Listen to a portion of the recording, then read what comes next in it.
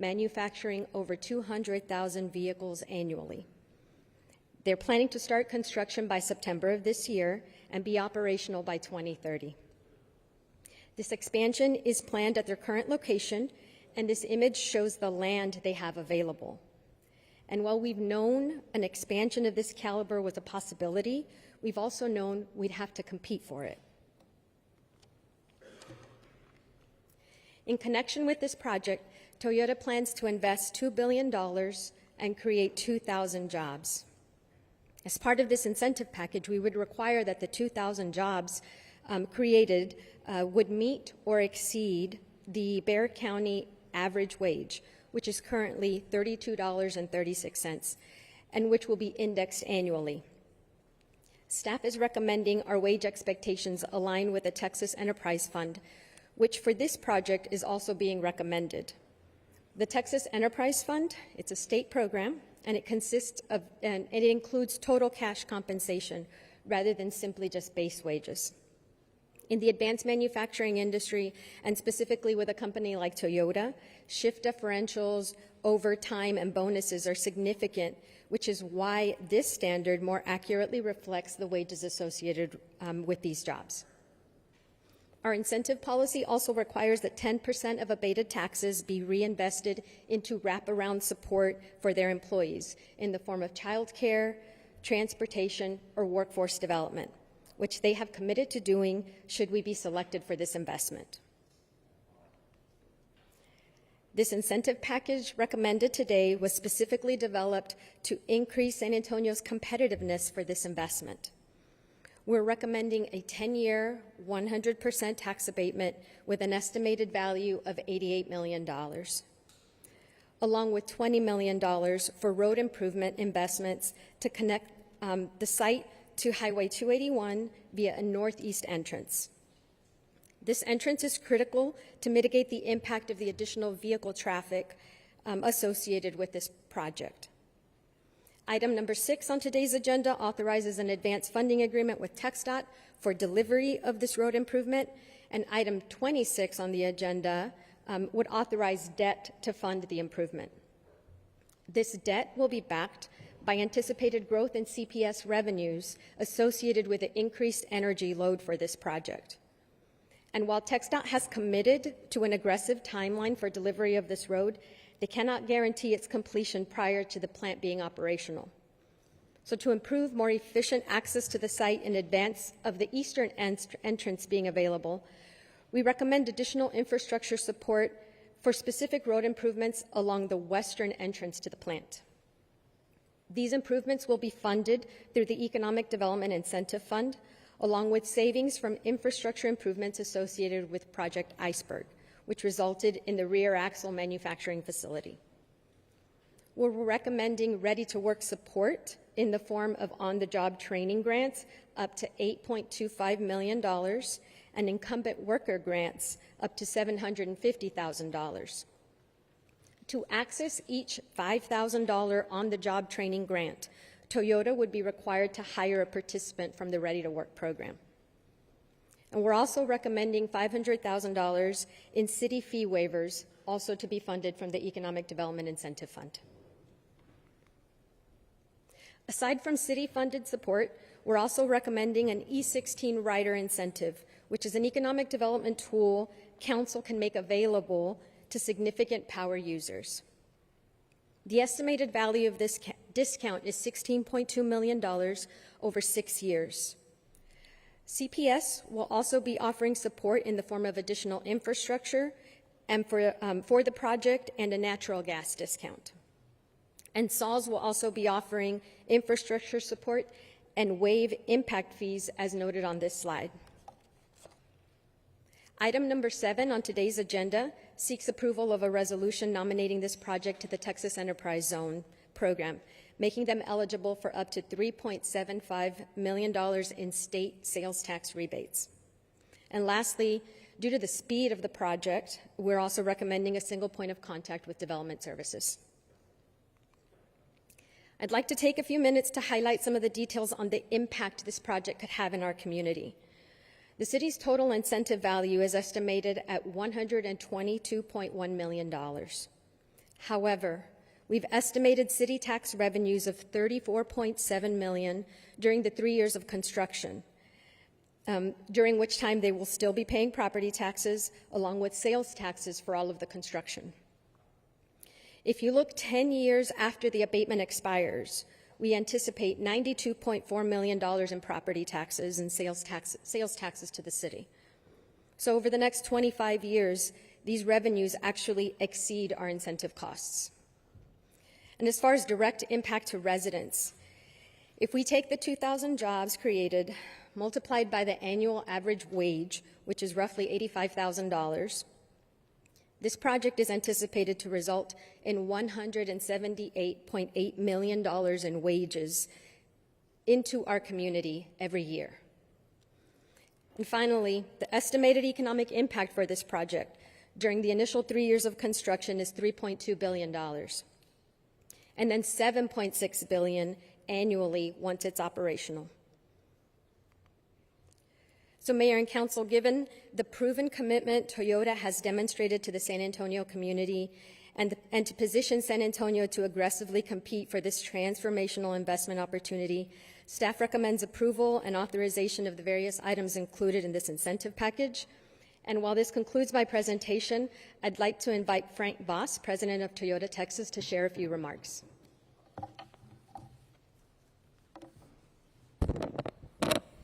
Yeah, thank you, Alex, and good morning, Mayor Jones, council members, and city staff, as well as the community members who are here today.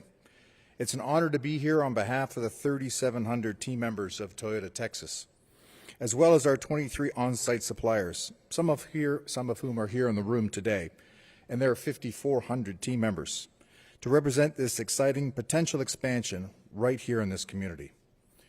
For over 20 years, Toyota has been building something great in San Antonio, not just high-quality vehicles, but also careers and livelihoods for thousands of San Antonians.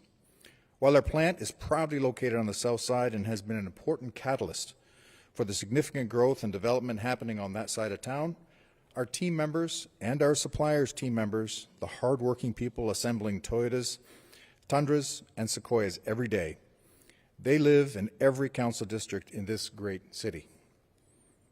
And so we hope that between our people and the high-quality trucks and SUVs on the roads throughout this region and the philanthropic impact that we've made over the last 2 decades, especially in STEM and education, you feel that Toyota is for everyone, because it is.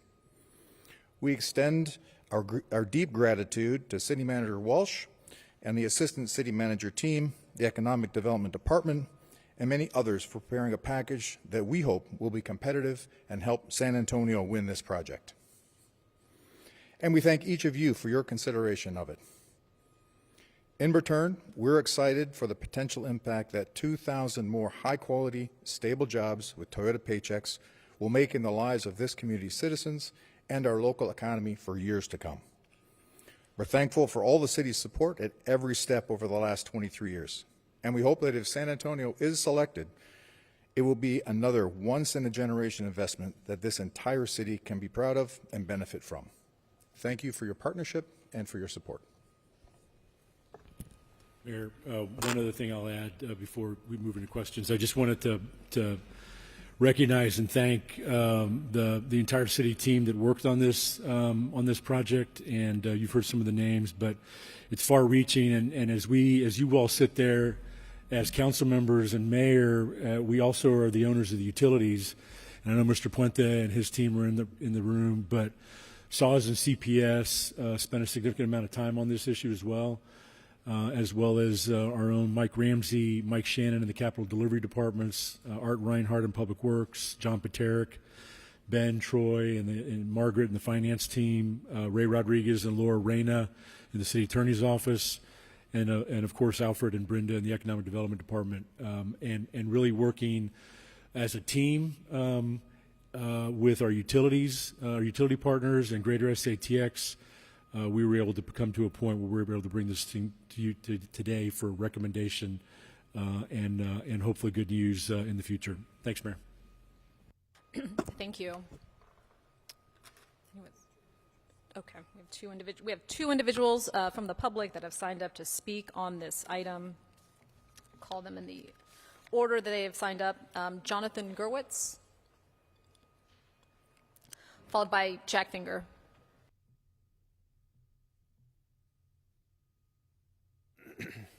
Mayor and Council, as Chair of the Public Policy Committee of the Greater San Antonio Chamber, I'm here today to express support for the proposed tax abatement agreement with Toyota Motor Manufacturing Texas, and to thank Toyota for its longstanding commitment to our community.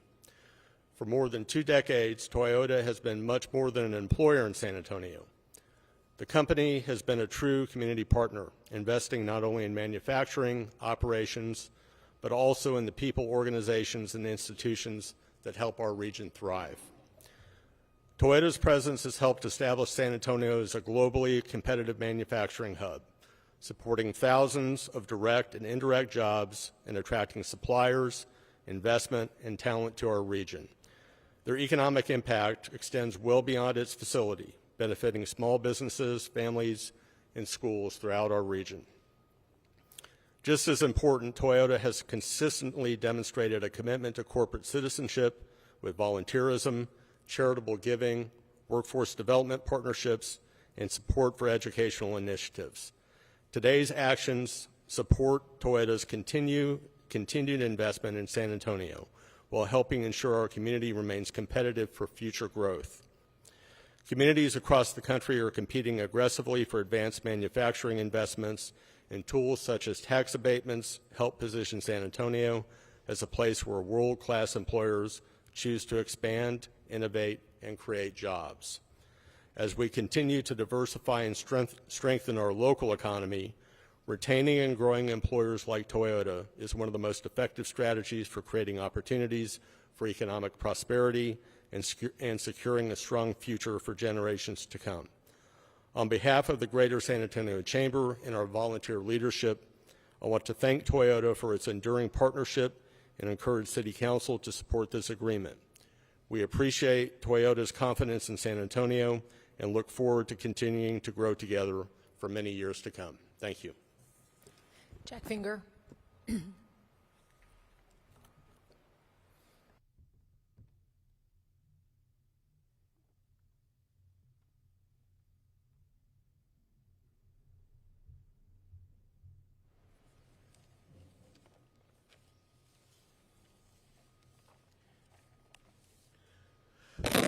Madam Mayor, other members of the San Antonio City Council, for the record, my name is Jack M. Finger, and just for the record, I did sit out that invocation this morning.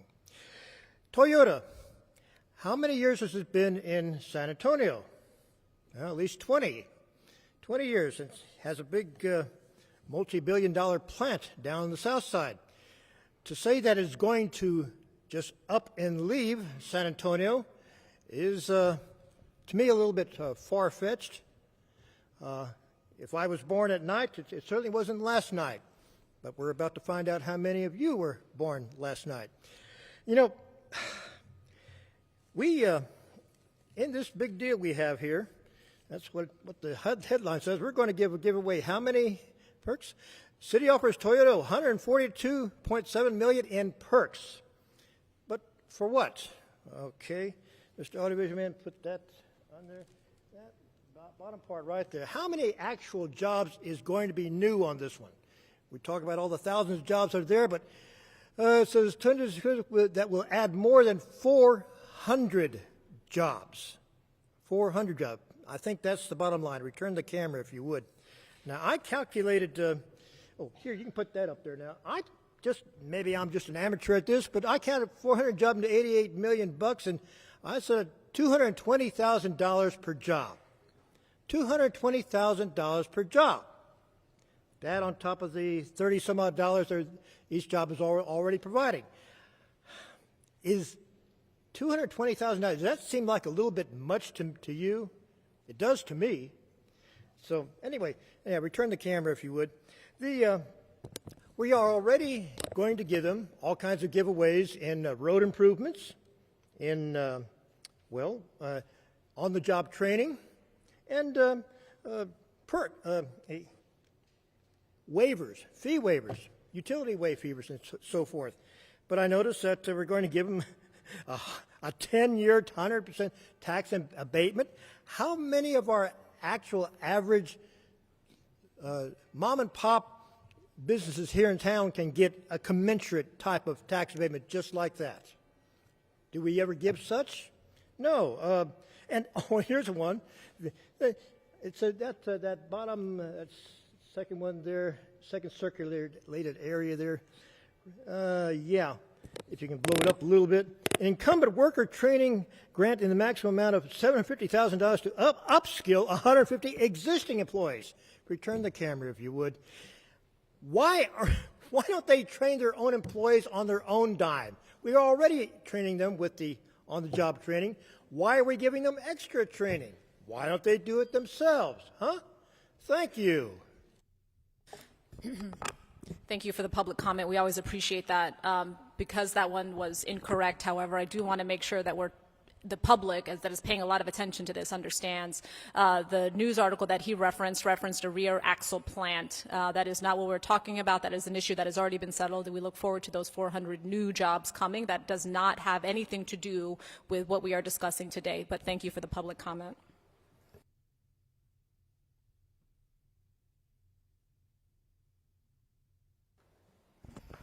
Those are all the individuals that have signed up to speak on item 5. May I have a motion to approve items 5, 6, 7, and 26 so we may begin council discussion? I make a motion to approve. We'll now move on to council discussion. For clarity, because the numbers may be different for those that are paying attention, the reason we're talking about item 26, you saw in there a reference to a $20 million incentive. Item 26 speaks to a $25 million bond that we would have to pay, and that accounts for additional costs and interest potentially with having to pay that off. But those two things are related, but in case anyone was wondering why those numbers were different. Okay. And Mayor, that's only if needed. That's right. It's only That's if right. needed. Yeah. As needed, but they're related. Okay, thank you.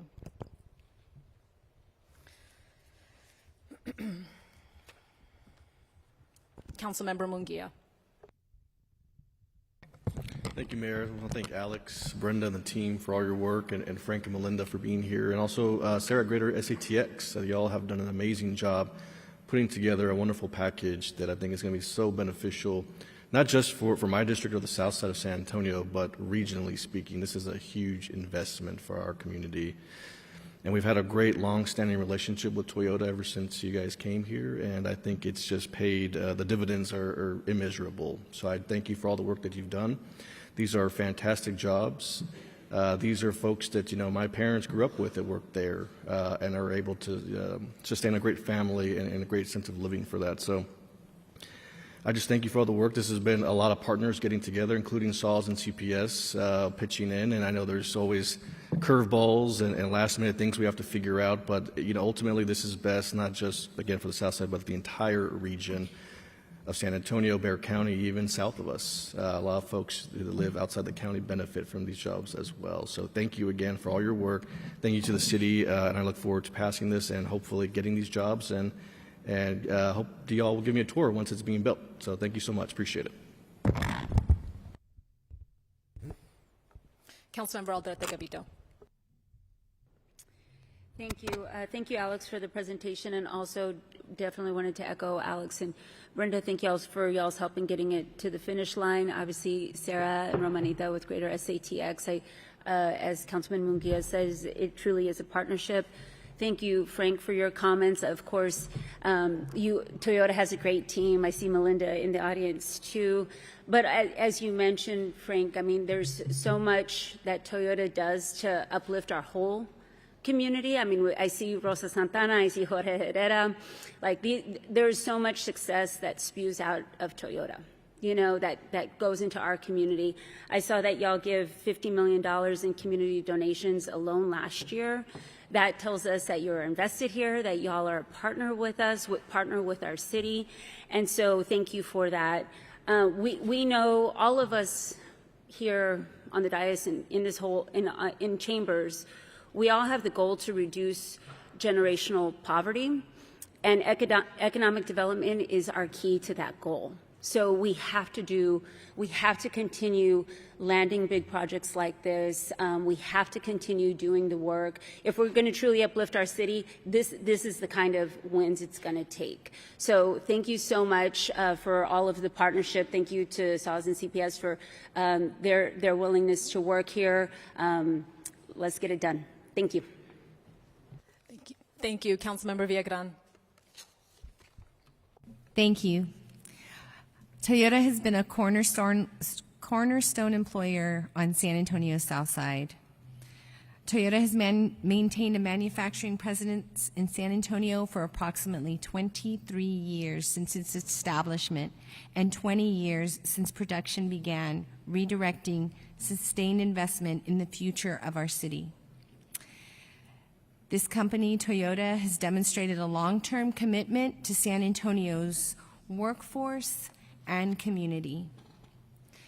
With this today, you continue to show that you have confidence in San Antonio's manufacturing capabilities. Toyota's presence in San Antonio represents one of the most significant economic development success stories in our city's history and serves as a model for how strategic investment can transform an entire region. You've been more than an employer. This has been more than an employer. They have been an anchor institution that has attracted investment, strengthened workforce development efforts, and created pathways to economic opportunity for generations of families. We saw base closures come, impacting the middle class of the South Side, the South and the West side of San Antonio. With Toyota's arrival, we had opportunity again. And this is what it has been since it has established its operations. A $4.7 billion investment from private sectors, make it one of the largest ever made in this city, that says we believe in San Antonio, that we've helped position the South Side as a nationally recognized manufacturing and logistics hub, enhancing San Antonio's reputation as a premier destination for advanced manufacturing. We know we're going into a competition. As stated, other people want advanced manufacturing. But what you have here, what we have here is a community. It's more than just a company. We must continue to support responsible economic growth and infrastructure. And I am so excited that this opportunity comes along with this new council and mayor, because it doesn't always come along. The former councilwoman, Rebecca Villagrán, and we knew what land Toyota had. And as we went as sisters to events, we would ask, what are you going to do next? What are you going to do next? What's coming next? And the opportunity for the rear axle plant came with our last council. And that was exciting to see that kind of growth. And now you have the opportunity, City of San Antonio and this council, to continue to look at the improvements with a public-private partnership that allows employers like Toyota to expand and succeed. Strong infrastructure is one of the most important factors companies consider when deciding where to invest. By making these improvements today, San Antonio is positioning itself to compete for future employers. Infrastructure is key. Road infrastructure is important, and the improvements to roads and transportation networks help reduce congestion, improve safety, and enhance mobility for residents and businesses throughout the area. The continued growth of Toyota is not only a victory for the South Side and District 3, but it's a victory for the entire city of San Antonio and the state of Texas. It strengthens our economy, supports our local businesses, our state businesses, expands employment opportunities, and reinforces our position as one of the nation's leading manufacturing centers. I remain committed to working alongside Toyota, its community stakeholders, and everyone involved. And today I am excited that the City Council of San Antonio gets to also say and commit to work alongside Toyota. At this point, I would like to enter others that have indicated their support, and that's letters of support from the Alamo Community College District and the South Texas Business Partner into the record.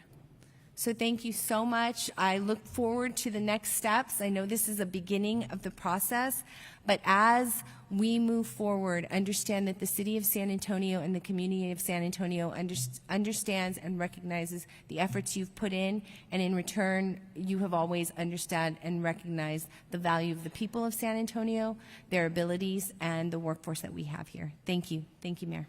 Thank you. Councilmember Mesa Gonzalez. Thank you, Mayor. Thank you, Toyota, for being here today, and to all city staff and Greater SATX that helped bring this together, as well as SAWS and CPS. And folks have said this, and you'll hear it after I talk, that Toyota has been a great partner for the last 20 years. And so I look forward to supporting this item today. Just a couple of clarifying questions for the public, because it's such a huge investment. For Alex, the $20 million of self-supporting debt, what specific revenue stream did you say was pledged to service? The additional CPS revenue that will be generated through this project. And is there a reoccurring annual cost to our general fund operating budget at all? For that debt, no. That's why it's all being included in that item 26. Wonderful, thank you. I think, for more than 20 years, Toyota has been a strong partner. Its presence has helped bring other manufacturers, including Navistar and JCB, to the same part of the city. And I think we can expect a significant new investment like this from Toyota to signal to other major employers that our city has the resources, the talent, and the vision to be a reliable and effective city to do business with. This investment represents a strong return for our residents. Toyota is looking at roughly a $2 billion in private investment set against a city package of about $142 million. That's a close to $14 of private investment for every public dollar we commit. Just as important, I think most of our share is not cash out the door. It is revenue we only forego once the $2 billion is actually built. And in return, we gain a permanent expansion of our tax base and a forever revenue stream that continues long after these incentives have ended. I think that's extremely important to note as our residents are watching what the votes that we take today. So again, I want to thank city staff, Greater SATX, SAWS, CPS, obviously Toyota, our local partners that I see in the room today. Thank you for your commitment to this city. I've known a lot of you folks for a long time, and the commitment is clear, and I think you love this city just as much as we all do, so thank you. So again, thank you for considering San Antonio. Toyota, thank you for considering San Antonio for an investment of this scale. Thank you so much. Thank you. Councilmember White. Thanks, Mayor. I'll be brief. Very excited about this. Having Toyota here in San Antonio for the last 23 years has been a huge win for our city. And the fact that we can do this today and allow Toyota to expand and hire more of our citizens, again, another win for our people. You know, we talk all the time about creating jobs for our citizens, good paying jobs. We talk about bringing revenue into our city. We know the budget issues that we're having here right now, and so how do we bring more revenue into San Antonio, into this region, help us do all the other things that we want to do? It's things like this. So I want to say thank you to Toyota, thank you to this council for being so supportive of this. This is a win for our city, this is a win for our people, and I look forward to seeing all the great things the city of San Antonio and Toyota can do together moving forward. Thanks, Mayor. Thank you. Councilmember Kaur. Thank you, Mayor. I want to thank city staff, Greater SATX, the EDD department for all of your work, and all the additional folks that Eric mentioned put their hard work into this. Greater SATX, Sarah and your team, you've done an amazing job, and we've loved getting the opportunity to work with you on this. To the Toyota team, I want to say thank you for your investment into Ready to Work. Ready to Work is, I think, a very unique program that has the potential to do so much for our community. I actually had the chance to meet a son of a mom who works at Toyota as a part of the Ready to Work program. And that son has graduated from high school from Jefferson, is in college right now, starting his own business. And so as the Ready to Work program was intended, it's truly changing generational lives. So I want to thank you guys for the work that you have done in investing in our adult community that needs the opportunity to upskill. I also want to thank you for all of the investment that you've given into our community at large. I had a chance to talk with one of your leaders at the Gemini Inc. luncheon last year in front of the SA Book Festival. And that book festival, although one of the ones that is potentially on the chopping block from the trial budget, has really changed lives for a lot of kids. And you all continue to invest in the community.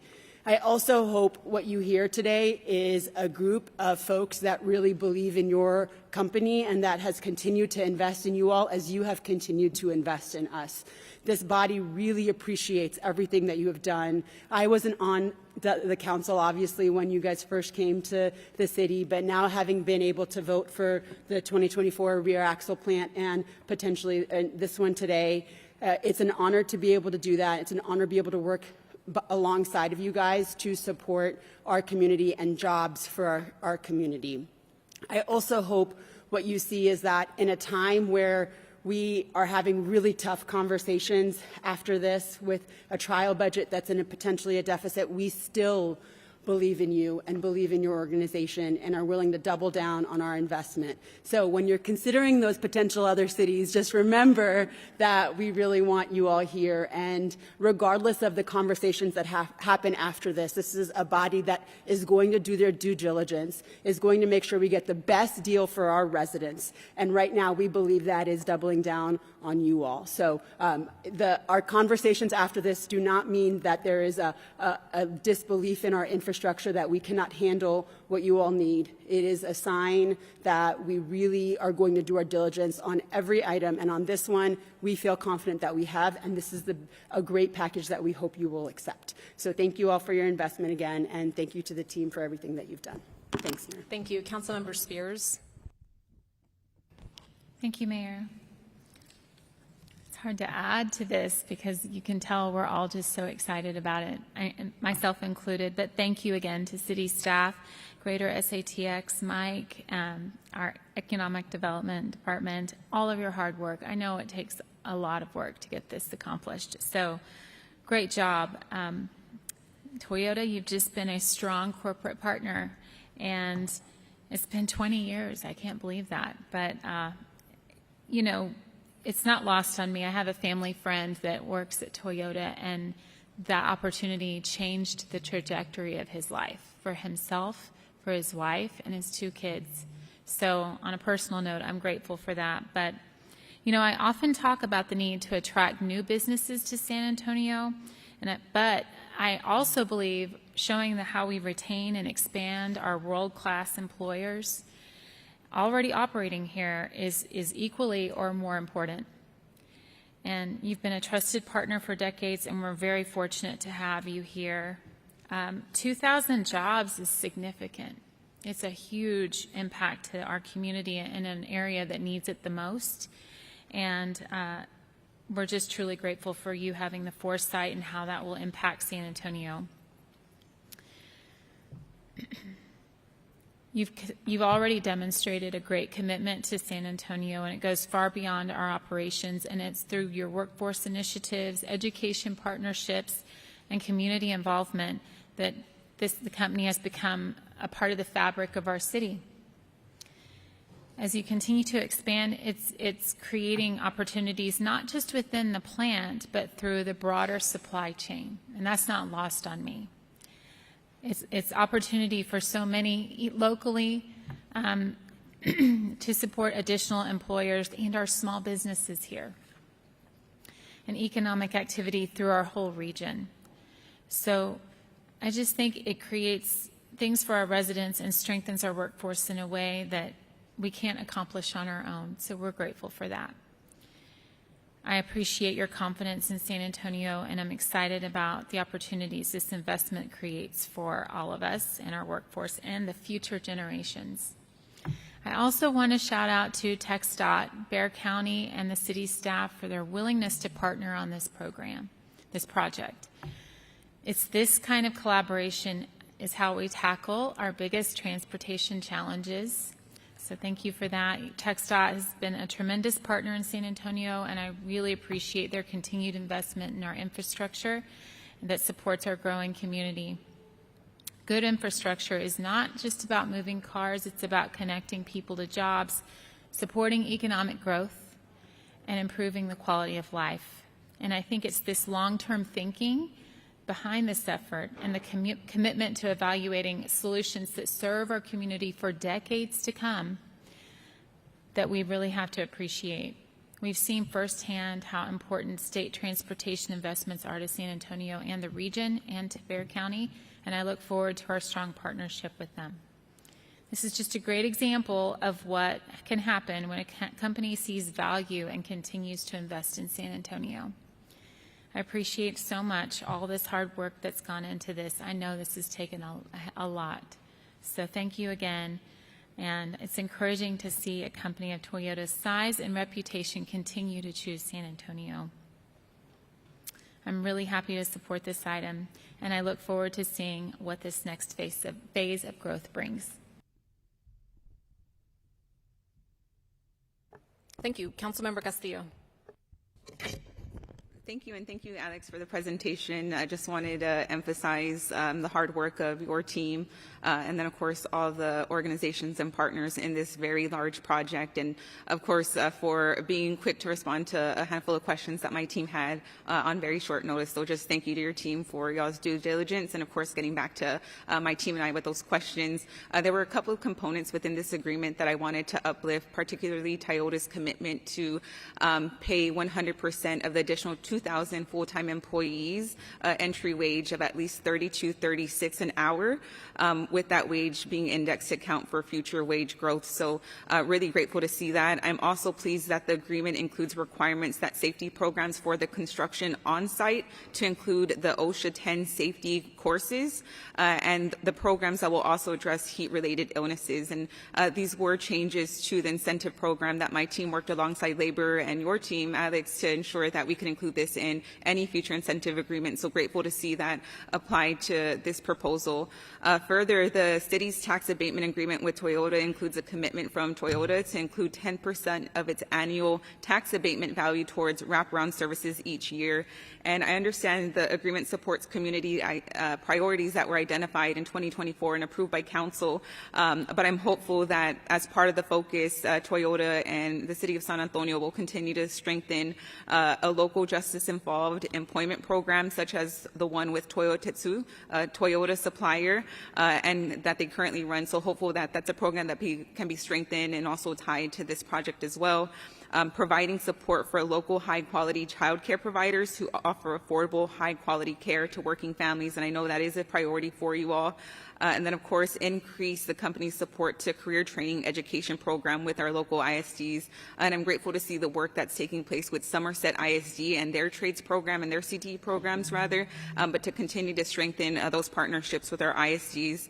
The agreement requires the wraparound support plan at least 60 days prior to the first year of the abatement term, with investment completed by December 2031. And I understand this is an agreement that will then require staff approval. But my ask to Eric is if when this agreement comes forward, if it can come with the chair's agreement to EWDC, that we can review what those expectations are for council discussion and consideration. Sure, absolutely, Councilwoman. Thank you. I appreciate that. And again, to emphasize what my colleagues have already highlighted, that we know that Toyota's commitment to the community is strong, and that's evident in the investment in education, community, quality wages and benefits to our community members. And then I wanted to highlight one of the programs, y'all's Driving Possibilities program with the East Central ISD. and also the additional donation of $70,000 to the Alamo Communities College Foundation to support STEM students and their training programs at Palo Alto and St. Phillips as part of the Toyota experience. So grateful and looking forward to the proposed plan and revisiting what those wraparound services can look like.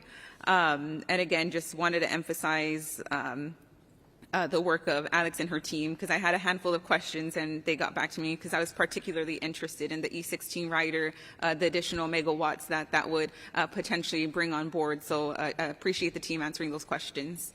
Those are my comments. Thank you. Thank you. Councilmember McKee Rodriguez. Thank you, Mayor. Thank you for the presentation, and thank you to everyone for your work on this. Thank you, Mr. Voss, for being here. It means a lot that you're here today. I want to convey to you that I am a natural no vote on incentive packages, and I have to be convinced. It's not easy to get me to agree to some of these major incentives, and I want you to understand the weight with which I view items like this. And I'll start by conveying the challenge that's been alluded to that we have and what makes this vote such a significant decision by this council. We are, as many know, navigating a budget deficit in which our revenue is not keeping pace with our expenses. And naturally, there are two primary ways to address this. It's by significantly increasing our revenue through either the property tax, sales tax, or utility contributions, which poses a challenge as many face economic hardship and many can't afford to spend much more money on bills. The second way is to decrease expenses by cutting city programs, which poses its own challenge as constituents rely on these services and these programs that have high expectations of service from us, and the cutting of departments often means job cuts, and that's more people losing income and facing financial uncertainty. And so we're going to be navigating that conversation in just a few minutes.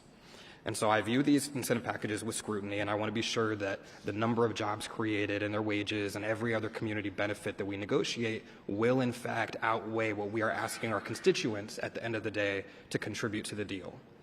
And so speaking generally about any deal, will the jobs generated be associated with greater home ownership that increases our property tax base, or will the wages be enough for the employees to be able to spend enough to significantly increase our sales tax revenue? And will both of those outweigh the property taxes that we're abating for a corporation of this size? Will the capital projects that we spend millions of dollars on take from other much needed infrastructure projects? And I appreciate the slide that demonstrates when these benefits begin to manifest during construction, once employees are hired, and post-abatement. My challenge for future deals, as you navigate many of those, right, will be how do we make some of those benefits occur faster? And I would also like to establish a longer-term master plan that shows us what combination of economic incentive packages and what quantity should we be aspiring to in order to significantly increase our revenue so that we aren't year after year balancing a budget in deficit.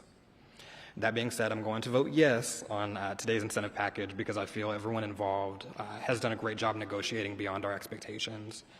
Many of the benefits, including the capital investment, the jobs created, and the wages, especially an entry wage above $32 an hour, these are phenomenal and aren't very common. And Toyota has been a strong partner and one of the major employers choosing to invest in our residents. I tell my constituents in my district all the time that the reason that we don't have the grocery stores, the movie theaters, the amenities, and the investment of private corporations and developers in our district is that they don't see the value in our community until we've been gentrified and new residents move in, new people that they deem worthy move into our district. And you can't force people to invest in communities that they don't care about or believe in. And so those industries, employers, and companies that do choose to invest in you, you value them. And so I appreciate the partnership that we've had with Toyota over the past 20 plus years. And this is us as an organization investing in you and in your success. And as you contemplate any number of cities willing to have you at the table, our hope is that you continue to choose and invest in us. So thank you. Thank you, Councilman. Would anyone else like to speak on the second round? Okay, great.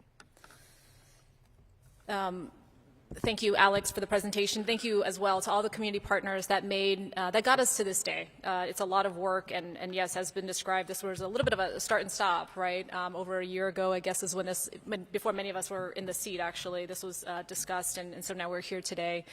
2,000 jobs is certainly something to be very excited about, especially when you think about a company that is that has the reputation that Toyota does. I do, as alluded to by my colleague, want to make sure the public has sufficient transparency in terms of what we are doing here, though. Alex, can you clarify for everybody the exception that we made on the wages front? So typically, our incentive policy asks that we look at simply base wages. And we do index that amount annually. It's roughly $25 right now. But in particular for jobs like these, a lot of advanced manufacturing jobs, there is a lot of cash compensation associated with shift differentials, with overtime, and bonus. So we wanted to use a formula that included that compensation to be more comprehensive and accurate. Great. Thank you, Alex. And just to put a finer point on it, we were comfortable with making the exception because with the base wages and in accordance with our policy, we get there after 6 months. Correct, Alex? Okay, thank you. Additionally, some may be wondering about the incumbent worker training program, which many of us were excited to kill, and how that is still included here. And that is because that was included in the previous package. And again, wanting to be as successful as possible, we decided it was in the best interest of this deal and our competitiveness to go ahead and include that. So that is why that is still there. I think for us, there's also been a very important lesson here in terms of the 10% investment of the abatement. When you see there, it really speaks to the city's investment. Unfortunately, due to Texas code, we were not able to account for SAWS and CPS's contribution as part of that. So that is something I've talked to Councilman McKee Rodriguez about including in our ledge agenda because that is us leaving roughly $6.3 million on the table because we could not account for that. We could not rather count that toward the 10% that would have gone into things, as mentioned by some of my colleagues, like childcare and some of the other wraparound services that would have contributed to the quality of life of the employees. So that is a lesson learned for us. I do, as mentioned, Councilwoman Kaur alluded to certainly connecting this topic with an item that we will discuss shortly. I remember, as the Undersecretary of the Air Force, we would make our basing decisions with great care. And one of those, not only would that environment support operations, but how would that location also support quality of life. And certainly this is not a done deal. We're thankful, Frank and team, to where we are now, grateful for the feedback by U.S. and Japanese leadership that is, again, encouraged by what the city has done. And I certainly don't want us to trip over ourselves or step on our own feet as a result of sending any mixed signals about our ability to well manage and invest in the infrastructure that you need, not only when your employees are at work, but certainly when they're at home. When they're at home, they also at home need clean drinking water. They need their toilets to flush, all those things. And so we need to make sure that we are thinking strategically, certainly about this investment, but also the connectedness to the rate increase that we will consider here shortly with our water system.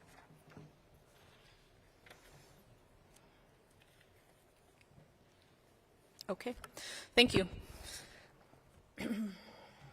There's a motion and a second. Hearing no further items, please vote.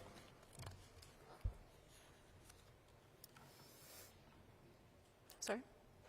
You good?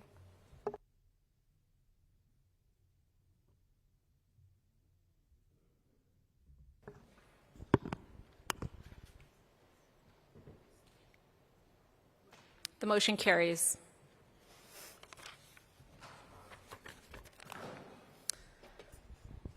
We're going to take a 15-minute recess.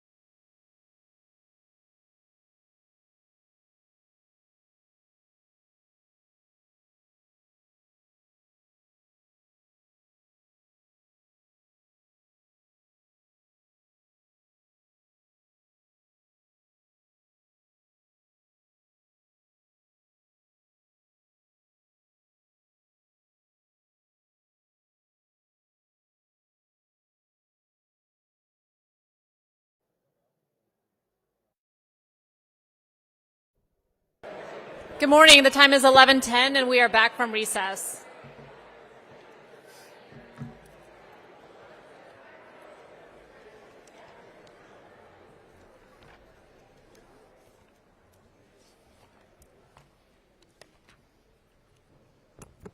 Item 8 is a briefing on the FY27 trial budget. Staff, over to you. Mayor, thank you. Freddie, as Freddie goes up to the podium, this is a continuation of the conversation that we had a couple weeks ago at the council budget work session, which was a great conversation, and we're thankful for the feedback we received from you. We're bringing back to you today a trial budget and some recommendations, but also trying to answer some of the questions from the work session. And so looking forward to today's conversation. The next steps for us would be the development of the proposed budget that I would deliver to you on August 13th. So we've got about a little under 2 months to kind of finalize. We are still dealing with some of the challenges, and several of you pointed them out earlier already at the council meeting. Freddie will cover those high level, and we'll walk through where we're at with the trial budget and the recommendations. Go ahead, Freddie. Thank you. Good morning, Mayor and City Council. My name is Freddie Martinez, and I'm the Budget Director for the City of San Antonio. In today's trial budget presentation, we'll include a recap of the goal-setting session from May 22nd at the Convention Center. We'll talk about the 27 trial budget and a little bit on the next steps in the budget process that the manager just alluded to. Just a couple things on the trial budget. Just a reminder, it's not a budget yet. We'll come back in August with the proposed budget. So it's just a preliminary allocation of resources. However, unlike the 5-year forecast that we did last month, we're focusing on the 2-year plan for FY27 and FY28. We build on those assumptions that were included in the 5-year forecast that what we presented last month. And in addition, we've incorporated the City Council feedback and discussion that occurred at the goal-setting session last month. Today's trial budget will also give an opportunity for the Mayor and Council to provide additional feedback so that we can take that back, as the manager mentioned, over the next roughly 2 months and produce a proposed budget that will be presented to you on August the 13th. Just a recap of the goal-setting session from May 22nd. So we have City Council priorities as identified and community priorities that were identified as part of the budget survey conducted by Communications and Engagement. On the City Council side, you can see priorities included public safety, which include police, fire, and animal care services, infrastructure for streets and sidewalks, human services, which include services for seniors, housing and homeless services, and then finally parks, community spaces, and library. On the right there of the slide, you'll see that the community priorities were, for the most part, in line with what the council priorities are, and those included homeless services, affordable housing, police services, streets, and then fire and EMS. Also, during the goal-setting session, we provided a program inventory analysis for 21 general fund departments. The analysis included a program inventory for about $1.55 billion, which is about 92% of the $1.69 billion general fund budget. Of these amounts, about $1.1 billion, or 72%, were considered mandated city services, of which 39.8% of those were priority city services. Of the other 427, roughly $1 million, 27.6 are for non-mandated city services, of which 12.4% of those are for priority city services. Moving on to the trial budget. So the recommendation today is we recommend the use of a property tax increase that utilizes the unused increment as well as the state allowed revenue growth so that we can maintain our operations. I do want to point out that any property tax increase will not affect our seniors or disabled, which accounts for about 46% of our homesteads. For the rest of us, that property tax increase as presented in the trial budget would equate to about $6.75 a month. I just want to reiterate what you've heard in the past, that the property tax roll is not final. That won't happen until the end of July. So the Finance Department budget and city leadership will continue to work on those numbers, and you'll see those as part of the proposed budget in August. The trial budget maintains mandated city services as well as priority city services. You'll see in some of the preceding slides potential reductions to other city services. And then we also have some potential adjusted and new revenues that I'll walk you through here in a second. Overall, for our 27 trial budget, this will include the recommended property tax increase using the unused increment as well as the 3.5% revenue growth. But before that, at the current tax rate, based on our current information from the appraisal district, we're projecting that our base property values would decline, resulting in an approximately $8.2 million or $1.7 million reduction to property tax revenue. The next row would be the property tax rate increase that we're recommending with the 3.5%, as well as the unused increment, which would generate about $53.8 million over 2 years, or actually for next year, excuse me. And then our sales tax, we're projecting a modest 2% increase in sales tax from 416.7 to 425. CPS revenue, we are, as part of the trial budget, projecting a slight 2% decrease, or about $11 million from the FY26 estimate of $559 million. And then finally, we do have a small 0.8% decrease in other revenues. And I'll explain the new revenues here in a sec, but we are including in the trial budget for 27 $9.8 million worth of potential new and adjusted revenues. So here are the potential fee adjustments used to obtain cost recovery. In total, over 2 years, they total $21.9 million, and so that's included in the trial budget. They include such items such as our EMS transport fee. The proposal at this point would be to go from $1,500 of transport to $1,700 of transport, which would generate a little over $5 million over 2 years. Make adjustments to our fire prevention fee revenues that go to the general fund, about 2.6 over 2 years, and also make some adjustments to our fire hazardous material fees. Next would be another potential increase to the parks environmental fee. It's currently $2, and the proposal here would be to go to $2.50 over 2 years, so $2.25 per month in 27, and then $2.50 per month in 28, which generates $2 million in 27 and $4 million in 28. We also have a proposal included in the trial budget for a library non-San Antonio resident fee of $10 annually, and we anticipate that would generate about $1 million a year. Another line that's new there that you'll see is to obtain additional cost recovery for city support for Fiesta events. This includes fund expenditures allocated for events in Fiesta, like parades and other events that are taking place during the celebration. So doing that cost share with those organizations would generate about 1.4 over 2 years. And finally, we have a couple other adjustments. We'll be looking at credit card fees, waste hauler permits, and one other thing that we're going to be doing this summer is that we're going to be working with all departments to try to identify additional sources of revenue, looking at rates and other revenues that haven't been fee adjusted in quite some time, where we're not anywhere near cost recovery or at cost recovery. But we'll bring those back to you during the proposed budget in August.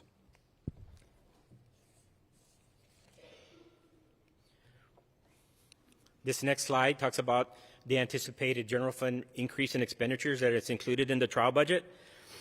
As you can see, compensation and employee benefits are going to be the major cost drivers, and they're accounting for about $83 million of this $105.7 million increase. We also have some mandated costs of $10.8 million. This includes operations and maintenance for some of our 22 bond projects that are coming online, our parks and linear creekway development, and as well as some grant matches. And then we have other categories such as inflationary costs, contractual increases, technology, equipment, building maintenance, fuel. All those put together total about $23.6 million. And currently in the trial budget, we're anticipating a requirement of $11.7 million in reductions to balance the 2-year budget. I talked a little bit earlier about the property tax increase, the $58.3 million. Our proposal would be to use those dollars to partially pay for some of the increases in our public safety. So you'll see collective bargaining and healthcare benefits in our public safety section is $55 million. Civilian comp mandated costs are about, and inflationary and contractual increases are between $4 and $5 million. And then there's other costs for equipment, building, technology, and other costs that are included as part of that $80 million projected increase in our public safety budgets.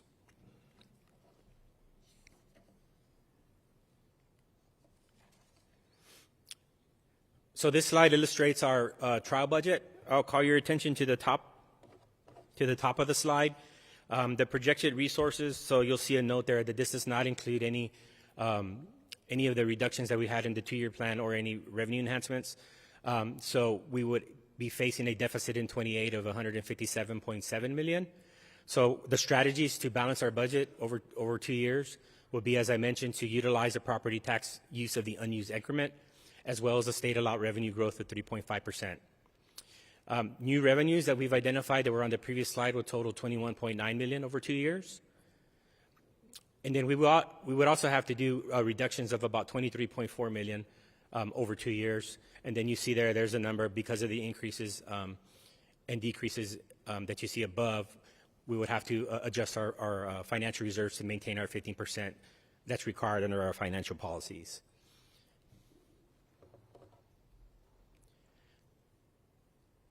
What we also heard at the goal setting session last month is like, what would it look like if there was no property tax increase and we had to cut our way out of the deficit?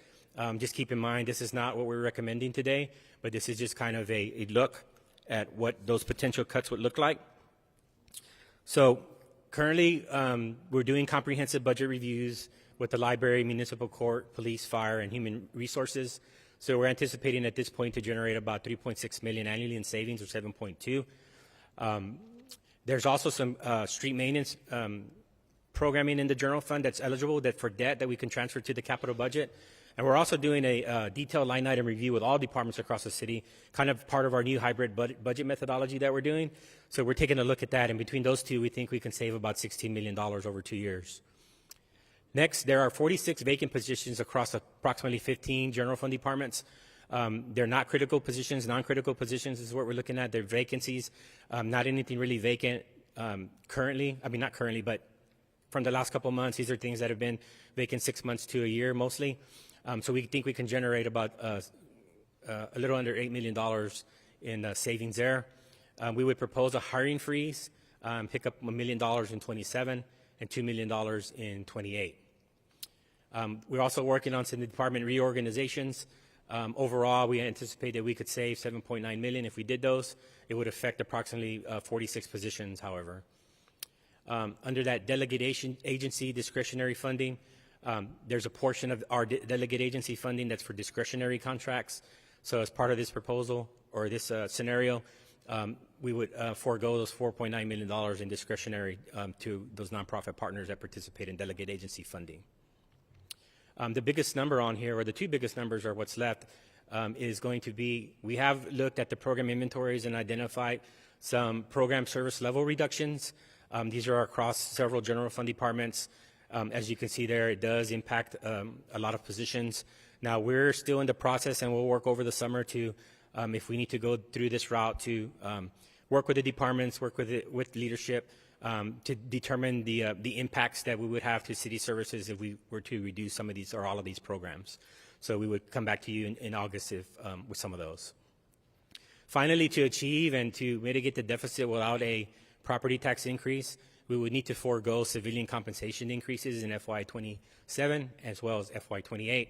And so all told, those cuts would add up to about $138 million, and there would be 209 positions affected if we were to go down this scenario and do these changes. So next steps, what we're seeking for today is City Council input on the staff recommendation. Just as a reminder, that includes increase in the city property tax rate, the new and adjusted revenues that were presented today, as well as any potential reductions that were listed today. And as a reminder, once again, we'll go back and we're going to work with the budget team, departments, and executive leadership to produce a proposed budget that will be presented by the city manager on August the 13th. So, Mayor and Council, that concludes the presentation. I believe I'll turn it back over to Eric. Yep, thank you, Freddie, for the presentation. So, I mean, I think the early work that we've done in the spring, the very good conversation you all had as a group at the work session today, puts us in a great position to balance the budget over the next 2 years. And there are multiple pieces of the game on the table here. Just a reminder that the thing that's kind of balancing the balancing piece for me is that just generally, agnostically, our expenses are growing faster than revenues. So we need to do both things. We need to decrease our expenses and increase revenue where we have an opportunity. And as you heard from Freddie, just based on the last 2.5 weeks worth of work, we've identified about $22 million over the next 2 years of new and adjusted revenue. I think both property tax elements that we've talked about, both the up to the 3.5% state allowed and the use of the increment, an impact of $6.75.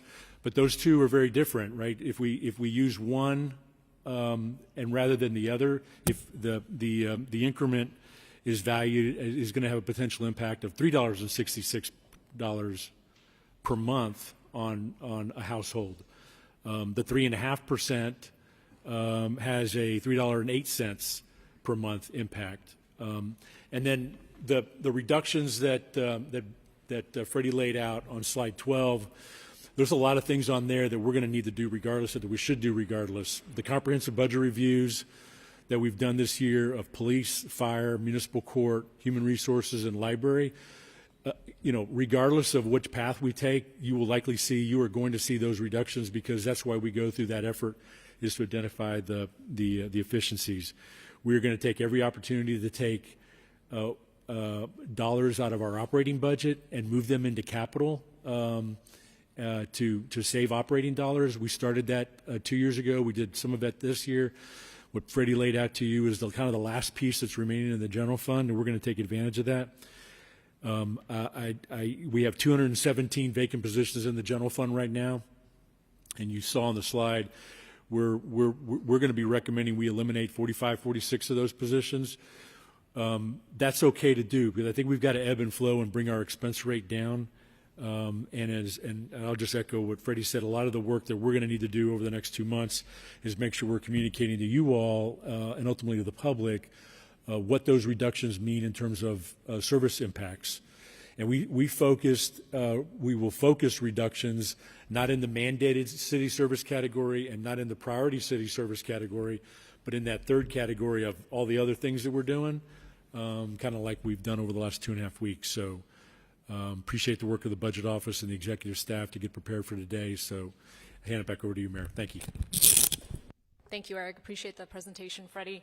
A couple of clarifying points.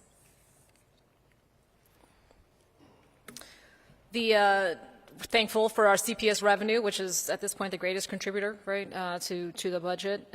We see that going down, though, from 1 year to the next. Just for the public's benefit, could you please explain why that happens? Yes, and if you recall last month when we did the 5-year forecast and the goal setting, we picked up in the estimate the CPS revenue because of milder weather, off-system sales that CPS Energy is producing, selling, that our ratepayers are not paying for. They're selling that energy out into the market. So we're a little bit more conservative with those off-system sales and not considering the same type of weather patterns that we do. So it's a $11 million is a lot, but it's about 2% of that $559 million estimate. My understanding, there's also a tax credit. Yeah, there was also a nuclear tax credit that CPS received from the federal government that it had never happened before, and we're not banking that it's going to happen forever. Okay. Wanted to provide that clarity. Thank you. Do we have anybody here from our ledge team, maybe Sally or Jeff, if you want to speak to it? Man, Jeff, they gave you the cheap seats, man. Good morning, Mayor. Good morning. Can you talk to us a little bit about the risk associated with potentially not taking the increment left? I.e., what has that looked like in the previous legislative session? What can we expect for us to understand? Is there a risk of us losing it if we don't take it now? It rolls away. It's 3 years, right? So after the third year, that increment is gone. So it's a use it or lose it in the law.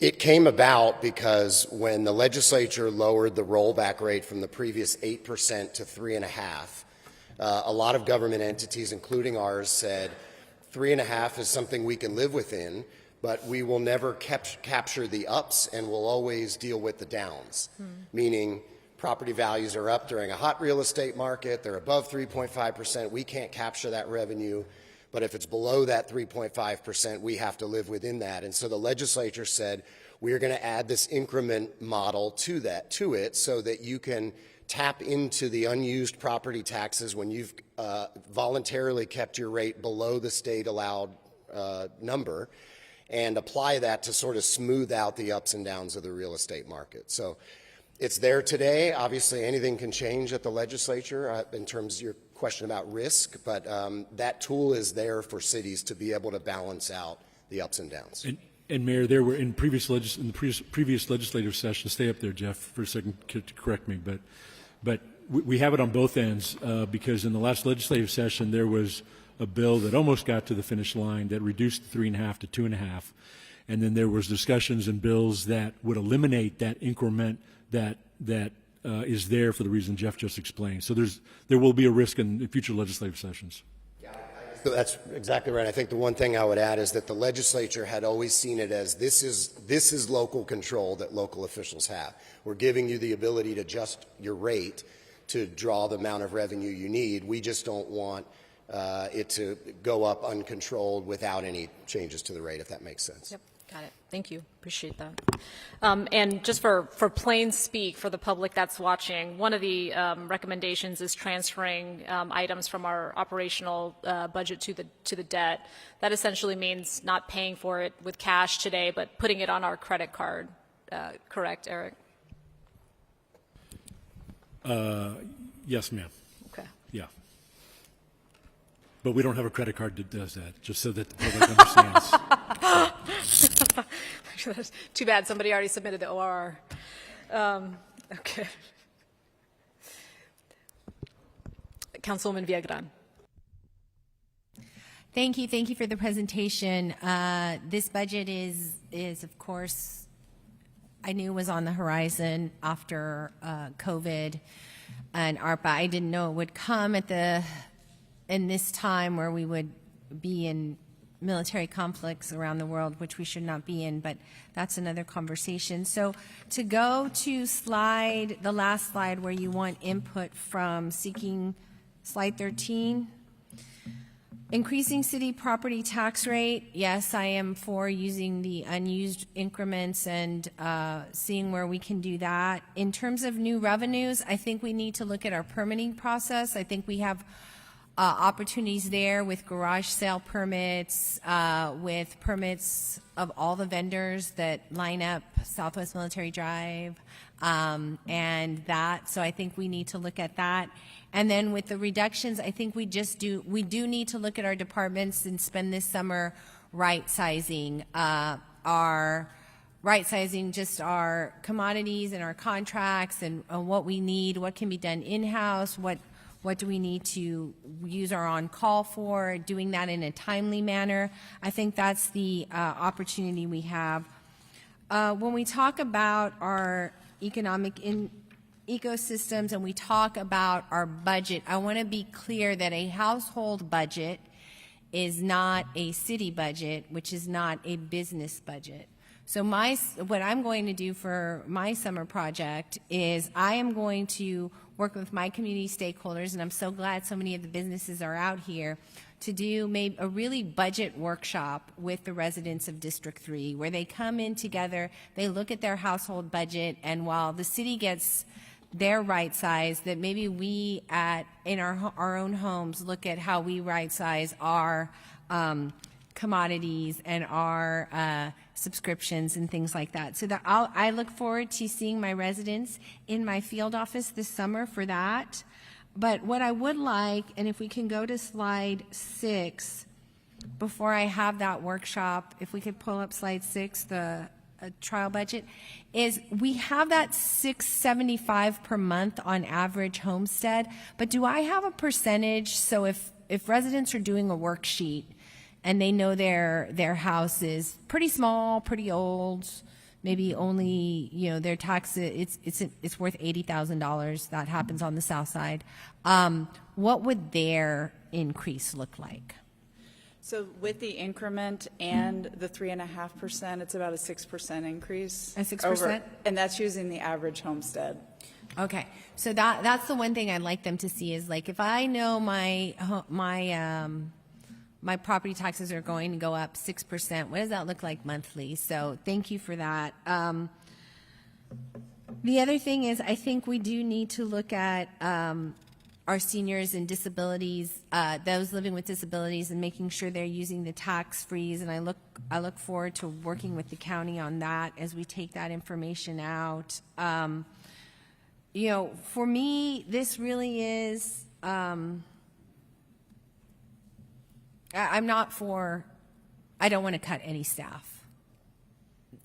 I can understand hiring freezes, and I know we have vacant positions, but I'm okay with the hiring freeze. But if we go to the slide 11 with the, or no, it's 11 or 12. Filled positions, vacant positions. I don't like the idea of putting any of our employees out there looking for a job when we know, I know in District 3 alone, we need, there are departments that are understaffed. So before we do that, and I want to make sure that where we're needed and the departments that were needed in terms of the hiring freeze, that we do that before we start looking at reductions that eliminate filled positions. And that 68 is problematic for me. The 44s, they're all public. Anything that has a filled position where we're looking at cutting because we need to make our budget, I feel like the quality of service. And no civilian compensation increase, that's unacceptable.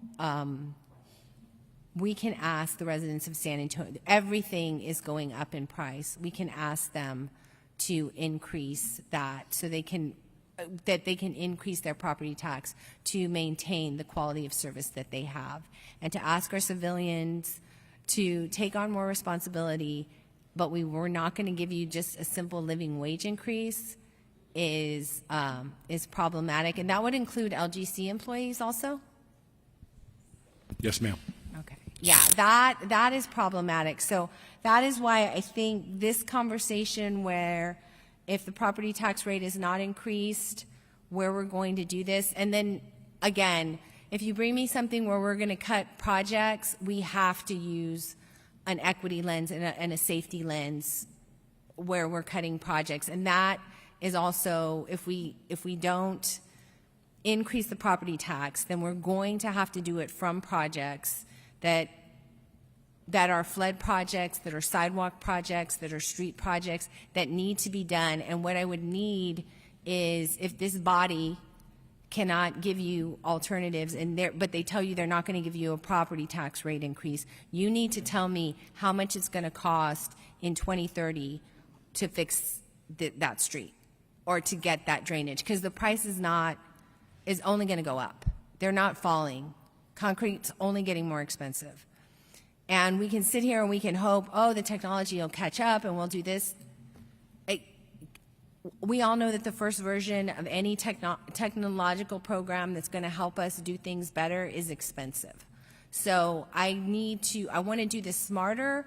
I want to do this fairly. But what I need you to understand is that the power of the city of San Antonio is in the people power, and eliminating staff is not the answer. So I am for the property tax increase.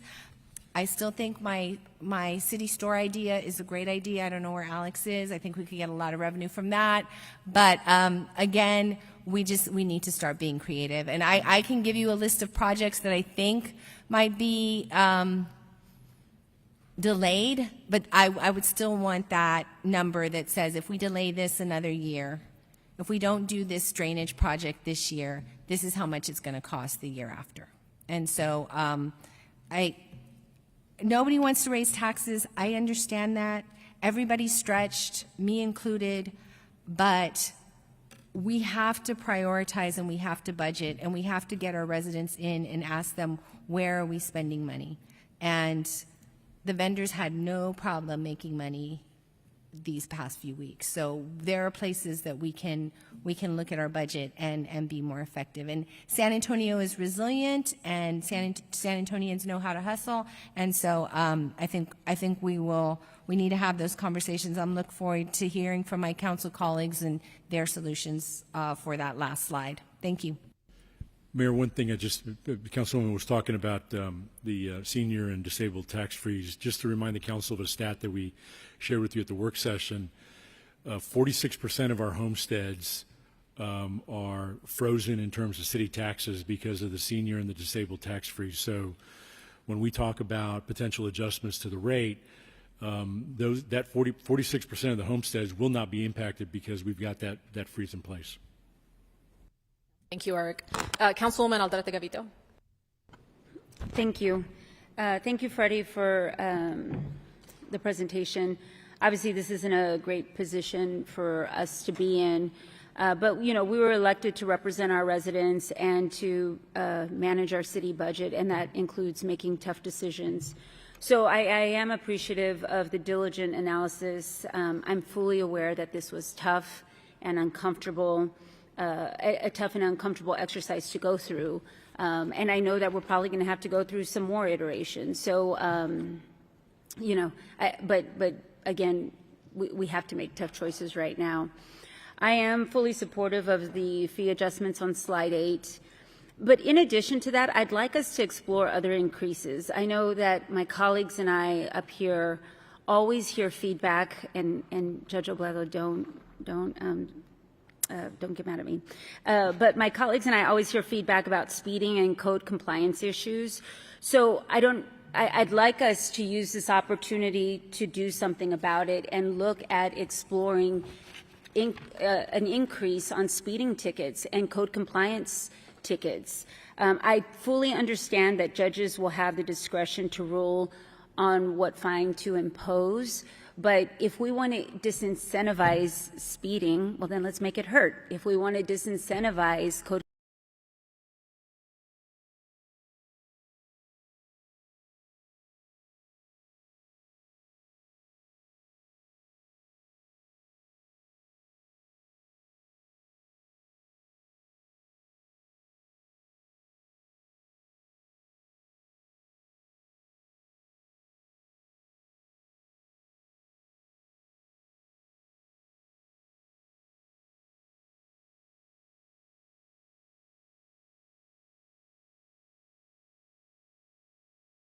reductions and all of the line items. The only thing I am not in favor of is no civilian compensation increase. I think that our city employees are going to have to do more with less resources and less partners to lean on to get the job done. So I do think, and I'm going to stand firm, that we treat our city employees fair and give them the cost of living wage increase. There might be less headcount in the city at the end of this all, but that should not take away from taking care of the city employees that we do have. So I just wanted to let y'all know I'm not in favor of that. But right now, I still think that we need to go through a couple more iterations of this tough exercise, and so I can't be supportive of a property tax increase right now. But I know we're still at the very, very beginning of it, and there's still more work to do. That's all my comments. Thanks. Councilman White.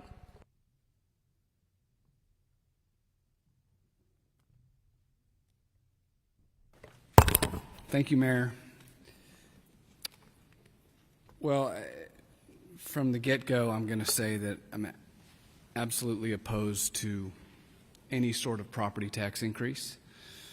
I think we're living in a tough economic times right now, certainly, and raising the cost of living on people is unacceptable, particularly when I don't believe that we've done everything that we can as a city government to eliminate all of the waste, the redundant spending, and frankly, made some of the hard decisions on the nice-to-haves.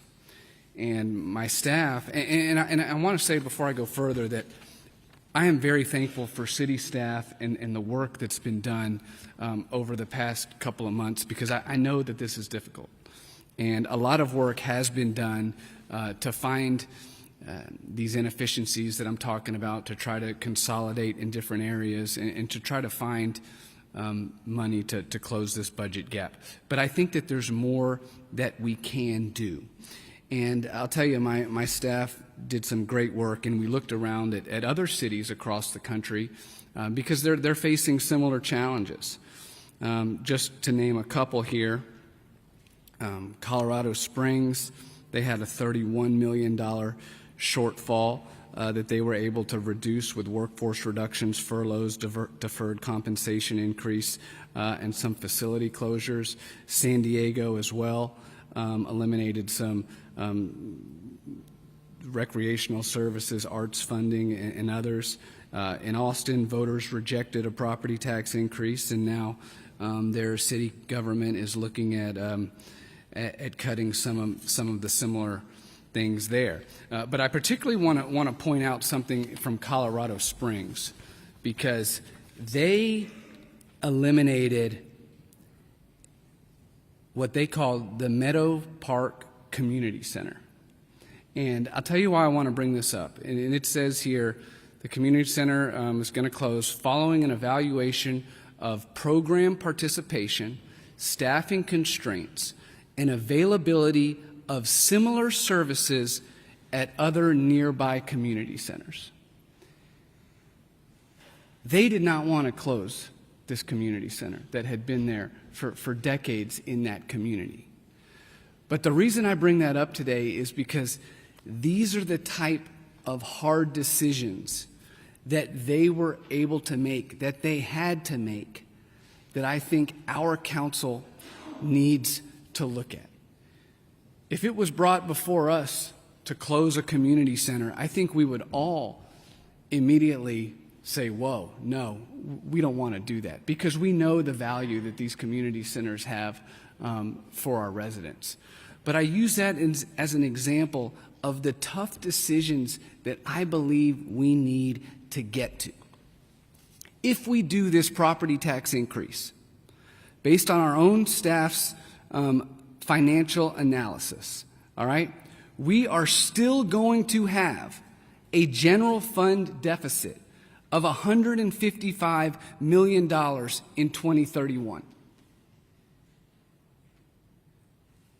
So a property tax increase, it's just a Band-Aid to get us through the next couple of years. It doesn't solve the problem. We have a structural issue here with the way our city government is spending money. We've got to right size. We've got to make the tough decisions like some of these other cities are. And I do believe that we're on the path to doing so. And our budget team has done a great job of putting us on that path. But there is more to be done. And the time to do it is right now. And we should not use that Band-Aid and raise taxes on the citizens of San Antonio. So with that, I'll leave you with, I do agree on the fee adjustments. I think that is a reasonable area where we can raise some revenue. I'm of course a no on the tax increases, and I will say again, an area where we need more is in public safety. And I get the argument of, well, Mark, we're in a budget deficit. How can we add in any area? And again, I'll say, when public safety is your number one priority, when you're putting a budget together, you start with what you need for public safety, and then you build out everything else around it. And that's what we should be doing here. And so with respect to the trial budget, and what I'd like to see in the fall is I would like to see funding for the additional 65 police officers. That's all I've got, Mayor. Thanks. Councilmember McKee Rodriguez. Sorry, Mesa Gonzalez, excuse me. Thank you, Mayor. Thank you, Mayor. Thank you for the presentation.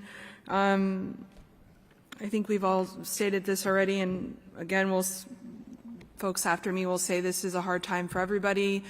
We know budgets are tight for everyone personally, and we see items on the news, right? Alamo Colleges is going through this, Bexar County is going through this.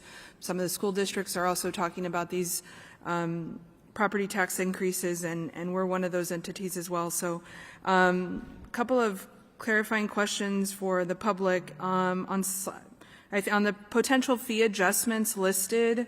Are there any other potential fee adjustments that are not listed but we're talking through? Yes, Councilwoman, there are other things that we're looking at that we'll be doing over the course of the summer. Another thing we'll be doing is one part of the budget process that we do is the budget office meets with every department, and we go through any potential revenue adjustments that they can propose, and then we'll bring that to city leadership, and ultimately a lot of those will be presented on the 13th of August. I know that a while back we'd take my daughter to the San Pedro driving range, and we had a municipal golf pass that we used for the year.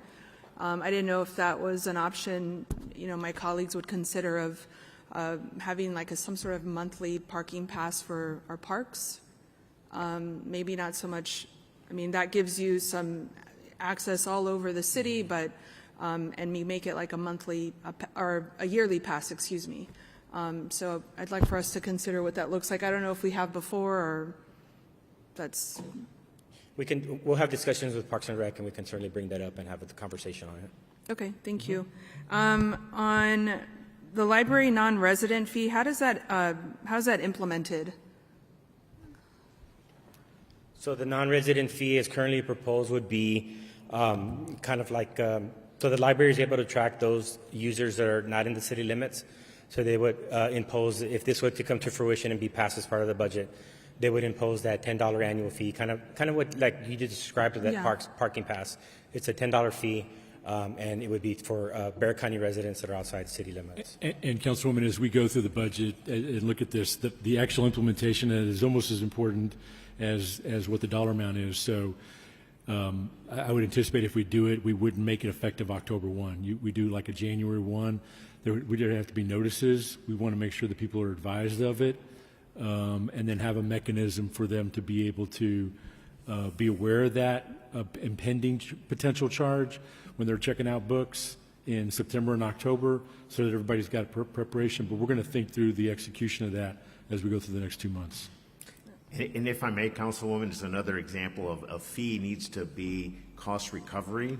And the reason, one of the reasons we can do that is because we are not recouping our current costs in terms of non-city residents. Okay, thank you. On the slide outlining the reductions, I think it's slide 11.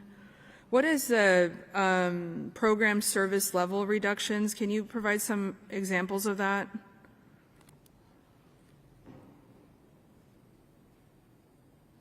So as the mayor alluded, as the manager alluded to, those are going to be out of that bucket of other city services. So there's a variety of other city services across some general fund departments that would be part of that. So as we go through the summer, we'll be looking at reductions that we can do, but these would be program-specific reductions that we would do, so they would reduce the service level, but we would need to use the summer to look at what the impact would be of those reductions, and then that would be presented as part of the 2027 proposed budget. Okay, thank you. I think, we got the email from CNE about our budget town halls, and my budget town hall in District 8 is August 20th, and we're June 18th, right? So these next 2 months, what are residents hearing from us, from the city, outside of a survey? I don't know if anyone can help answer that question. Well, Councilwoman, we won't have, after today, we're going to start working on the proposed budget. So I think this was a conversation during the council work session a couple of weeks ago. If you all want to host budget conversations during the month of July, or have us organize in your districts additional council conversations, budget conversations in the month of July, more than happy to do that. But we will not have a final product to be able to share with them. So it's more about getting input, maybe explaining what the potential impacts could be, some of the things that we're looking at. But we won't have anything final until the end of July, early August. Yeah, I wouldn't be opposed to that. I know July is hard and folks are traveling, but I just think because of the times that we're in, and we're doing what we did in the last budget cycle, it's almost the same calendar. I think even my town hall, I think, is around the same month as I had it last year. And so just because we're in such unique times with our budget, I feel like we should at least, there should be an effort made to maybe this time around go out for feedback, right? Because how we relay this back to, even if, I mean, it's as simple sometimes for me is if CNE even has some like graphics on hand that they can just send out to the council offices, we end up making those a lot of times on our own, which is fine too, but just kind of to summarize some of these big conversations, right?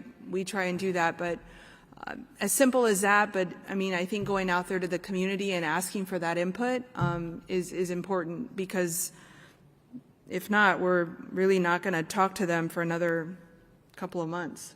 We can follow up with each one of your offices about whether or not you want to do some of that stuff in July and graphics and so forth, but July is always going to be busy. Yeah, I know. But I don't think that's any reason why we can't have evening events or weekend events. But we can work with each of your offices. Okay, thank you so much. And I guess the feedback you're looking for on slide 13 on reductions, I'm supportive of the reductions that we're making. I know this is a tough time for city staff, and they are doing the work. They don't run for office to do this work. They're doing this every single day, coming to work and going home to their families. And so to make sure that our city staff is not impacted by this, that's important to me. The new revenue, I appreciate the work that our budget office is doing to look for that new revenue and ideas that my council members have. Increasing the city property tax is not something that I can commit to at this time. I think without talking to residents, I've been to a few HOA meetings in the last couple of weeks, and the reaction I'm getting is what I expected. So can't support something like that at the moment, but I know we're just starting these conversations. And I also know residents expect to receive the type of services from the city. They have expectations on the services that they receive from us. So keeping that in mind, I look forward to further discussions on this. Thank you. Thank you. Councilwoman Spears. Thank you, Mayor. So I've been meeting with my constituents. We've got about 3 budget town halls teed up at the end of July, and the one with CNE, I think mine's on the 19th. So to Councilwoman Meza Gonzalez's point, yes, it'd be great if we can engage CNE more there. Right now, my constituents are not supportive of the tax increase. But I will say I do agree with the fee adjustment idea. And this is just a really hard time, right? It's hard for us to be up here and every day facing our constituents talking about how do we cut back on things when the needs are so great. But I've got to remain focused on the basics of what we're supposed to do here and what our residents expect. I know that our families are all the families in San Antonio and in the community are feeling a lot of pressure and a lot of higher costs everywhere they go. So I appreciate that we're having this serious conversation about our priorities and where we can find some efficiencies within the budget. I do really want to look at that before we really, I appreciate that that's going to take some time, but I want to really see how we can be more efficient with the dollars before we start really talking about the tax rate increase. As always, public safety is my top priority, and residents need and want safe neighborhoods and fast emergency response times and enough officers on the streets to keep our community safe. I say this too because there's this misconception that my district does not need more officers, but firsthand this week, I found that simply untrue. I had 2 separate shootings in District 9 this week, one involving a teenager who was found deceased and another involving a police officer. These are a stark reminder that our police department must remain a top funding priority as we work to recruit, retain, and support more officers. And our fire departments have needs that we simply cannot defer. Somehow they make it work with less. And maybe we can ask them how we do that better ourselves. But residents are paying their taxes and they expect the basics to be done well, and that is resoundingly public safety, infrastructure, streets, drainage, and core city services, and so we have to do those first. Every dollar that we spend should be measured against whether it's improving the quality of life of the taxpayers who are funding it. I've heard loud and clear from my residents that they want us to look for savings, eliminate lower priority spending, and make tough decisions before considering the additional tax burdens. This budget process is our opportunity to refocus on the fundamentals and ensure taxpayer dollars are being directed to services residents rely on most every day. I actually do look forward to working on this. This is something I enjoy looking at, and I'm ready to dive in and help wherever needed on looking at how to be more efficient with our dollars, but also finding opportunities to work with Bexar County, with the state and the federal government as well, look for grants and funding opportunities that are available to us and pursue those in a way that makes sense. Maybe we need to redesign certain things so that we're eligible for these programs and these ideas, and I just think that's an important thing to consider too, as we're looking too at additional revenues for the city. I believe we are defined by our resiliency. I also think that if we are in a position where we do reduce programs, we just remember we have an opportunity later to bring them back, maybe better than what we have right now and more effective and efficient. So be sure to know that while this is the trial budget, I am actively working on how we can improve the efficiency of and stretch our tax dollars, improve efficiencies within our government. And this is hard, and it should make all of us uncomfortable and concerned and worrisome, and you should lose sleep at night over it. I know I do. I worry about it. So that's really all I have to say. Thank you for your hard work. I know it's hard on you too. So thank you very much. Thank you. Councilmember Kaur. Thank you, Mayor. Thank you, Mayor. So as I was mentioning earlier, we are in very tough times right now and having really tough conversations across all of our city government and governmental entities. So I think it's important to take a minute to understand that no one right now is taking this lightly, that we have folks here that work for the city that are potentially going to have to find work elsewhere because we have to make budget cuts.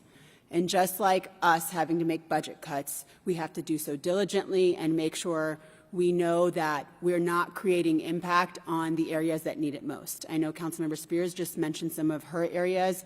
I have different areas that I'd like to share, but I think what's most important from today's conversation to take away is that this is going to be a tough summer for all of our entities, and we have to make some really tough decisions. Because I do not think it's fair to just increase all of our rates across everything blindly and put all of our problems back on our residents. I think we have to be more judicious and think very strategically about what are the services that we absolutely need and how do we make sure we're doing justice by them by doing our due diligence. So that being said, I want to thank city staff for what you guys did in 2 weeks. I think it's incredible that you were able to go through our $4 billion budget and look through all of the places where you felt like at least you could make some recommendations. I know these are not final, but I just wanted to commend you because that's definitely not easy work. I also think it's important to emphasize that we're not going to be able to just budget cut our way out of this, so I do think we're going to have to figure out some type of compromise in this situation. As far as slide 4, I wanted to mention Councilman Castillo and I at the Educational Opportunities Committee the youth group actually took this slide and put it in comparison to what the youth felt their priorities were, and I thought that was a very interesting slide comparison. So I'd love for the upcoming budget conversations if we could have that as well, so the rest of the council that's not on the committee that Councilmember Galvan chairs could see that. But interestingly enough, their priorities for like homeless services and affordable housing were also their numbers 1 and 2, but there's numbers 3 through 5 were different, and of those were parks and libraries were some of their top spaces that they really wanted. And if you think about it, it's because they're the most active users of some of those spaces. And if you look at this list that has been shared to us, parks and libraries, I would like to make sure when you guys come back that regardless of what the cuts happen, that those programs and services aren't going to be significantly impacted. I do understand there's efficiencies to be had, but we have to make sure that the folks that are actually using the programs are still able to do so well. So I just like that reassurance. In addition, for the revenue increases slide, I forget which one that is, I do support these revenue increases. I think they're very innovative. The one question that I wanted clarified is for the EMS fees. We want to make sure that our most vulnerable aren't affected. So, Justina, can you just comment about the EMS fees and who that's going to impact? So most of our EMS transport is from either private insurance, Medicaid, or Medicare. And then for those that don't have insurance, we have the Charity Care Program. Okay, great. So they would still not have to pay the increase. They would be, all right. I just wanted to make sure that our most vulnerable that are not scared to use EMS services because they don't have the ability to pay. In addition, I also wanted to say, to share some of the topics that I mentioned that I would like more clarity on, because I am going to provide some of the details of things that were suggested in the cuts, and want to make sure that these ones are heard specifically. So Cafe College, I think we also heard from the youth, is an amazing resource for our kids, and they do a lot of great coaching and counseling. I understand there is a CCR that has been put forward about the sponsorships, but I'd like to see how we can make sure we're deduplicating those sponsorships, if they're scholarships, if there is any, and coming back to us with a recommendation that continues to allow them to support the work that they're doing there, because I think it's really important. For historic preservation, I wanted to get some clarity on what that position, or if that would completely remove the Cultural Heritage District. I don't know if you want to answer this now, or if you want to get back to me. Okay, you guys can get back to me on that. And in addition, I would like some clarity on the NHSD waivers, so city fee waivers, inner city incentives, and minor home repair. So I'll start with the minor home repair. So as we have been looking at our major and minor rehabs, we started partnering with outside agencies, specifically nonprofits, and because of those partnerships, we've been able to stretch our dollars further. So we can do the same number of homes with less money. So for that one specifically, my ask is to keep it at the same level, because I would like in the follow-up when we talk about NHSD's budget in August to see if they could do more homes if they kept at the same budget. Because that's the one thing that we know for minor home repair, if we can keep people in their homes, then prevents them from becoming unhoused in the future. Sure. And what about the city fee waivers and inner city incentives? Sure. So our inner city incentive program, in the past couple of years, we've funded mainly affordable housing. So we've done the Cattleman Square acquisition. A portion of that has come out of the inner city incentive fund. The Casita pilot program is funded out of the inner city, and then other affordable housing. And then for our fee waivers, those waive city fee waivers for affordable housing, small business, and industry. Okay, so I would love if my colleagues had any opinions about that to share, because those I think are really important for our community, and so if we can preserve those as well, I'd really appreciate it. So I do think based on what you have shared here, and of course some of my colleagues have already mentioned, but absolutely 100%, as we saw the 50-year employee earlier today, it would break my heart to not give that person a raise for and a cost of living increase, not even a performance raise or longevity raise. So I think absolutely we need to do our cost of living employee increases and make sure that everyone at the city, our entire employee population, understands we value them, even though we're going through really tough times, like the conversation we just had. And then the last question that I have is for just, I think you said this, but I wanted to clarify that the Fiesta events would be more cost sharing so that we're shifting over the costs on that, right? It's not like we're not going to do them. We're just going to cost share the events. Yeah. I think you can go ahead, Eric. I didn't want to interrupt you. That's okay. So I was just going to say, we set targets in that trial budget that we would recoup 50% of that expense. We have not worked on all that. Okay. We're going to be doing that over the next couple of months, but that will ultimately have an impact on some of the costs of those events, I suspect.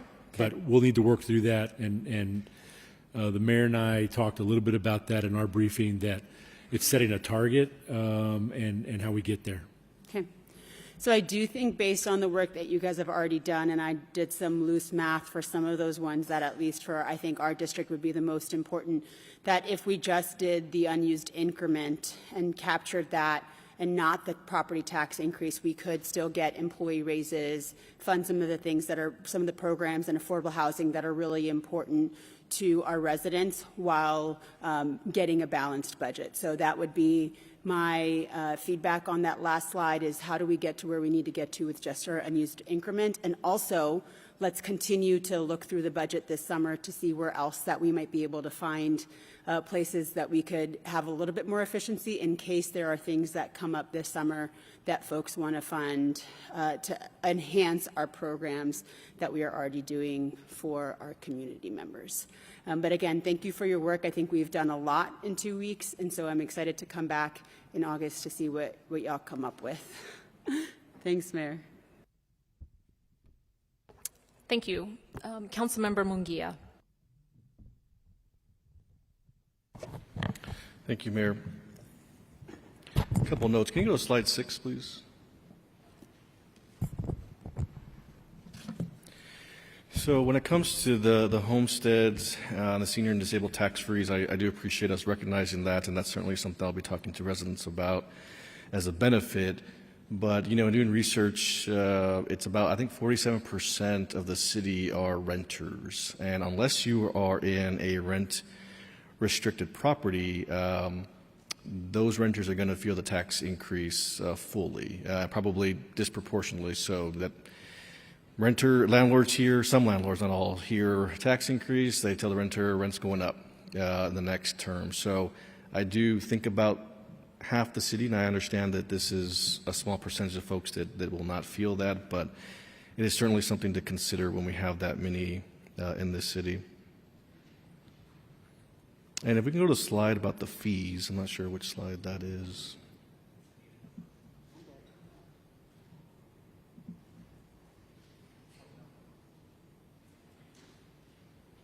Slide 8, please. Thank you.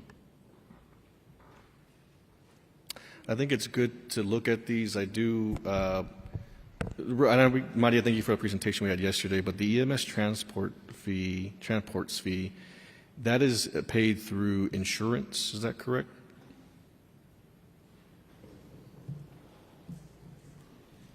Yes, it's paid through either private insurance, Medicaid, or Medicare. Okay. Is the majority of it. And what happens when somebody doesn't have insurance? So we have a charity care program that covers some of that cost. Okay. And does that fund get tapped out every year?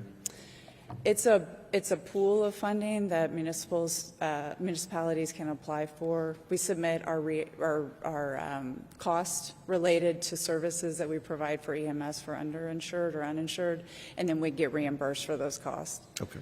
Thank you. Appreciate that. And I think when it comes to fees, I had a good conversation with you all yesterday, and I just want to put it out there too. You know, I think there's an opportunity with some of the private towers to get a percentage out of that business as well, especially considering their fee is really underserved compared to the market. So I think if that's a possibility, at least matching the private tower fee to what our contractors are allowed to charge, because that is unbalanced right now. And so I think if we balance that out and charge 3% or something of that nature, or, you know, I was talking to Councilman Castillo, maybe a permit fee attached to that too is an extra revenue source. I think we should really look into that and see what's possible. I do understand the Fiesta event and kind of cutting back on that, but I do just recalling the conversation we had at council about keeping some events free. So I'd like to maybe understand later how that impacts events. I know we obviously approved a $5 admission, but that was not very well received by folks. And I think part of that issue for the fee was because of increased costs. So we're going to push that cost out again. I just worry what that's going to look like. So take a look at that. I think these cuts that are identified are definitely very, very difficult. I do agree with colleagues that even if we're reducing, it is worth looking at least 1-2% for staff cost adjustments, because we do have inflationary costs in our economy, and so I think even a very small percentage is something that benefits and helps. I do know that we talked about the impact analysis, so we look at those cuts that are going to be made on slide 12 without a property tax increase. You know, that is quite staggering, especially the debt transfers and the program service level reductions is the largest amount that I'm seeing there. So I know we're going to do an impact analysis on which districts are going to maybe feel that, or which programs are active in certain areas of town that those things will now be removed.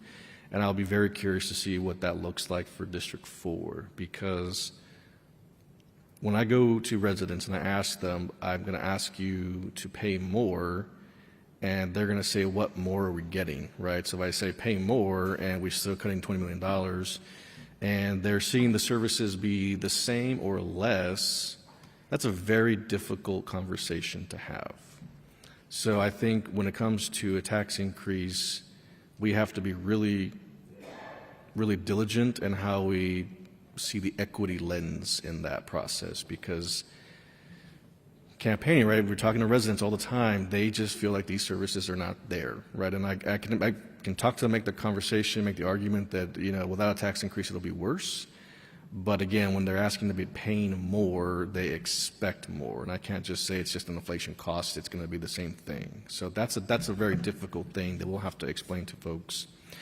In addition to, I think what some other council members said, you know, Alamo Colleges is looking at their tax increase. Councilman Galvan and I are on the North Side Bond Committee, and they're looking at a Vader, which is a tax increase on their school district. So I welcome maybe if we look at some of the other entities that are evaluating those, so we can get a better picture of what's going to happen, because, you know, we look at things very isolated. Say, well, the city is going to tax increase. It's going to be $5 every month, right? You talk about the SAWS increase. That's going to be $3 every month. But all these other things start to add up on other taxing entities and other fees that we're charging more for. So the larger picture in one fiscal year may not be the $5, it may be $20 a month for folks. So I think that analysis is going to help us educate ourselves on what we're contributing to tax increases in general. Did you want to add something, Eric? Wait till you're done, Councilman. Yeah, that's basically it. I think, you know, those are conversations I'll be having with my residents, and we're going to have a good town hall with folks too, and I look forward to that analysis. But those are certainly things that are top of mind for me. Thanks, Councilman. So, you know, great conversation so far, but let me reiterate that we're going to have to reduce our expenses, and it will have impacts. And my primary responsibility is to make sure that I deliver to you all the budget for the city of San Antonio. So while other public entities may be going through something similar and there's a broader impact, we're not going to do that work over the summer. We will show you kind of where they land, but that's not my focus, and it won't be my focus as I deliver the budget to you all. I understand that that's a bigger issue going on with taxable values with the city, or taxable values within the county, and everybody's being impacted. But I also don't want you all to think that that is a consideration, a financial consideration, as we deal with our employees, our services, and our budget, because it's not going to be. And I just don't want to. I don't want any misconceptions in that. So, but happy to make sure that as we deliver the proposed budget and incorporate for you what other entities are doing, we can do that easily. I just don't want it to be misconstrued what you're asking for. Yeah, absolutely. I thank you for clarifying, because that's exactly what I mean. I think it's just prudent for us to acknowledge other things that are happening around us. That's not our focus. That's not things that we're voting on, but these are things that are affecting community members, and if we're asking them to pay more, right? I mean, again, we're looking at it as our tax increase is going to be only this amount of money per resident, per month, per year. I have a duty to look at the bigger picture for residents also, so which includes other things. So I completely understand that doesn't affect what we're doing here. We have our own budget issues. We have our own staff we need to take care of and our own services. But again, it's just a larger picture that should be identified. And if that's also disproportionately affecting certain parts of town, right? Not every school district is talking about tax increase. So I think it's important to know, geographically speaking, also where people are maybe getting bigger hits than other places. So thank you for that. Thank you. Council Member Castillo. Thank you, and thank you, Freddie, for the presentation, as well as to the budget team for y'all's work on this recommendation. This is something that I have been taking out to neighborhood associations to engage community. And at the Los Jardines Neighborhood Association, a constituent asked me, right, what is your position on this? And I shared with him, right, yes, it is a tough conversation, but the obligation is very clear that the City of San Antonio and Council has a responsibility to ensure that we continue to maintain city services and have stability in terms of operational stability. And what that looks like is ensuring that, one, that we continue to do our due diligence as we navigate this conversation. But what's also key and very important for District 5 residents is that folks want to continue to see Las Palmas, Bazan Library, Collins Garden fully staffed. They want to continue to see full programming within parks and our community centers. And they want to continue to see and have access to healthy neighborhood programming and healthy food access. Within Las Jardines, we do have a promotora that connects our residents to Metro Health Services. So again, right, the goal and the conversation is how can we be strategic and intentional, but also highlighting how none of the work of this body up here gets done without city employees and the folks out in the field. And that's why I'm uncomfortable with any recommendation to delay and or pause a cost of living adjustment. And while I appreciate the potential fee adjustments, looking at the 2-year total, that's $21.9 million. And I do believe there's opportunity to explore additional ways to continue to increase fees. Again, to reiterate, during the last budget conversation, I mentioned the short-term type 2 rentals, right, Airbnbs, and how this has a ripple effect in terms of housing instability for long-term rentals for San Antonio residents that may result in us needing to increase relocation services, et cetera, and so forth. So I believe there's opportunity for us to explore short-term type rental fees. And then, of course, to echo regarding development services, exploring how we can have a cost recovery structure and increasing for vacant properties and nuisance properties. And I know that's something we've explored through a CCR for DART properties, but again, how can we ensure that we're tackling these vacant and nuisance properties that serve as a host of so many issues, right, from public safety, overgrown vegetation, so on and so forth.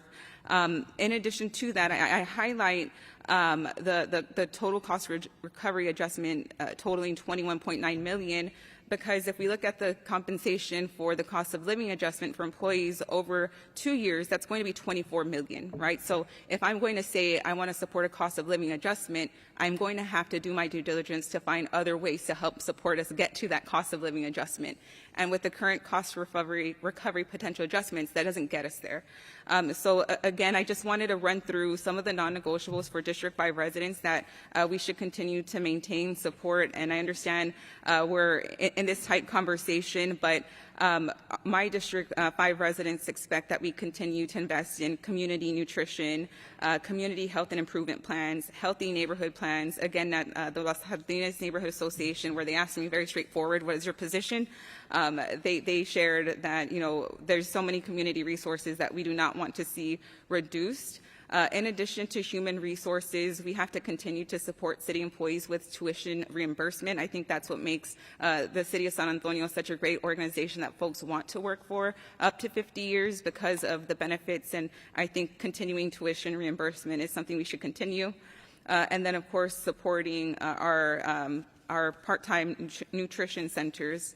As I mentioned, our libraries are just core to any civilization institution, and especially in District 5, where many of our ISGs are facing school closures and their school boards have essentially reduced their librarians in their school. At Rodriguez Elementary and Carvajal Elementary, we've had parents come and meet with us to say, how can we better partner with the Las Palmas Library to connect our kids, because they no longer have a librarian in their school. So I want to ensure that we're fully supporting our library staff so that way they can also support our students that are experiencing not necessarily shortage, an absence rather, of librarians in their schools. So ensuring that our libraries are fully staffed is a priority. To Councilmember Dr. Secor's point, the Neighborhood and Housing Services Department, those city fee waivers and intercity incentives have helped produce deeply affordable housing projects that are tax credit properties, so that means they are rent stabilized for the duration of that tax credit. So I'd like to see that resource protected to ensure that we can continue to produce more affordable housing. Again, my District 5 residents really value Parks and Rec and their programming, so ensuring that the centralized programming is continued to be protected is something that we'd like to see. I appreciate the conversations about public works and the ways in which we could potentially shift that to capital improvements, but again, any reductions to street lights, crosswalks, so on and so forth, is something my constituents would not be comfortable with. So I do think in part of the budget conversations, I think having within that presentation that if we do not explore a scenario in which property taxes are increased, we would potentially, well, not potentially, that we would see a reduction in flashing speed signs, radar detectors, many of those things that we are receiving requests at every neighborhood association. I get a request for a stop sign or a radar detector, and I think having that list of failing to consider any scenario would mean less in our streets. So again, same thing with pavement markings. Not exploring a property tax increase can mean less, or will mean less pavement markings. Is something that our residents deserve to hear. But of course, as we navigate these times, ensuring that we continue to support resilience and sustainability, which ties me back to another opportunity for a potential fee adjustment. Within our neighborhood associations, their expectations are with auto and metal recyclers. How can we continue to explore more accountability in terms of what those fees look like? So I'd like staff to consider what is feasible in terms of increasing that fee for auto and metal recyclers. But again, tough conversation, but austerity is not a realistic budget plan when coming up with budget priorities, particularly in an economically segregated city. Those are my comments. Thank you. Thank you. Okay. Councilmember McKee Rodriguez. Thank you, Mayor, and thank you all for the presentation. As I typically say about this topic, this is a pretty bleak outlook, and I appreciate the work staff has done to provide us the options that we've asked for, especially what it would look like to cut programs, departments, and staff to balance the budget versus what would it look like to implement a rate increase and what the fee adjustments could contribute to mitigate both of those. Councilman White and I have a philosophical disagreement on this issue, and I want to convey something simple, that if our revenues remained the same, and every department stayed the same, the police and fire budget would grow because it is mandated by our collective bargaining agreement, even without new positions. And so we would need to, every year that the police and fire budget grew, if our revenues stayed the same, we would need to continue to cut departmental budgets. And as time goes on, the police and fire department would grow even without any new positions added, and we would be cutting more positions every year. And so I want to make that point, and I'll circle right back to that. To Councilwoman Spears' point, and I contemplate this question with my residents frequently regarding the shootings that you identified in your district. And I want to pose the question respectfully and with all seriousness because I want us to find a shared understanding. And I have this conversation frequently in my district. I would ask, what role do we expect the officers to play in a shooting?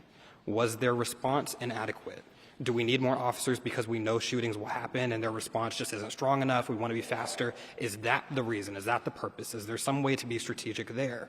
Or do you believe that if we hired more police officers, the shooting wouldn't have happened? Someone who is looking to get back at someone for shooting their friend or relative, they're not going to retaliate because the city hired 60 more officers?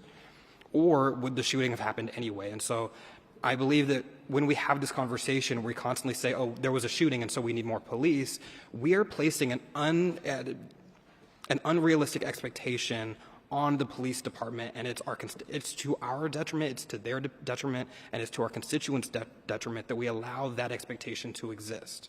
And so if we want to acknowledge, the shootings are going to happen and we want to be able to respond to them, then maybe that is the answer. Maybe it is more police.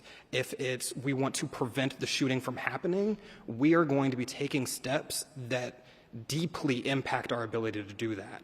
We cannot expect police to exist on every corner where conflict is occurring and to just so happen to be in the place where a shooting is going to occur. We need to be addressing the root causes. And unfortunately, the root causes of crime can only be addressed by the very programs and social services that we would cut here. The safest cities in the world do not focus a third of their investments in policing and in military. They invest in healthcare, housing, transportation, education, and overall community well-being. And so cuts to departments are the Band-Aid. Cuts to the departments are the Band-Aid that rip off a scab and leave an open wound. And it won't get us out of a deficit. It is not going to improve our standing structurally. Police and fire are the departments that we're all most sensitive to. No one wants to say, oh, police and fire, we understand the services that you are providing, and we understand that your departments do a lot with sometimes not enough. And so what I would ask is that we look into an independent, comprehensive analysis of both fire and police to identify efficiencies and identify areas, both CBA mandated and non-CBA mandated, that we could identify savings in that would not impact their services, not impact the resources that they have. You can't tell me that within $600, $700 million, we can't find some amount of savings. We can't find $5, $10, $15 million that could potentially go to hiring more police, more fire. And so we need that task. I think it needs to be done independently. And I would ask that we do that as quickly as possible so that we can then identify some of those CBA mandated areas. We can incorporate those into topics of discussion in our future CBA discussions. And with what you've laid out today, with no rate increase, we're looking at a loss of over 200 jobs. That is a pretty significant portion of the jobs that we're looking to create with one of our economic incentives, and I'm not comfortable with that. 200 positions that we're cutting here, and we're going to be looking to make up by abating taxes for another corporation somewhere down the line. With over 132 of those being filled, that's 132 households losing income, losing benefits and access to health care. And so those of you who are comfortable with the cuts that have been identified and the departments that are going to be losing resources in those positions, they are going to be fired. They're going to lose their income. Some of them are the only people in their household with an income. And so that's 132 families wondering what's next and how they're going to get their next meal. 132 families at risk of homelessness. And that is above all what I want to protect in all of this. We have to look out for our employees, and every time that we acknowledge the work that they put in and the fact that they make our city run, it would have all been a lie if what we're saying today is that we're willing to cut their positions. And so for that reason, we can't afford to cut any filled positions at the bare minimum. Beyond that, all eyes will be on our employees to do more with less. And so they do deserve that cost of living adjustment, and we need to make sure that we can deliver on that.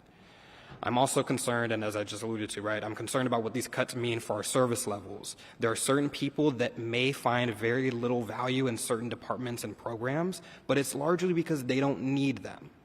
But you cut parks programming, you cut housing programs, you cut library services, you cut services that prevent people from becoming homeless, and we're looking at detrimental community outcomes, including increased poverty, lower educational attainment, poorer health outcomes, increased crime born out of desperation, increased homelessness, and increased need for the very services that are facing cuts today. And then you'll ask for more police officers to respond to all of those outcomes.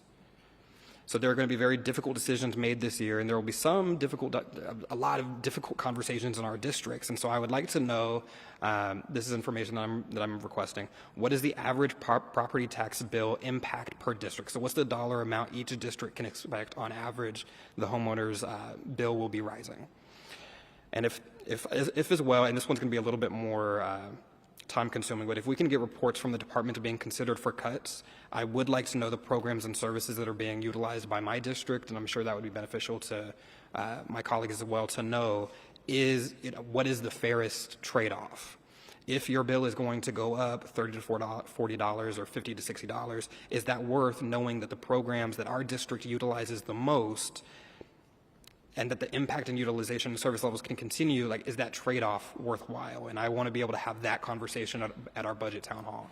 So sometime between now and then we can get that information. That would be really helpful. And lastly, can we find out, and this was, someone else had brought this up earlier, but can we find out how many property tax bills are frozen by district, because people do want to know that when we talk about a property tax increase, one of the first things you hear is, what about seniors on a fixed income? And so being able to communicate to them, hey, we have this property tax freeze for seniors and persons with disabilities. This is the number of people. This is how they get access to this. This is how they qualify. And so that, I think, will also help people be a little bit more comfortable if they're unaware right now that that's something that takes place, is that, you can rest assured that those seniors that you want to protect, that they're not going to be impacted by this. Overall, there is an incongruence with the expectations that we and our constituents have of city services with the outlook should we make these departmental cuts. And so we're going to have to navigate those alongside our constituents, because we will not get better services with less resources. And so to make it easier, I'll lay out a concern that I hear. It's that services on the east side, and I'd imagine on the south and west side, there's a belief that those services are not up to par with the services on the north side in districts 8, 9, and 10. You drive past city parks on the north side and they're never unmowed. Construction doesn't take as long up there. Code enforcement isn't slow or unresponsive. Folk up there are okay with cutting departments because they've never experienced lackluster service or unequal services that have been inequitable in the way that our constituents have. And regardless of whether or not that's true, that's the perception. And so if there is any reality to that, if there is any truth to that, we need to identify how we can make these cuts as equitable as possible in nature, and I've heard that said a few times up here. Residents in districts with the greatest need to have improved services, and you balance that with cuts to services where they aren't needed. And so rather than a departmental programmatic-based cut system, maybe it's over here, this is the level of service we're going to provide and try to make better. Over here, if the services aren't as needed, we're not going to offer them to the level that we've been. And there's got to be a balance some way, somehow there. Overall, thank you all so much. There's a lot of staff in the audience. You are all appreciated. Hopefully none of y'all are one of the 132 positions that are up for grabs, and know that I'm here for you, and hopefully my colleagues will agree. Thank you, Mayor. Thank you. Councilmember Galvan. Thank you, Mayor, and thank you, Freddie, for the presentation, and all the staff who have been working on this in the back end for months, and I know we'll continue to do that very difficult work over the next months. I'll cut straight to it, right? I think when we talk about the tax part of this conversation, I think it's critical for the public to understand too, and for us to understand, right, that where we're at with this is that we're structurally limited here at the local government level on what kind of taxes we can raise, what kind of fees we can raise, all the such, compared to other cities across the country. There's a different view here in our state capital about kind of how we can function, what kind of revenue we can raise, who we can raise it from. And so some of these things that we're looking at, the property tax increase is one of the only mechanisms we have to raise revenue in some form. And even then, it's also capped, right? And so I think there's a lot of conversation here about, not just here, but in general, amongst the public about, is there other ways that we can get this revenue? And it's somewhat, but very little to no other way. And so when we talk about how can we make sure that our city has the best quality services possible, this is the primary source, right? When we see development slow and we see things like that change, this is the primary source of revenue that we can get here. And it's a tough one, right? Because of course we all have to pitch in for it in some way. And so it's understanding what we get out of it is the most critical point to a lot of my council colleagues' points about if we're going to pay for more, at least from my constituents' standpoint, how to make sure that we're getting more and we're going to see more robust services in some way. There's a lot of need out there. And so I want to just make sure, in the last budget presentation we had, I believe that cost estimate for the median household, median homestead was $70 a year. Is that correct? Was that accurate?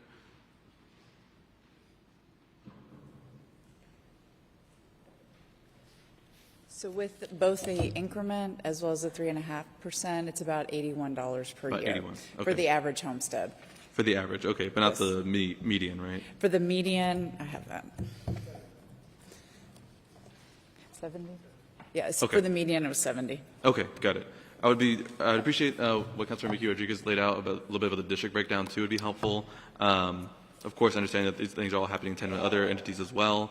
I think, we can go on with our community the way Councilor Ms. Gonzalez kind of laid out, getting some information from city staff on any kind of branded material that we can share about here's what the cost is, here's what we're looking at here, here's what we're discussing, right? Nothing set in stone just yet, but this is what we're kind of debating. I mean, overall, I think I prefer to see minimal staff reductions as possible, and looking instead into ways that we can adjust any kind of unnecessary spending as much as possible. I appreciate the look at some of the, even the food and travel, some of the merchandise or the branded merchandise that we have here. Anything like that, I prefer to look, even if it's minimal, right? If we're talking the $100,000s, even the $80,000 in that range for the total city, I'd rather look at that versus looking at an entire program being cut off because that's also the same amount there, right? Some of the programs that we have listed in the back end are only in the $100,000 range, some of them even less so.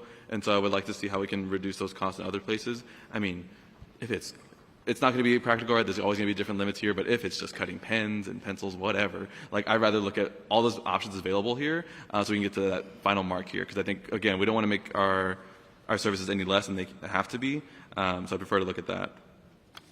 For myself, I'm supportive of looking at the incremented rate at this moment, and of course seeing where we can get to that point. If we can protect our education-related programs, our health programs, human services, parks, sustainability programs as much as possible, that's my goal. And then if we, of course, look at efficiencies, we still got to do that. Let's do that and go forward with the efficiency part of it within those programs, or within those departments, I guess. But what I want to make sure that we're doing, and I think it's what a lot of folks are saying related to the equity part, is that community impact that's going to have, right? In District 6, we got a kind of a mixed bag of a district. There's some folks who have the largest HOA in the entire city, the second largest in the state in my district, and so there's a lot of amenities that that particular neighborhood has. Other neighborhoods do not have that. There are no community centers, there are no pools, there are no like large park spaces that people can participate at without driving to. Even further out of the neighborhood. There are a lot of places that do not have these amenities that other places have. Some places no libraries, et cetera. And so just a matter of making sure that as we're looking at scaling any program down in any form, looking at the impact it has to the community on educational achievement in the area, health disparities in the area, income, and then of course access to those same services. I've talked a lot to Melody and the team at DHS about the part-time nutrition centers, right? I have one in my district that's really critical to that community because it's not only a part-time nutrition center they've had for a long time, but it's also one that there is nothing else in that area. There is no other senior center nearby. And so, yes, we can make sure that people are transported over to a comprehensive senior center that are functionally better, right? It's a different thing to talk to a community and say, there is nothing near you in your part of town that you've grown up in, that you're connected to, that you've gone to school in, et cetera, et cetera. You have to go outside 410 to get to one.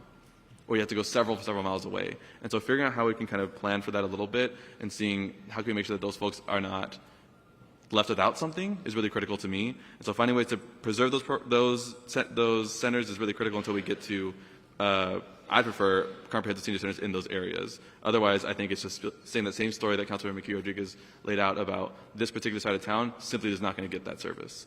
And so again, if we're going to scale down somewhere else, I think we go to somewhere where there's similar services to where Councilman White's point was about if there is something in an HOA nearby that can provide those services, let them do that. Let's figure out how we get to the places that don't have those services at all, that rely solely on the public to do that work. I think we got to figure that one out. In public works, I want to preserve as much there as possible, of course. I think if we can get some kind of analysis about what the current maintenance needs are for some of these things listed out, whether it's for striping, from some of the minimal work that we do, and see where those timelines are at in certain areas, I think that's really critical too. What I don't want to see is that areas that have not seen that sidewalk, that stop sign, that maintenance on the crosswalk, et cetera, for I don't know how many years exactly here, but for a significant amount of time, I don't want them to get deferred even more. I'd rather those be prioritized to be addressed, and the other ones that are doing okay, let them continue doing okay. I know we're still working on making sure that all of our sidewalks are ADA compliant. Let's make sure we get sidewalks in every district, in every neighborhood first. Address all the gaps before we get into places that have a sidewalk but that could be a bit better. I think there's some of that analysis is going to be critical here. And I know Public Works does a lot of that already, and so just being able to see that within these recommendations are going to be critical too, I believe. The fees make sense on slide 8. I think for slide 12, I know that's a lot of it of what are we doing without property tax increase. we kind of want to see a bit of a mixture there. What things can we still do in the reductions, whether it's the vacant positions or department reorganizations or the comprehensive budget reviews. But of course, understanding that, we're still going to need it. I believe we're still going to need that support for the civilian compensation increase. So some kind of mixture there and seeing what impact that would have to our property tax increase request, to our residents, to the city would be helpful. If it goes down in any way, would be interested in seeing that. If not, understandable. Just would like to see that laid out in front of us. Again, want to reiterate my support for continuing that COLA adjustment for our city staff.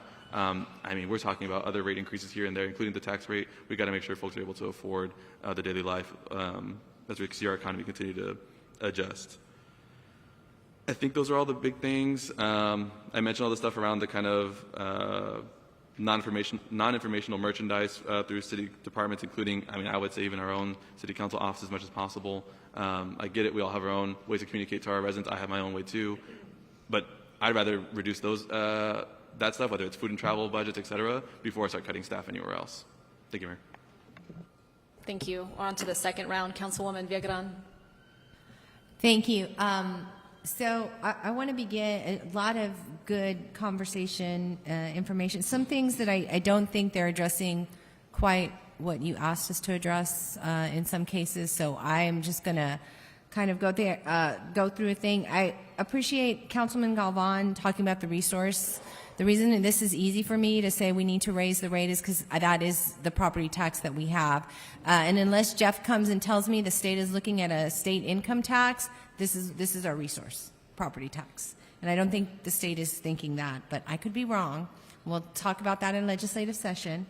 In terms of city council responsibilities, Eric, I appreciate you staying laser focused on our budget, and while we do have a lot of taxing entities within Bexar County, in my district alone, I have 4 school districts. So I do not want you, and thank you city staff for being here, having my city staff spend time on looking at other people's business tax rate increases. And that's why I would like to come in, give you some significant answers to say, yes, we're moving forward with this 6% or this median income, so then we can send a letter, me to my school districts and school boards, who are all elected officials also, and the Alamo Community College is saying, we've just raised property tax. We've just done this to make our budget. Please be considerate as your board, decide what you're going to do next. But I think we as a city need to lead on that. So I appreciate you saying that. When it comes to public safety, and this is why I want to kind of level set on there, I don't think we should spend more time on looking at, do we need more officers? One, we're in the middle of a budget negotiation. I think we need to stick there on focus on that. The other is I don't think, unless PD has come knocking at your door, we are in the transition of leadership currently, and I think we need to get that set before we're like, oh, here's another 50 officers, decide what you want to do, and we barely have any substations, or the substation toilet at East is broken. So I really want to make sure that we're thoughtful about that. But the one thing that Councilman McKee Rodriguez brought up that I think is very key is how I would love to see if we could work with our stakeholders to see how much law enforcement do we actually have in Bexar County. Because if we think about it, and we think about school police, Alamo College has law enforcement, our smaller municipalities, about ACOG, when we're looking to move forward in hiring, maybe the constables, the Bexar County sheriffs, there's just a lot of law enforcement out there, and maybe what we need is, when we get not new officers, but better coordination between our law enforcement agencies. And maybe as we go out there and we look for a new chief, we let that new chief of police understand these are the amount of law enforcement entities out there. How do we manage it, and how do we address calls and information that? And we just made the park rangers at the missions, we got that from the state of Texas so that they can arrest and detain. So I think that's really important before we have these larger conversations about, I'm going to cut a whole department so that I can bring on 40 new officers that we may or may not need because the constable can do that job. So I think we need to look at that before we have that conversation. But I will be around this summer, and Eric and the team and Maria and Justina knows already. You are surely going to hear from me when we talk about this reorganization, because all I heard was equity lens this, equity lens that, and that is completely important. But if that department goes away because we had to reorganize, if part of my legal department goes away because we had to reorganize, where are we then? So I know this is tough, and there's going to be a lot of questions coming from District 3, and the ideas of taking this median income into the district and seeing how that is going to impact them, I think is key. But I would really like us, as a city of San Antonio, to get out of the gate so that the other taxing entities understand this is what we've done, this is the move we're making, and please try and follow our lead and be as thoughtful as possible when you talk about your needs, because I can see us foregoing increase and then others saying, well, woohoo for us because we can just raise it 8%. So thank you. Okay, Councilmember Mesa Gonzalez. Just quickly wanted to add on I think we've talked about the Airbnb fees, increasing those. Is that part of the discussion? Because I know we have like a 3-year permit, but other cities do a yearly permit that, if you look at Houston and Dallas, it's almost double what we do. So I don't know if anyone's... No, I think it's definitely on the table, and Councilwoman Castillo brought that up at the work session. We didn't have time over the last 2.5 weeks. You will, I think it's safe to say that you will see a proposed recommendation in the budget in August that changes those fees. Okay, thank you. Any other comments on the second round from my colleagues? Okay. Thank you, staff, for the hard work always, but certainly over the last 2.5 weeks, as was mentioned. For the public's benefit, I also asked for kind of what it looks like, what is possible by the increment. So I know when we have a follow-on discussion, we'll understand what's possible if we just took the increment from 25, if we just took it from 26, if we took both of those minus and didn't do the 3.5, kind of where does that get us? It's still not a pretty picture, but I think for the fidelity that all of us are looking for, that'd be very helpful. It's hard to commit here to supporting a property tax increase when we've just really done a numbers exercise. We have no idea, as many have alluded to, about the actual operational impact on the community. So we look forward to that analysis. As was looking through this, understand it's not recommended for discussion only, but some of these cuts, actually some I agree with, and I will come back to that. But some of these cuts, I mean, we're looking at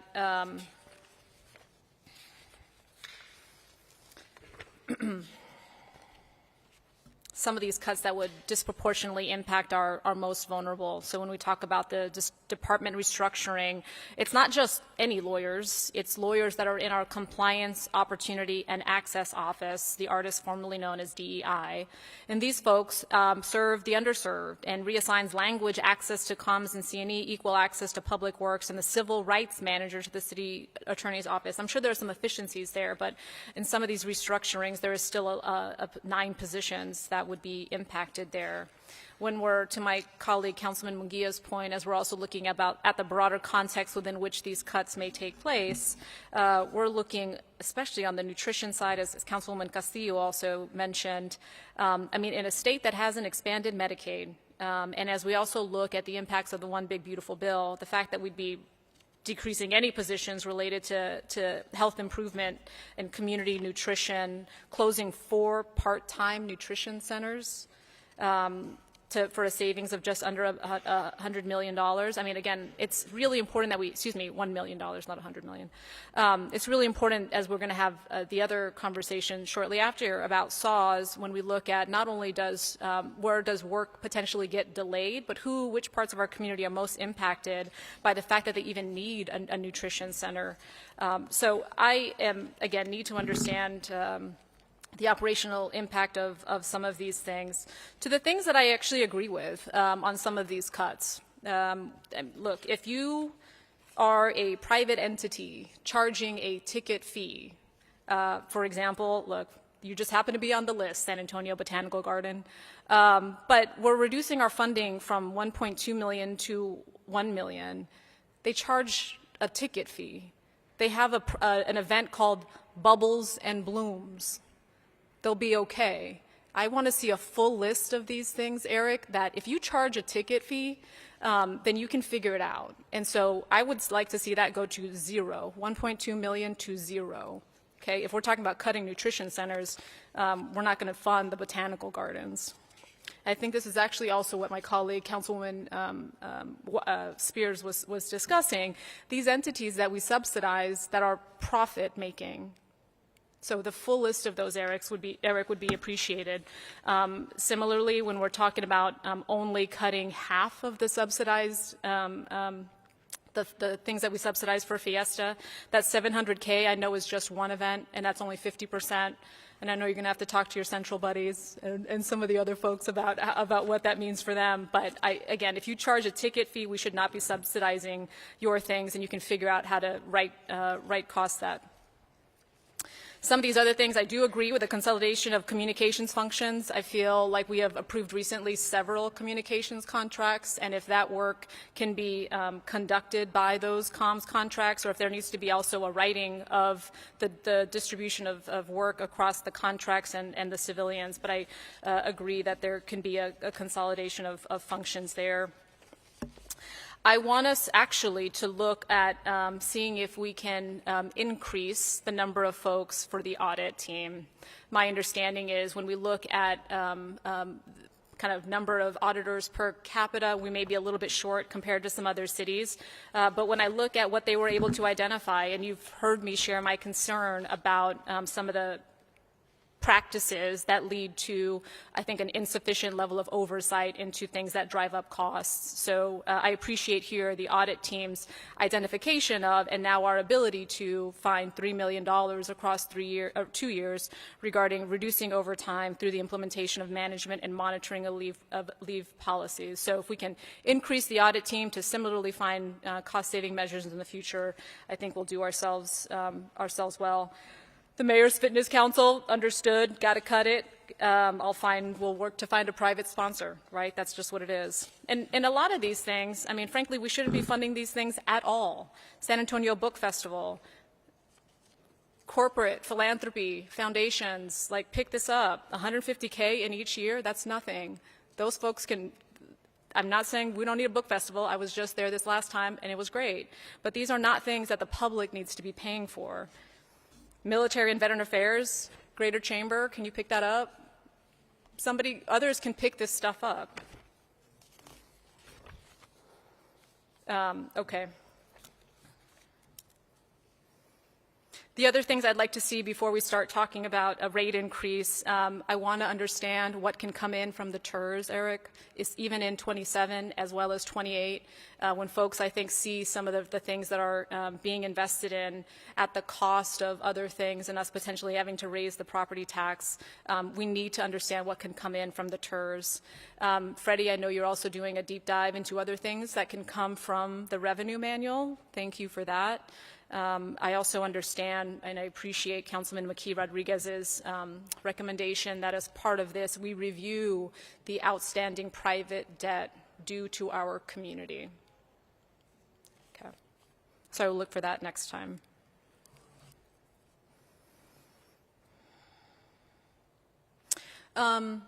Justina, the $20 million that you found due to the deep dive for the Medicaid 1115 waivers, can you give us, just because, we're talking about public health, we've just talked about some of the things that would be impacted as a result. Do we have an understanding now of how we might think about investing that money that's been identified? Sure. We went to Sorry, the Mike, is your mic? Sure. we presented to the Community Health Committee last week, got some good feedback from them, so we are working on a plan that will be discussed with the city manager and then presented as part of the proposed budget. Great. Thank you. I appreciate that. I mentioned the audit. I'm not sure if we have Renee here from HR, but my understanding when we went through this exercise last year is that 90% of the city employees make under $100,000. Is that correct? Okay. I bet money on it because I remember that number. But all that to say, I certainly am thankful for everybody that dedicates their time and their talents to serving our city. I do want to make sure, though, that we are, if push comes to shove, Eric, that we are giving the pay increase to those that are the neediest, frankly. So keeping that to those that are making under 150K that work for the city. Thoughts and prayers to your increase. So, Mayor, I'll just jump in there. Go for it. That will unlikely be my recommendation. Okay. Past councils have talked about that and Yeah. had actually done it, and past city managers have done it. Yeah. I think it creates kind of a division within the employee workforce. So I won't be making that recommendation in August, but certainly that we'll be prepared for you all to talk about that if you want to do that as part of the review of the proposed budget. Yeah, no, I appreciate that, and I think there's probably already a bit of division considering 90% of folks make under 100K.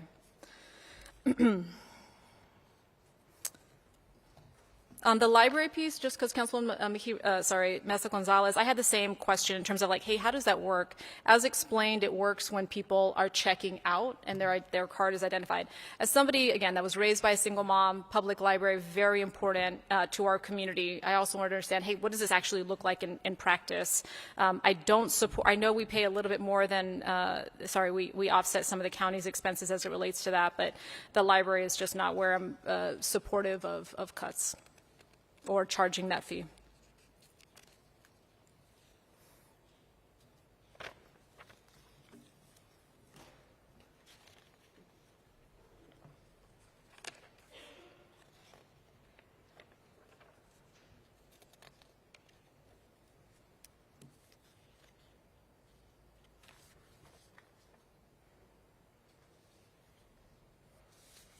Okay. Thank you again for the hard work. Thank you again for the hard work, and we'll look forward to the proposed budget in August. Yeah, Mayor and Council, this is exactly what we needed to hear. We really appreciate the conversation, the continuation from the work session. Look, at the end of the day, you can rest assured, and anybody that's concerned about it can rest assured that we're going to deliver a 2-year balanced budget to you in August. So the feedback you're giving us today, the feedback from the work session, we'll work diligently, and at the end of the day, we'll all get squared up. And as long as we set the framework and not put ourselves in a position where it's a short-term gain and a long-term impact, then I'm confident that I'm not going to propose to you all that, and that's something that you all won't want to do either. But the conversation is helpful for us as we launch off into that deep dive over the next 2 months. Thanks, Mayor. Yeah, Eric actually reminded me, the lots of attention on, frankly, the biggest parts of our budget. And I know there was interest by many of my colleagues in some kind of audit, even a portion of, as it relates to the police department. Are we, in the interest of cost savings, are we interested to do even a portion of that to inform the 27 budget? So actually on that list of reductions, you see about $6 million reduction in police overtime. So secondly, and I don't know if Buddy's in the room, but I think he is launching off into an audit of police overtime, just like he just recently completed the overtime of fire overtime. So will we have that for 27? Well, I already jumped ahead and said we're going to cut $6 million out of it. So we'll do the deep dive of that. I think his process piece will be important to what Councilman McGee Rodriguez said, which is, are there issues within the CBA that we need to identify from a practice standpoint? But you will likely see reductions to police overtime in the proposed budget. And I'll check with Buddy about where he's at on his overtime. Okay, so to be clear about what you've just said, so there's the recommendation of 6 million. There is an audit around specifically the overtime, which may yield additional savings. I don't know what I don't know what the audit will yield. Well, but those are two separate issues. They are two separate issues. Okay. There will be service impacts if we reduce overtime in certain areas in the police department, and we'll come back to you all if we do those, we'll come back to you in August to say these are the impacts to services, whatever they are. I don't know what Buddy will come up with, but he's going to review the processes and procedures and the approvals and the adherence to both the collective bargaining agreement and the rules and regulations of the police department. That's the scope of his audit. Yeah, I appreciate that. Because the fire department's audit, it didn't necessarily say a reduction of overtime, it yields a decrease in service. Some of that was because, I mean, it was a management. It was management. It was a part, management yeah. issue, Yeah. right? Got it. Okay. Okay, thank you. On to SAWS.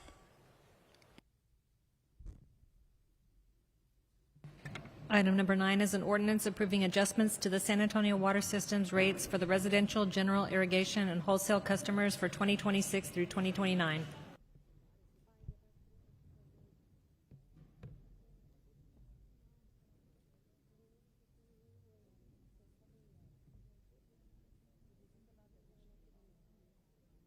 I'm going to take a 10-minute break.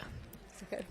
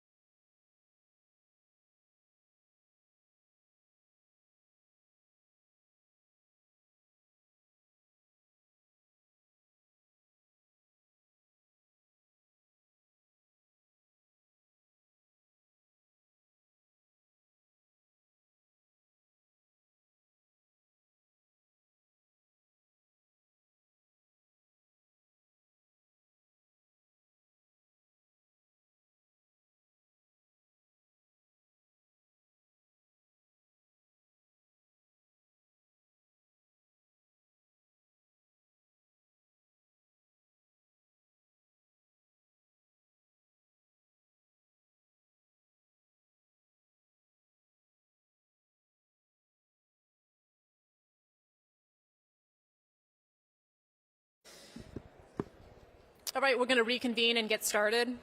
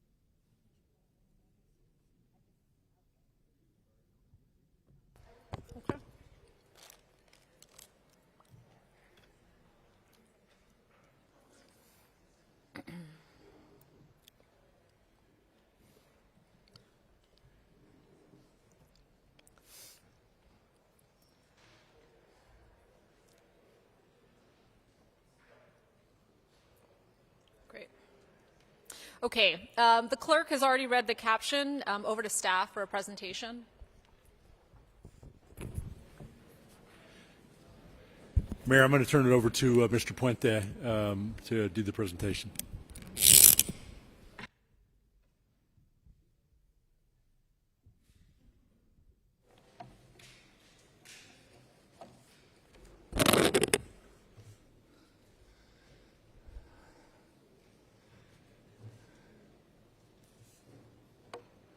Good afternoon, Mayor, council members. Thank you again for the opportunity to be in front of you. Relatively short presentation. A lot of the issues that we've been discussing with you. So I use this slide at different times, especially at your town hall meetings where I have been going and talking to your residents about our needs. When I present this slide, I usually talk about we've been able to do all these, meet all these challenges and not have a rate increase. Those challenges could not have been made without transparency, accountability, and a disciplined financial management. That fact that we went 5 years without a rate increase demonstrates that we were not simply passing costs to our customers.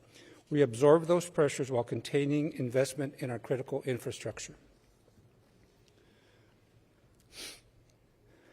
The primary driver of this rate proposal is infrastructure investment. During the last 5 years, SOS has successfully managed and delivered approximately $2.6 billion without a rate increase, with the expectation that projects that began in the latter years and remain under construction, we have completed and are completed as planned. But we now face a larger challenge, a $3.2 billion program over the next 5 years. Our track record gives us confidence that we can successfully execute this plan as well. Just as importantly, we have been transparent and accountable regarding our capital program performance, and we will continue that same level of accountability going forward. We recognize that expectations today are different than they were even a few years ago. That's why we commissioned an independent efficiency study to look at our capital program. It is important to note that it is not an audit. It is a capital operational review focused on identifying opportunities for improvement. The preliminary findings confirm that SAWS maintains a very sophisticated ability to identify and manage large-scale infrastructure projects. The study specifically highlighted our strong balance sheet, technical competence of our workforce, and integrated management systems. At the same time, the study acknowledged that utilities today operate in a very different environment, a more complex and expensive environment. Aging infrastructure, resiliency requirements, workforce challenges, and escalating construction costs all require us to continuously improve. The recommendations from this study focus on governance, communication, strategic planning, and stakeholder engagement. Once the board formally accepts this study, we stand ready to brief this council and implement those recommendations as we incorporate them into our operations.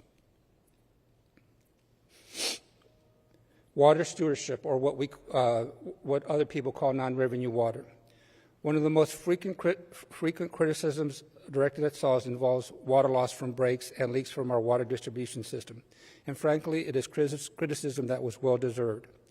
That is why in 2023 we renewed our focus and established the Office of Non-Revenue Water. Since then, we have reduced real water losses by approximately 25%.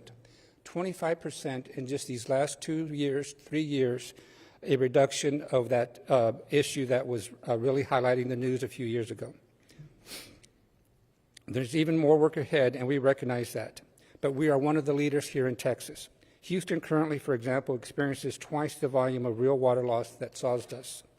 In fact, the country of Denmark invited and sponsored a visit by SAWS staff to discuss different approaches on how to tackle this issue. We are not declaring victory, but we are demonstrating measurable progress and a clear commitment for improvement.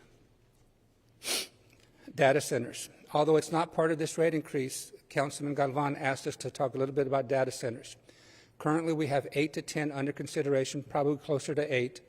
We meet bi-weekly with CPS Energy to coordinate our efforts to find out what's happening, what they're doing versus what we're doing. CPS sometimes has challenges because of non-disclosure agreements, but we've been working with them to make sure that we know what each other is doing and what is coming down the pike so that they can be ready and we can be ready. Just this very next month, our board will be considering a recycled water master plan, and part of that plan will be how are we going to handle redundancy and reliability, specifically with data centers, on how they're going to be involved in this process. Some policy items to review and implement for next year are that they require a maximum use of recycled water, that evaporating cooling is something that we want to have as least possible, as few possible of that kind of operation. The loop system is much, much better. A modified rate and fee structure we will also talk about, and also any contamination controls that need to be implemented. Why a 4-year rate plan matters. This slide illustrates why this 4-rate plan is so important. Infrastructure planning does not occur 1 year at a time. Contractors, engineers, suppliers, financial markets all need certainty regarding our ability to fund projects over the years. The 2026 through 2029 capital program totals $2 billion in construction activity.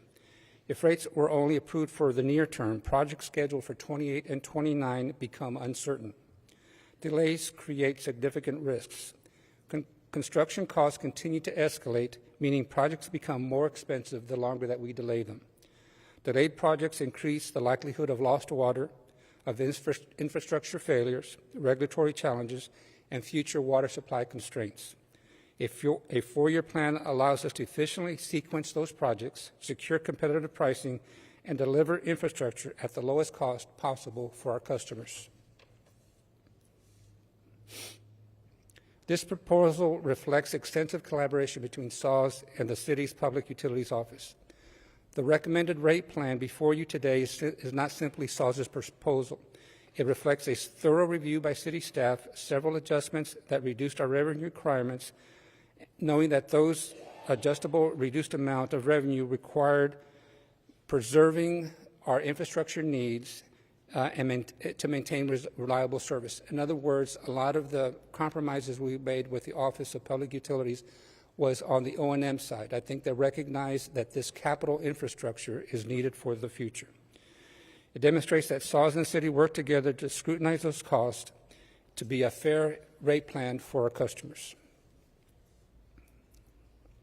This slide shows the agreed upon plan that this rate supports. The investment is focused on infrastructure our community depends on every day. This includes wastewater treatment, water supply reliability, system reliability, water stewardship initiatives, replacement of aging infrastructure, and growth-related projects. These are not discretionary projects. These are necessary projects. They are investments necessary to maintain regulatory compliance, protect public health, accommodate growth, and ensure water security. The city and SAWS agree that the projects are essential and should move forward. This slide reflects the rates that were ultimately agreed upon by SAWS and your Office of Public Utilities. The plan before you today requests a compromise that balances affordability with our infrastructure needs. It provides certainty for customers while allowing SAWS to responsibly plan and execute our program. Importantly, this recommendation has already undergone significant review and refinement through the city's evaluation process.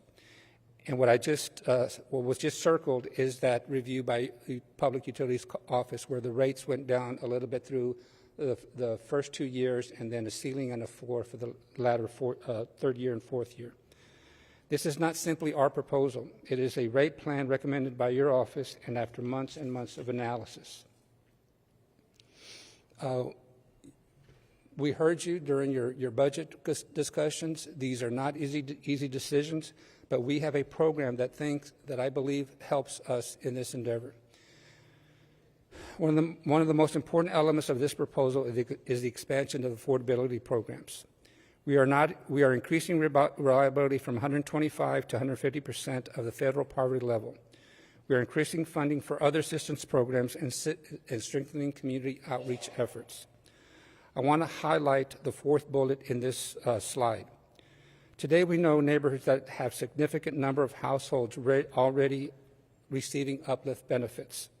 For example, if we have a computerized program where we can look at down to the block level. If you take 20 houses on that block, if 12 of them are on the uplift program, if 12 families are on that program, chances are that the other families on that block also need the help and assistance that we can provide. Under this program, we will use that data and census tract information to identify those areas. And frankly, we know where those areas are. It's easy to drive through San Antonio and know exactly what neighborhoods we need to put into this pilot program. We will then automatically enroll them into these households and provide them with 6 months of before they have to complete the qualification process. In other words, they will be automatically enrolled into this program. In 6 months, we will help them continue the qualification, if they do qualify, to stay on that program. This is a more targeted, a more productive, and more equitable approach to this affordability assistance. And by the way, this potential rate increase does not affect any customer already on that program. Even after this 2026 rate adjustment, SAWS will continue to have some of the lowest residential water and wastewater rates among Texas cities. And as you can see, many of those cities, even our closest neighbors, Houston, Austin, Corpus, have the highest rates here in Texas. That affordability has been achieved while investing in long-term water supplies, infrastructure reliability, environmental stewardship, drought resilience, and still maintaining the highest credit rating SAWS has ever had. So SAWS as a utility are able to continuously have these low rates and still meet those requirements that this community relies on. So Mayor, Council, I know it's a brief presentation, but I think we've been in front of you. I've been to your town halls, met with you individually, and I stand ready to answer any questions that you may have. Thank you, Robert. Yes, at my town halls, now it's like, where's Robert? Just kidding. Excuse me. We have public comment. We have several folks that have signed up to speak on this item. The first person is Kevin Denon. You have 3 minutes, sir, followed by Eric Ladiker, and then Jonathan Gerwitz. Thank you, Mayor Jones. Council members, thank you for the opportunity to speak today. My name is Kevin Denon. I'm honored to serve as chairman of the Greater San Antonio Chamber of Commerce. I know many of you who serve on council, and I sincerely thank you for your service. I'm here today in support of the proposed San Antonio Water System 4-year rate adjustment. This support comes with the unanimous endorsement of the Greater Chamber's Board of Directors. No one, including myself, welcomes higher utility costs. However, leadership requires us to look not only at today's costs, but also at tomorrow's consequences if we fail to invest in the infrastructure that our community depends upon. Water is not simply another utility. It is the foundation of public health, economic development, and quality of life of the children and families who call our community home.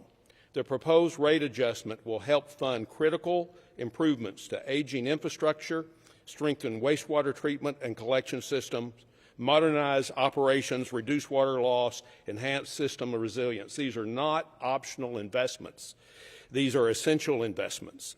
At the same time, the business community believes strongly that investment must be accompanied by accountability. We support continued transparency, public reporting, and measurable outcomes so ratepayers can clearly see how these dollars are being invested and what results are being achieved. This decision is ultimately about stewardship. It is about making prudent investments today so that we can avoid much higher and greater costs, deferred maintenance, and insufficient infrastructure in the future. Just ask our neighbors in Corpus Christi about that path. The easiest vote is often to delay infrastructure investment for whatever reason. The responsible vote is to make the investment before a crisis forces it upon us at a much greater cost. On behalf of the Greater San Antonio Chamber of Commerce, I respectfully encourage your support of the proposed SAWS rate adjustment. And again, I want to thank you for your leadership and devotion to the people of San Antonio. Mayor, I hope most of you who know me personally know that I care about every quadrant of this city. East, south, west, north, all of them. I've done this for many, many years in many capacities. This is a hard decision. I don't want my water bill to go up. But when I look at what is happening with water loss, it is stunning to me. If I had a pipe leaking at my house, I'd get it fixed. I'd find the money to do it because I can't waste that incredibly valuable resource. Goodness, look at what's happened in Austin. I drive through Alamo Heights. They're on stage 4. Thank goodness the SAWS board some years ago took action on the Vista Ridge project. Thank you for your leadership. God bless. Thank you. Eric Leidecker, followed by Jonathan Gurwitz, and then Jack Finger.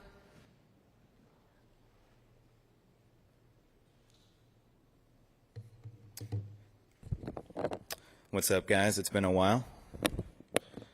I really didn't want to come up here and sound too angry, so I thought I'd write some jokes instead. SAWS CEO Robert Puente makes a base salary of $593,000 a year, and he recently received a bonus of over $132,000 a year. That's $725,000. That's about 10 times as much as y'all are making from this job. That's kind of funny to me. I don't know. Maybe not to y'all. It's a little funny that some of y'all might want to approve this ordinance so that SAWS doesn't ask for a bond later on, because you know we can't afford it. Maybe we could afford it if we cut out some of the nonsense like y'all were talking about earlier, because most rational people understand that San Antonio has a spending problem, not a revenue problem. You know, this ordinance has to be a joke. You know, at a time when most average Americans and American families are struggling, at a time where we don't know how much gas is going to cost from week to week because of what's going on in foreign countries.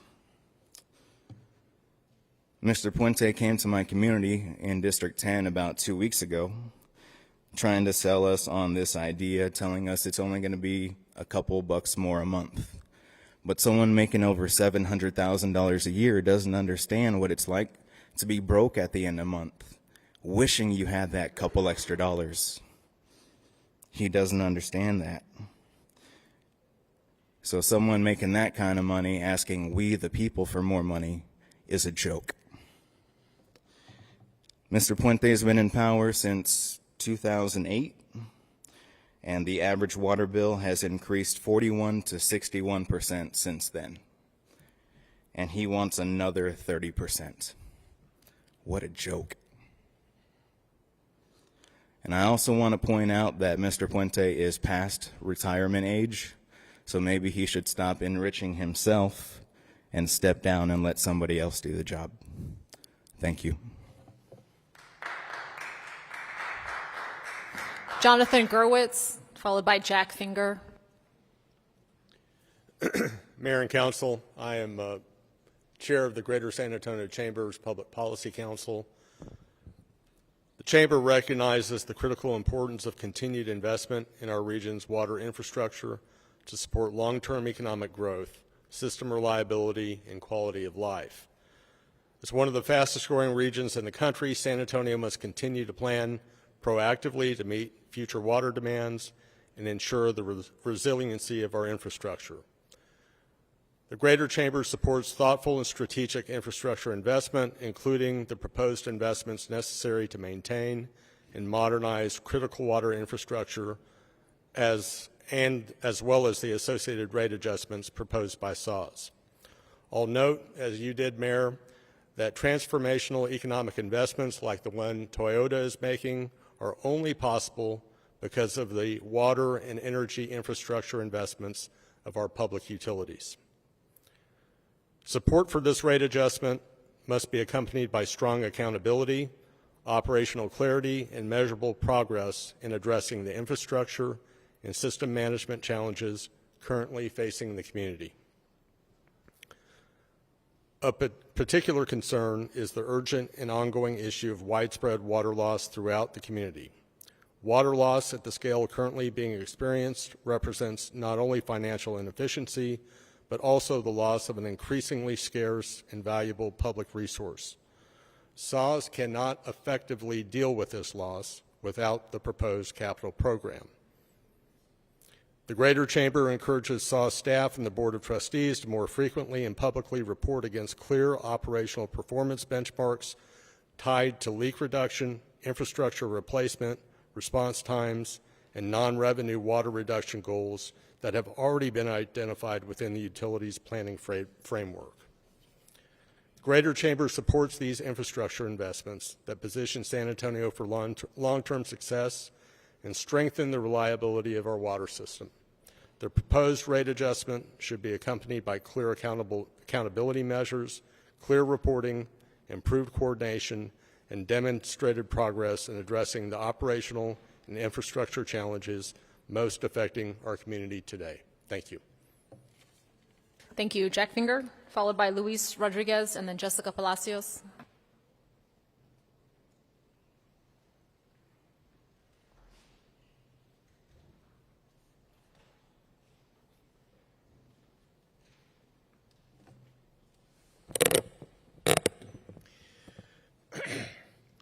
Madam Mayor and other members of our illustrious San Antonio City Council, for the record, my name is Jack M. Finger. You know, it's a classic tactic among negotiators. One side will say, I propose that I will sell you these widgets for a mere 100% increase over what we've been doing in the past. The other side says, are you out of your mind? 100% increase? No. Okay. I'll make it a mere 75% increase. Are you stupid? I'm not going to accept a 75% increase. Okay. I'll get real. A mere 50% increase in the cost of these widgets. Well, you reciprocated so much here, I guess I'll try the 50% area there. When the 50% was what the other side was planning all along. What is SAWS planning to do with our bills, and what are you planning to give them? Well, what did the headlines say once again?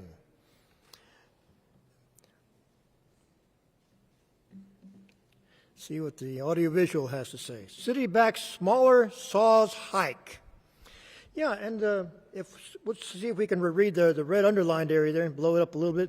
This week, city staff recommended a lower range of rate hikes, ultimately raising bills between 26% and 30% by 2029. 26. Thank you. Return the camera if you would. By my calculations, that's about 30% over 3, that's somewhere between 8 and 10% a year. 8 and 10% a year. Not 1 or 2%, not 3 or 4, 8 or 10% a year. Now, I'm sorry, they say this is going for infrastructure. We got to fix all our leaks that are and all our aging pipes. I thought we were already paying for that with our paying bills there. Huh? Isn't that what we expected SAWS to do? I remember, I go back so long to remember that I remember back in the 80s and 70s, 80s and 90s when they had multiple leaks all around the city with the plastic PCV piping that they had to replace. And we said, we've got to have a rate increase for that. We keep giving them rate increases, and I'd like to know, where does the money going? What happened to all the money we paid in the past? Well, maybe it's going to all these exorbitant salaries, do you think? Thank you. Luis Rodriguez, followed by Jessica Palacios, and then Rebecca Viagran.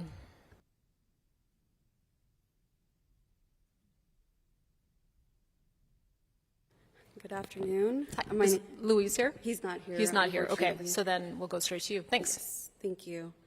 Good afternoon, Mayor Jones and City Council members. My name is Jessica Palacios, and I serve as the Director of Government Affairs at the San Antonio Hispanic Chamber of Commerce, proudly headquartered in District 4, representing nearly 900 business members throughout the entire city.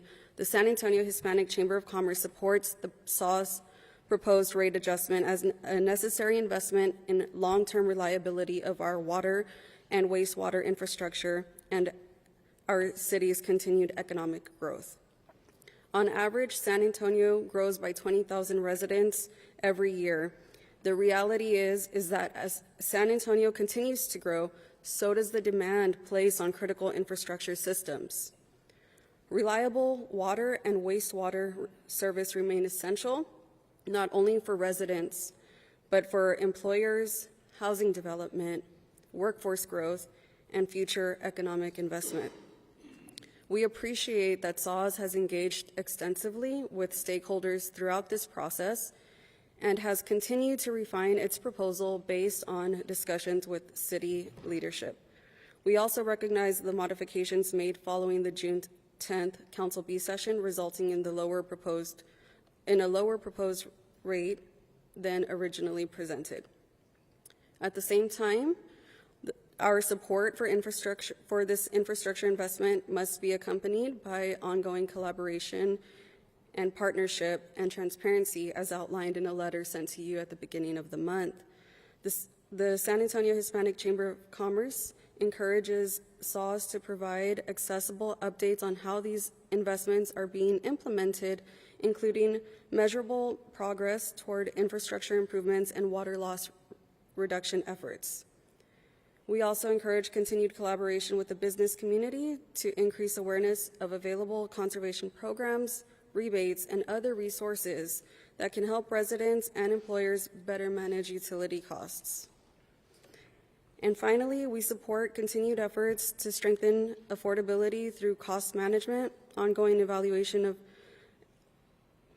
contracts and expenditures, and exploration of additional funding and partnership strategies that can help strengthen affordability while ensuring critical infrastructure investments remain on track. Thank you for your time and your consideration and commitment to San Antonio's future. Thank you. Thank you. Rebecca Viagran.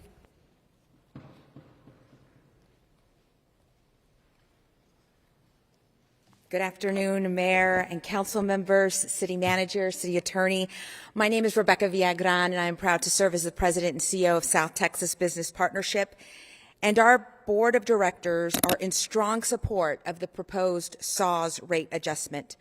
Our mission is to promote sustained economic prosperity across South Texas through collaboration and advocacy. A critical part of that mission is to ensure that all businesses, families, and communities have access to infrastructure necessary to grow and thrive. And at the foundation of that infrastructure is water. Every resident, business, school, and hospital depends on reliable access to safe drinking water every day. Investing today allows us to replace aging infrastructure before it becomes a public health emergency. This discussion is about more than rates. It's about securing infrastructure investments necessary for long-term growth across San Antonio. Nowhere is that more important than on the south side, where aging systems and increasing demand are converging. These investments ensure that South San Antonio is not left behind, but positioned to thrive as our city grows. And growth is already happening. In 2024 alone, the county issued over 8,300 residential building permits. Reliable water and wastewater systems are also essential to economic competitiveness. Businesses can locate anywhere. They choose communities that can guarantee dependable utilities, including long-term water security. When companies like Toyota Texas and JCB invest in San Antonio, they are not just creating jobs. They bring new families, housing, schools, suppliers, and commercial development. Growth of this magnitude depends on one critical resource: reliable water and wastewater infrastructure.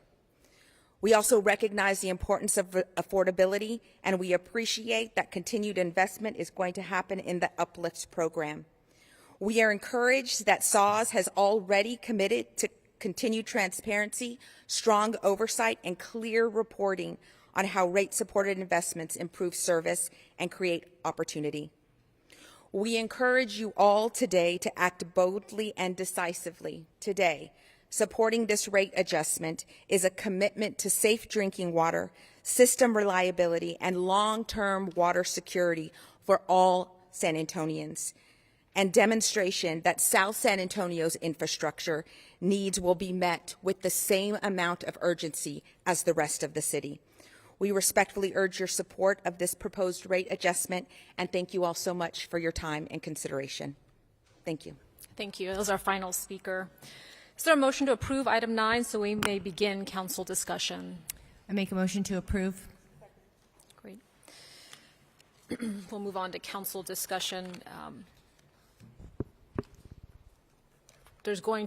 We're each going to share our comments, but I'm not going to bury the lead because we've been here a little bit later than we anticipated. The request before us is, in fact, the cheapest option to our community and minimizes the risk that we know of at this point to the greatest extent. Correct, Mr. Puente? Yes, Mayor. Our board, you on our board asked us to look at different options, 1, 2, 3. And the cheapest option was this 4-year rate spread that allows us to do it in that manner. The other options actually increased the rate increase for the third and the fourth years if we just had a 2-year rate increase. Okay. So this is the cheapest option for our community, keeps rates the lowest, and it minimizes the risk that we know of. Correct. Okay. So delaying increases the risk to our community and increases the cost to our community. Both happen if we push this down the road, yes. Thank you. There's also been some question about, previously there was at a time when SAWS decreased the rate. Yes. And so part of the angst now, right, is we're faced with a rate increase in part to address what was a decrease previously. So just to level set for the public and for some of my colleagues, would you please explain why that decrease took place? SAWS was part of the reason why this community was able to grow the way it grew the last few years. Along with CPS Energy, along with programs that our city puts in place, it attracted a lot of people wanting to move to San Antonio and then move to San Antonio. This influx of residents on the residential side caused a lot of revenue coming into SAWS. It was more than what the cost of service was to provide them that service. Under state law, we can only charge what it costs us to provide that service. And so all that revenue was coming in. We felt it was the right thing to do to come back to council and say the residential rates are too high, reduce them please, and council unanimously voted to reduce them 11.7% on the residential side. Great. Thank you. And while I've got you, just because, again, we just heard from Toyota, it's fresh on the mind. Sir, can you go to slide 9? I think it's slide 9.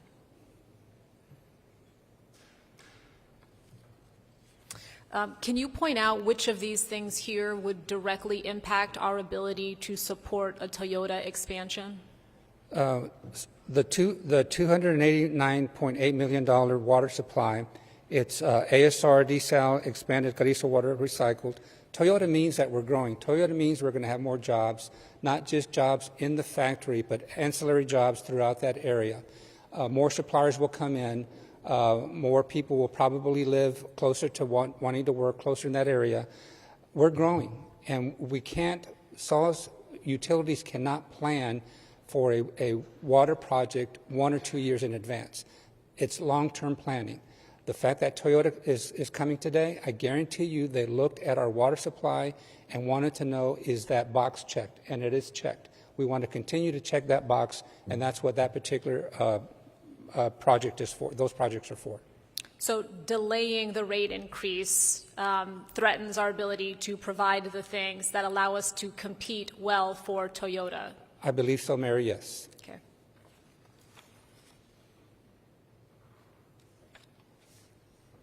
Cecilia, it's not in the slides, but I know you have it committed to memory. Can you just level set for us again some of the fines that we would face if any of our water infrastructure knowingly goes down? Excuse me. So, in relation to our treatment water recycling centers, depending on if we were to receive permit violations, we're talking about per day, right? So it could be $100,000 per day if we had those violations. And if we had those on top of each other, we had certain violations on top of each other, we've said it, we provided it in our February B session responses, that we'd be looking at another consent decree. And at that point, our last consent decree was $1.2 billion over 10 years. Corpus right now is in excess of, I believe, $3 billion. Houston is in excess of $5 billion. And so at that point, just like we were last time, we were required to provide, perform all of the activities that were within that consent decree for our collection system. And that led to us to have to increase our sewer rates significantly over those 10 years. That would be required if we were to get into another consent decree as well. It would be a requirement at that point from the federal government as well, not just us needing those rates, but at that point it would be a requirement by federal government that we would need those rates and move that forward. Thank you. I see Ed, did you want to say something? Yeah, I just wanted to caveat that, and that obviously SAWS performs at a level where we are meeting our permit requirements right now. We will continue to do that as best we can. So all of those things about fines, possible penalties, those are theoretical, hypothetical, if we were to have a failure at the plant, if we were to have permit violations. So I just want to make sure that that's also clear. This isn't something that we're saying is absolutely going to happen. These are all hypothetical, theoretical situations that we have seen in other cities and that we have experienced here with our own consent decree. So I just want to make sure that that's also understood. Yes, thank you. And Mayor, on that same set of slides, you asked about water supply. I want to emphasize what Cecilia and Ed said about on the wastewater side. We also are looking at expanding our big wastewater treatment plant, the Klaus plant. As we grow, obviously, we are water and wastewater. Water supply and wastewater, they both grow together. And these particular projects are also to expand our Klaus plant. Great. Thank you. And thanks, Ed, for, of course, clarifying the risk. Certainly, we know that if it was something that we were expecting tomorrow, it's something that we wouldn't even be discussing. But I think laying out the risks, the full range of them as it relates to, I mean, that's exactly what your capital project is based on, right? Your worst to first. And so addressing those risks helps us avoid those fines. Not addressing those risks increases the odds of facing those fines. So we wanted to know how expensive they could be. $100,000 a day seems like a lot of cash that we don't need to spend. Okay, thank you. Councilwoman Viagran. Thank you, Mayor. San Antonio is fortunate to have such strong utility partners with both CPS and SAWS that have consistently demonstrated a commitment to serving our residents while maintaining responsible stewardship of our public resources. So I think the question, and I don't know if it's for you, Robert, or for Andy or Eric, if we postpone today, what does that do? Does that impact our credit rating, and how does that impact, Robert, you can answer, for y'all's credit rating? Postponing means projects become more expensive. It means that the rating agencies are looking as to why was it postponed, what are the circumstances of that postponement. The credit agencies are already looking at us because of the fact that a 20-year tenured CFO retired. They look at those things. They want to see continuity. They want to see how you're replacing those individuals. They want to see assurances so that they can tell the bondholders that SAWS is a good credit risk. And so delay is something we would have to explain, not only because our owner is asking for a delay, but because of the increased costs that we're now going to have to address because of the delay. Eric, would that impact our bond rating? Maybe indirectly, Councilwoman. I mean, Okay. we do the annual ratings with the agencies in July. The last 7 or 8 years, as I've been city manager, we generally don't get a lot of questions about the utilities, CPS or SAWS, but that's not to say that they couldn't ask us. Okay, just wanted to get some information on that. And then, Robert, the last time you were up here where we did a rate adjustment, and I think that was for our business community, was that 2002 or 2003? The last full rate increase we had was in 2015, but it was a 5-year rate increase for Vista Ridge. Okay. So it was 2015, it ended in 2020. Okay. And then that's where we looked next, and we kind of reduced the rates after. That was in 2022. Okay, 2022. So, and I thank the board for being here today. And Pat Hasso, who was a board member of one of the quadrants, was there too. And she would constantly tell me, SAWS needs help. SAWS needs help. And preparing me and understanding that, yes, we are going to make that adjustment today, but eventually we are going to need to get to the point where we will need to have a rate adjustment for residential. So I think this is not new to me. We knew that this was coming after the pandemic. SAWS has identified the need to adjust the current water and wastewater rate structures to meet projected revenue requirements and to maintain the long-term fiscal health of their utility system. And we are the rate approvers. This is our policy. This is what we do. We do not sit on the board. When I did get elected, there was talk of like, hey, why don't you sit on the boards of the utilities? I was like, no, there needs to be a clear separation between the council as the owner, what we do, and the board in terms of the responsibilities you have. And I do want to applaud you because I feel like we're not showing appreciation for you and your efforts and what you've done. And so thank you so much for your service. I understand that that's been thoughtful. The fact that the city, because I see Troy standing there, and Robert, I'm going to ask Troy a question now. Troy, and you know what I think of your work and how great I think it is. So your work saw very minuscule changes with what they brought forward in terms of that rate increase for their need? Yeah, it's consistent with what Mr. Puente mentioned in his slide deck. We looked at those items on the O&M side and made recommendations that they adjust that, and we're in agreement with those recommendations. Thank you. So the story I want to tell is we tell the South Side story, and while it's like, and I appreciate you saying these were all hypotheticals. However, and y'all know where I'm going with this, Mitchell Lake, everything from the north flowed south, and we found ourselves in a crisis with the federal government. And SAWS came in, and they had to make the adjustments, and they have to stay within regulations. And they have been doing that consistently. So you never know when this is going to happen. I sit on the south side that sees tremendous development, everything annexed in. And Robert, you and I have this conversation all the time. And my team has the conversation with your staff. Is all that was serviced on the south side was Bear Met. We didn't know what Bear Met was doing. So when SAWS took over in 2012, they weren't sure what was where. I have properties still on wells. I have properties on septic tanks because we don't have the infrastructure in part of the southern sector.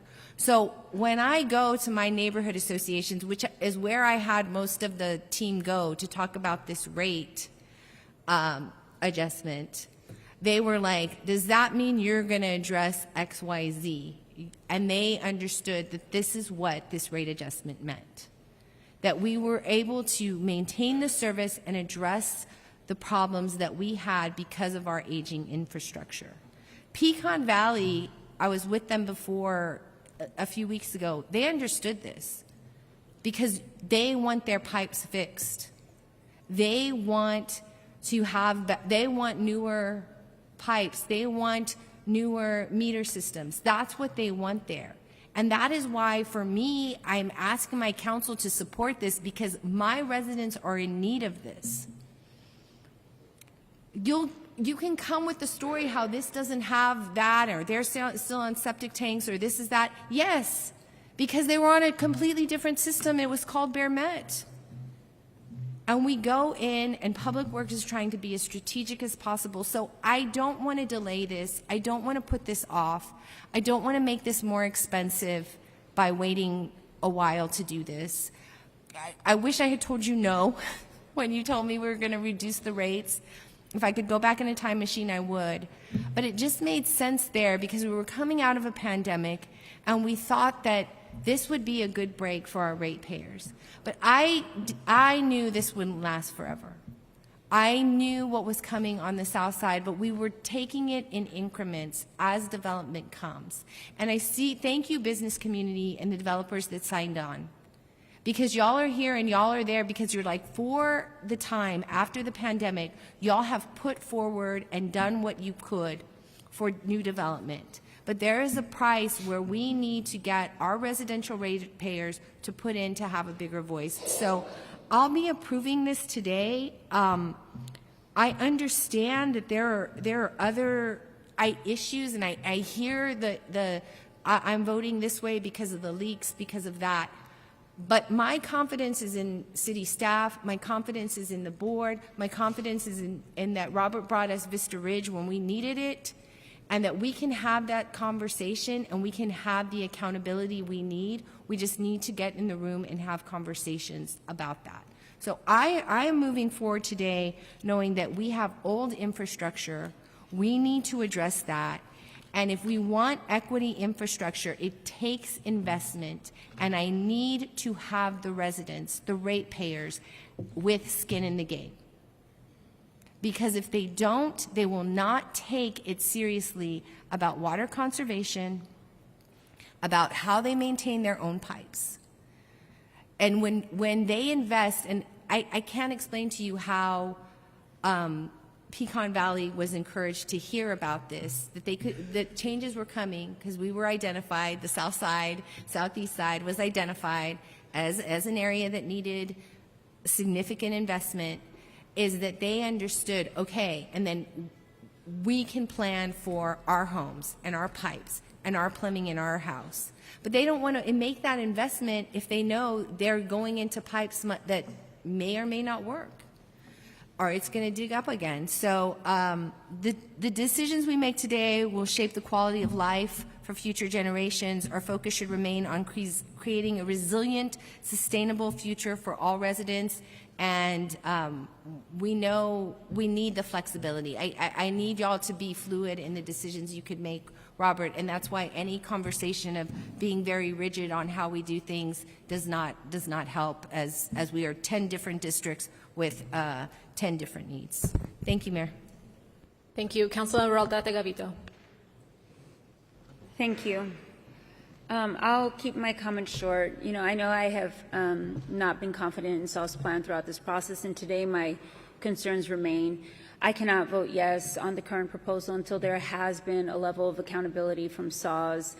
For me, it is hard to approve a proposal that increases salaries for execs and staff, adds positions, and all the while the city literally just got out of a conversation of us potentially having to cut our city staff.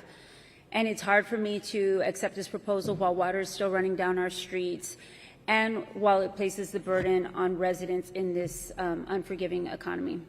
It still boggles my mind that we wouldn't wait to have this rate increase discussion before we have the results of our audit that my colleagues and I have asked for. I feel that there are major operational inefficiencies that SAWS needs to work through, and these operational inefficiencies could potentially save cash and reduce the need for us to ask the residents to pay for it. I'm open to continuing the discussion down the line once these issues have been addressed.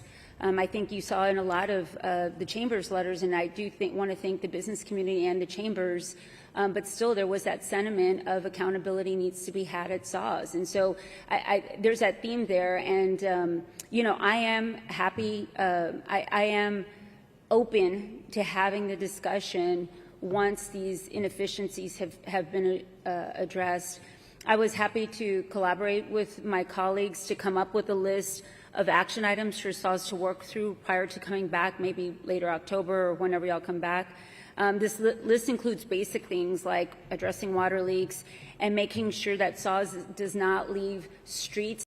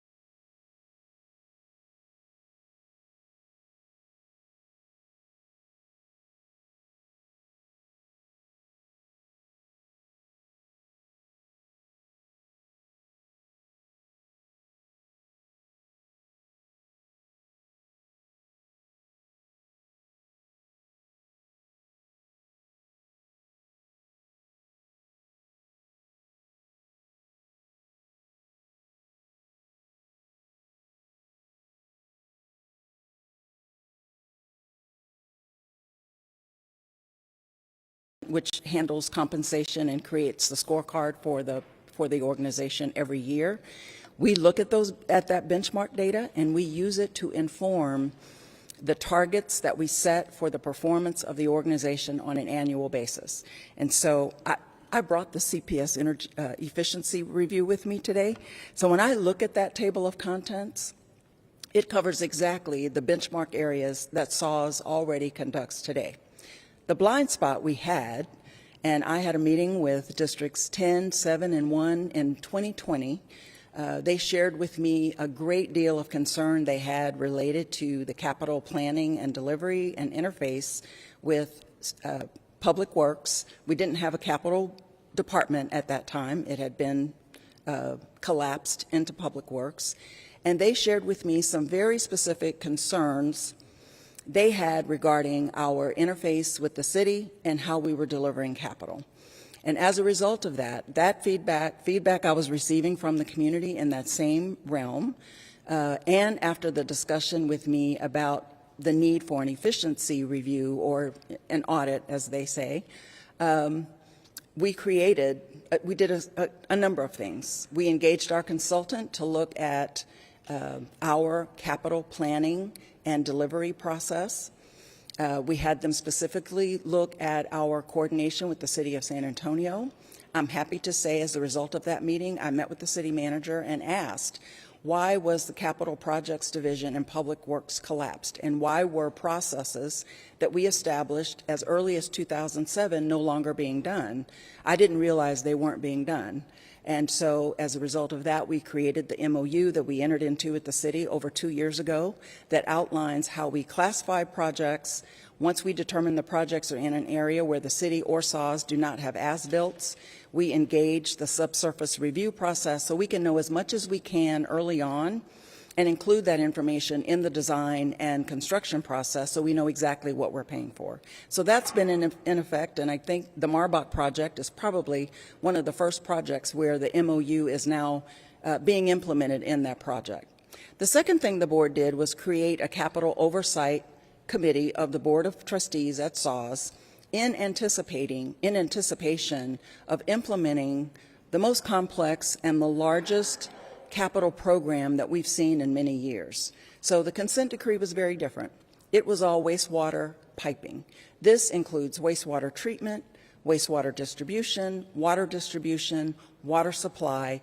It is a very complex and long-term capital program.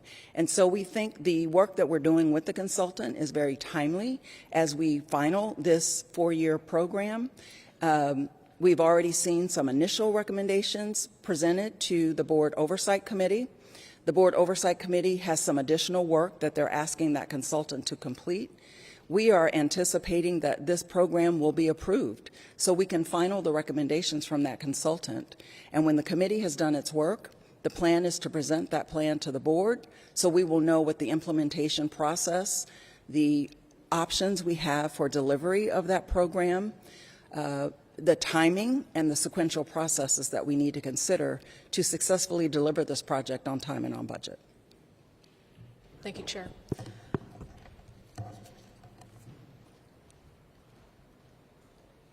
Eric, did you want to say something? Or no, it's not pertinent to the matter before the council. I disagree about how we got there, but I think the point is that we have an MOU with SAWS that better coordinates, and frankly now has SAWS as a signatory on those high-profile contracts, which was at the end of the day the thing that needed to happen. But that's not pertinent to y'all's conversation. okay, thank you. Councilmember Mesa Gonzalez.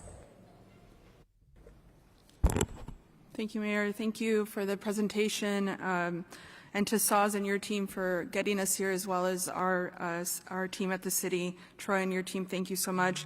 Every resident, I think, regardless of what district you're from, in this city wants two things, and I've heard this from my residents clearly. They want these two things from their water utility: water they can depend on and water they can afford. Most of the time, the systems that support them seem invisible, right up until a main breaks, a bill spikes, or an extreme weather event overwhelms a system that wasn't prepared for it. This vote in front of us today, I think, is keeping both of those promises to San Antonio at the same time. I don't think any household should have to choose between an essential service and the rest of their budget. I'm encouraged by the joint recommendation the city and SAWS has brought forward. It takes the needs of our residential ratepayers seriously while still giving SAWS the resources to do the work our city genuinely needs. A few clarifying questions. On the capital efficiency study, when was that conducted and when was it finalized? The capital efficiency study was started earlier this year. It's not finalized. Phase 1 is complete. There's another phase coming.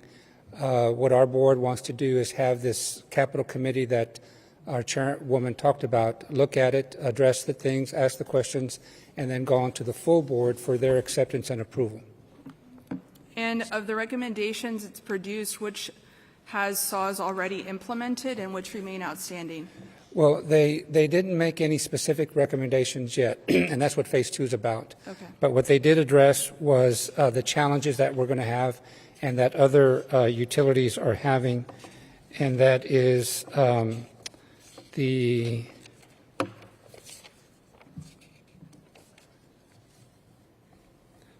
Bring up focus slide 4, please. Yeah, focus on governance, communication, strategic planning and stakeholder engagement. It's the preliminary recommendations there at the bottom. Those are the initial findings that they have that they want us to look at and address. And do we think that, is it too soon to ask this question, but do we think that there would be any additional savings in phase 2 that could ease future rate pressure?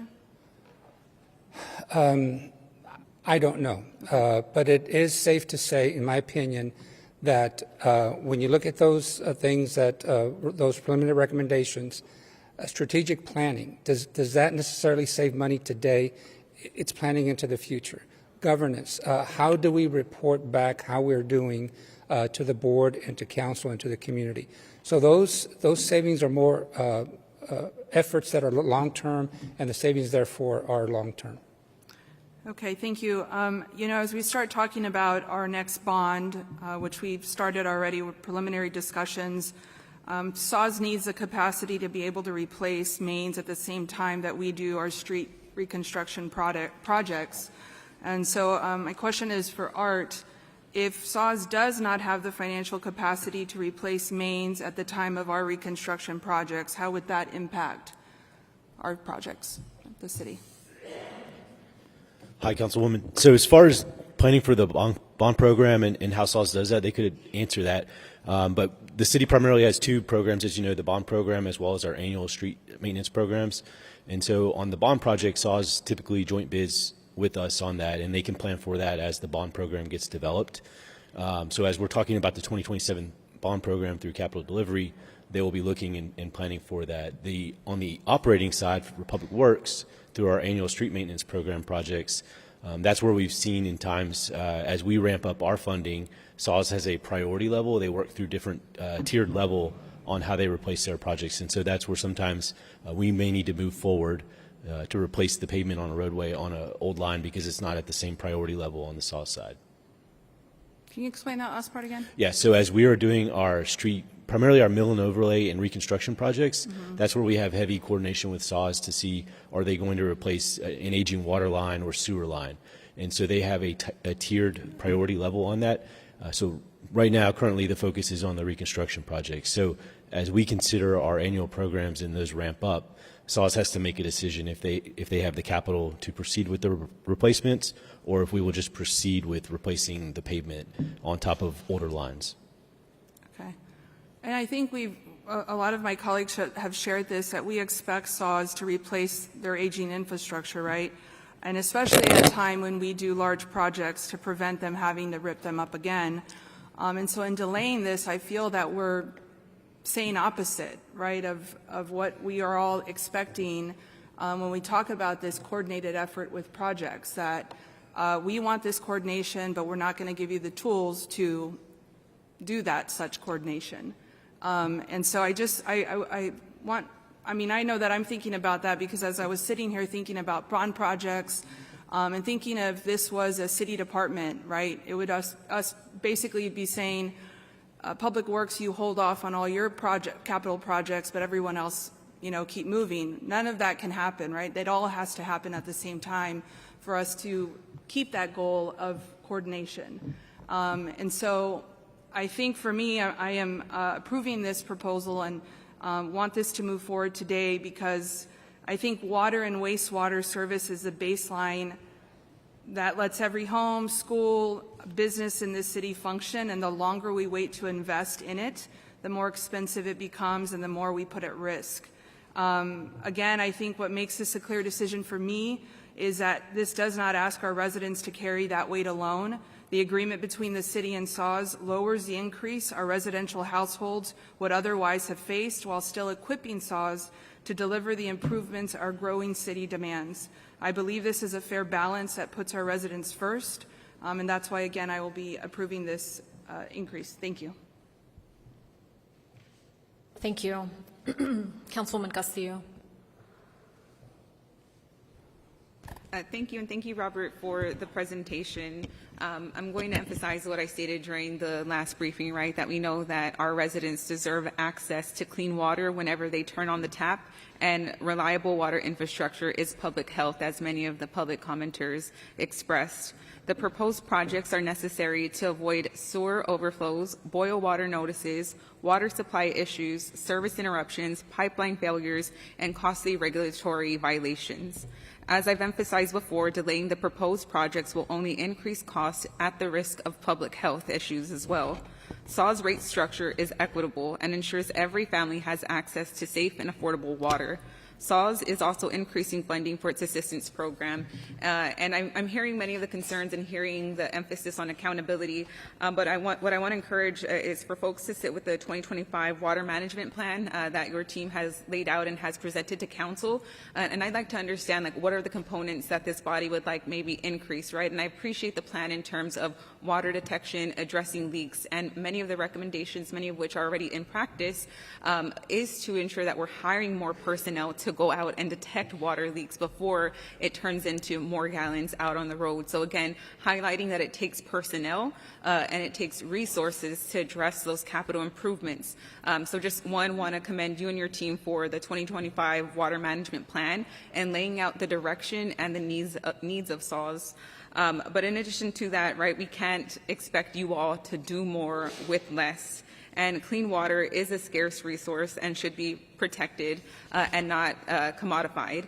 And that's what I really value about the leadership of your board, is ensuring that we ensure that those who, that everyone that needs water access continue to have the access to quality water. But I don't have any current questions. The presentation was made it very clear, and I appreciate you being accessible, Robert. But I did want to pivot over to some of the public health aspects, right? So, Eric, if I may, I did have a couple of questions for Metro Health in terms of understanding the public health importance of preventing contamination events like boil water notices and service interruptions. So if someone can help walk us through how reliable water systems protect vulnerable populations such as children, seniors, and people with compromised immune systems. All right. Thank you, Councilwoman Conceal. Just know that Dr. Jacob, representing Metro Health, and I'm joined by our medical director and local health authority, Dr. Jundo Wu. So in short, just know that our task is making sure that safe drinking water is critical to public health. As we talk about the public health function, our mandate is to assure the conditions where all can be healthy. So just know for our more vulnerable populations, having reliable water service is especially important for residents who are more likely to be affected by water quality issues to avoid preventable illnesses. Much of the material removed from municipal water supplies cause diarrheal illness, which impacts infants, pregnant women, seniors, and those who may be immunocompromised. And this can progress to more serious conditions, to severe dehydration, and hospitalization possibly. So in the end, the integrity of the system is important, so that's why we just want to make sure that in concert with the Public Works Department, with SAWS, that we provide any technical assistance as your local health department. Right. Thank you, Dr. Jacob and Dr. Wu. And I'm curious if you all can provide some examples from other communities where underinvestment in water systems have led to significant health concerns. I would say the clearest example is what happened in Flint, Michigan, not too long ago. Again, I think they're a decade into that recovery efforts. Again, in Flint, Michigan, that showed the impacts of divestments. So just acknowledging at least the clearest public health example that we've been talking about in this century, and that happened not that long ago. I didn't know if there's anything else you wanted to add. All right, well, thank you, Dr. Jacob and Dr. Wu. And I thought it was important for us to emphasize that connection of water being public health, and it's a non-renewable resource, right? Potable water is a non-renewable resource. And I appreciate the work and you all sharing that context for my colleagues and I. Thank you, Dr. Jacob and Dr. Wu. And that context is important because, as Councilwoman Viagran has laid out, right, the water runs south, and it is areas that do not have water and or sewage connections. And I'm grateful again with the coordination with SAWS, right? We've been able to work through those issues, find a solution to pilot and increase funding for laterals to the people. Again, right, identifying the issue, SAWS board came up with a solution that we could support. But all that to say, failing to invest in this infrastructure, again, we just talked about how our city is economically segregated. There are specific parts of the city of San Antonio that are still waiting for basic infrastructure, and by delaying and or putting off supporting SAWS with their rate adjustment is delayed improvements to long neglected parts of our city. Yes, Councilwoman, and I appreciate your questions about public health. And there's been a lot of comments about accountability. We are held accountable every single time someone turns on their water to cook, to bathe, to do anything with water. We are held accountable. We do over 1,000 lab tests a month, making sure the water is safe for those specific purposes of protecting public health. Thank you. I appreciate that, Robert. Yes. Lastly, again, just reiterating the point, right? We're seeing it with bond projects that we're still waiting to see complete. With our IMP, CIP, NAP projects, right? The costs continue to rise. And with these large-scale capital improvement projects, a delay and or kicking the can further down the road can potentially mean an increased rate request in a couple months or a year. And again, just delaying the improvements that our constituents deserve. Yes. All right. Thank you. Thank you. Thank you. In case it informs the rest of the comments of my remaining colleagues, those that have asked for, or considering rather, a delay, do you have an operational risk assessment that would help us understand the risks to our community as a result of those delays? Potential delays, excuse me. We, not a specific operational risk, a formal one, but we recognize the fact that we have been running the system for this period of time, that these delays will happen. For example, we've had a very wet spring. Rain causes more flow that goes into our plants, which causes it to be potentially a violation because of so much flow going in. Our plants have to be able to accept a certain amount of gallons, a million gallons per day. And so that's an operational risk if we are not able to expand our treatment plant. So yes, it's not a formal assessment of the risks involved, but we know what those risks are if we're not able to fund these projects that we have online. Okay.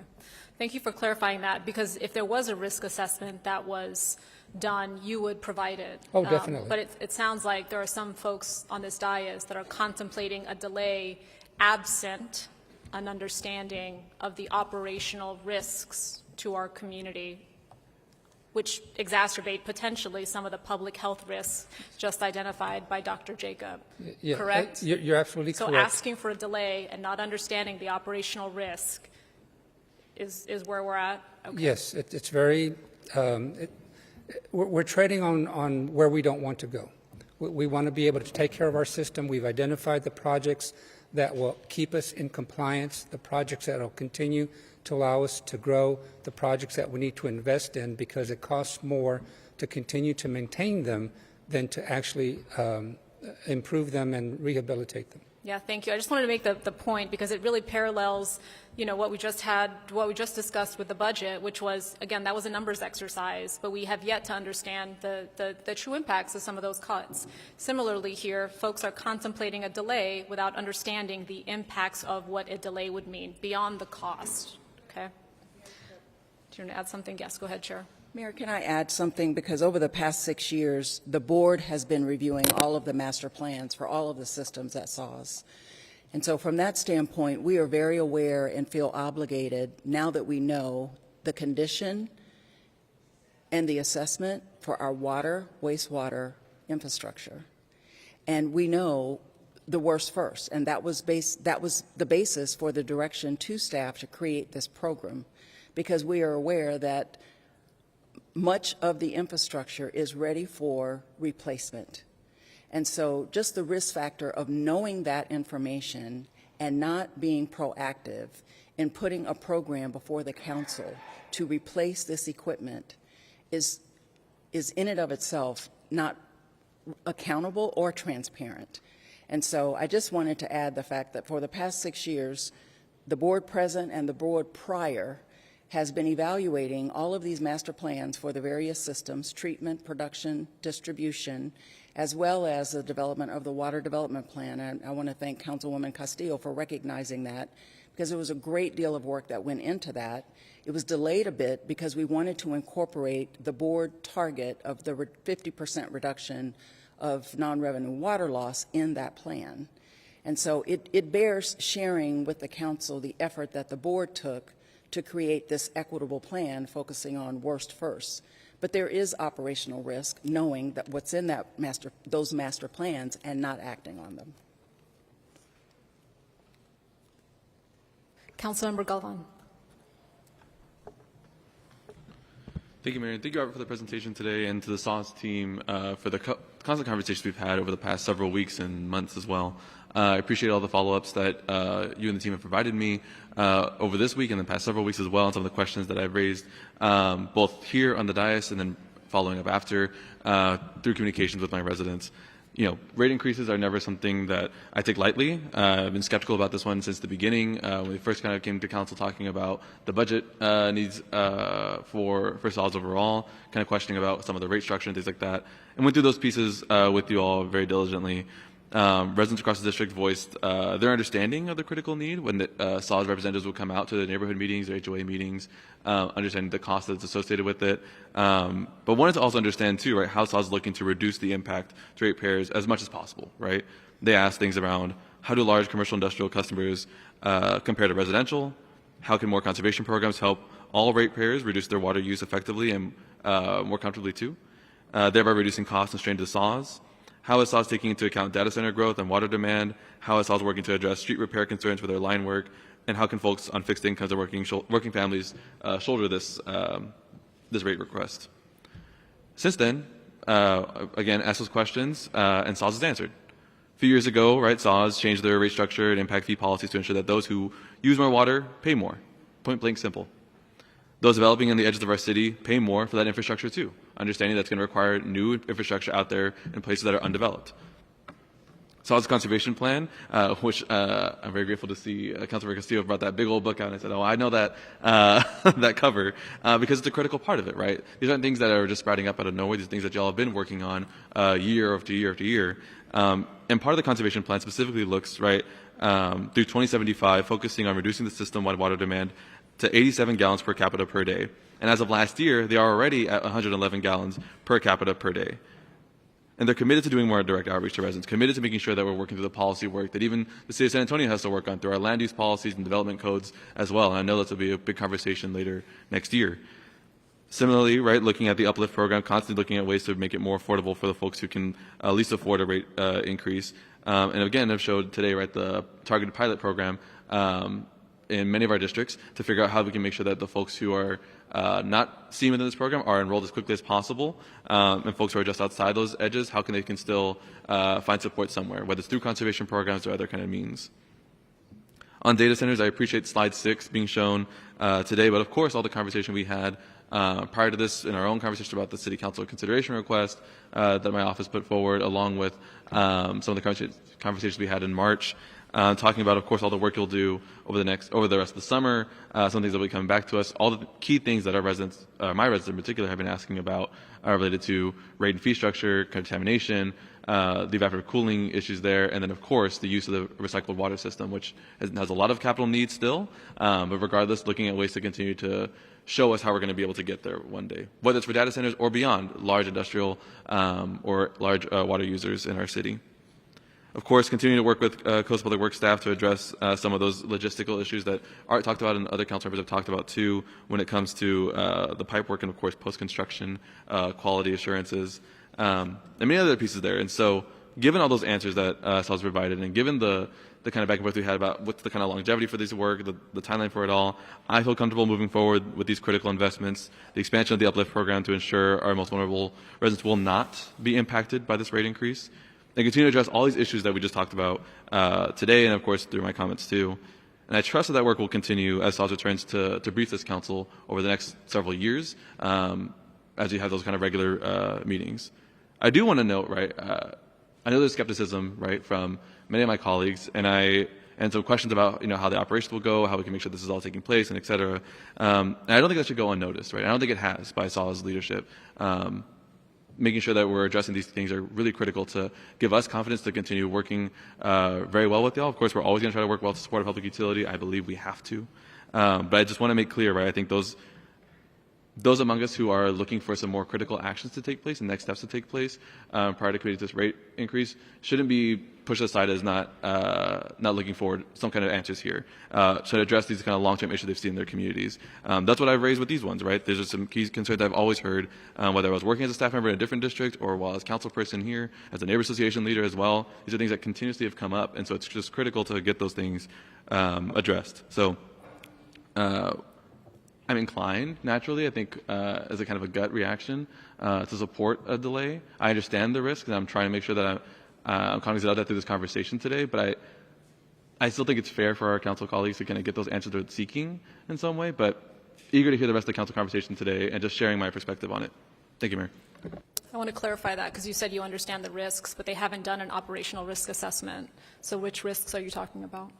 Understanding the risk about potentially seeing an increased rate, possibly later on.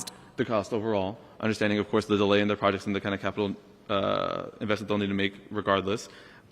I get them. And I'm not trying to say that they're diminished in any value. I'm not trying to say them those things. I think it's just we're having this conversation now, right? And we've been having it for a while. I think council colleagues who are seeking some more information deserve to get that information. And so just eager to hear what they're thinking as well on this conversation. Thank you. I wanted to clarify because there has been no risk assessment done to understand the operational risk of any delay. There's none. We understand the cost will increase, as has already been laid out. This is the cheapest. This is the cheapest that it would be, the rate increase. This is the best way to minimize the risks that we know. Delaying this only increases the odds that we will actually hit the ceiling of the cost, if not bust it. And we don't know the impacts on our infrastructure that has already been identified as needing upgrade or repair. So for folks to say, I understand the risks, you don't, because they haven't been laid out, because they haven't done the analysis. They've done the analysis for what they've presented. They have not done an operational analysis that would support nor justify a delay.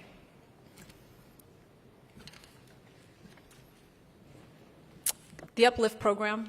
I am thankful for the inclusion of an increase in that because, again, this is raised by a single mom. I'm always going to look at what does this mean for those folks that are going to, the most vulnerable, frankly, in our community. And so when we go from 125% of the federal poverty line to 150%, I don't know if folks necessarily understand who we're talking about. So for a family of three in our community, that means that we were helping somebody who was making family of three, somebody who was making $17.78 an hour.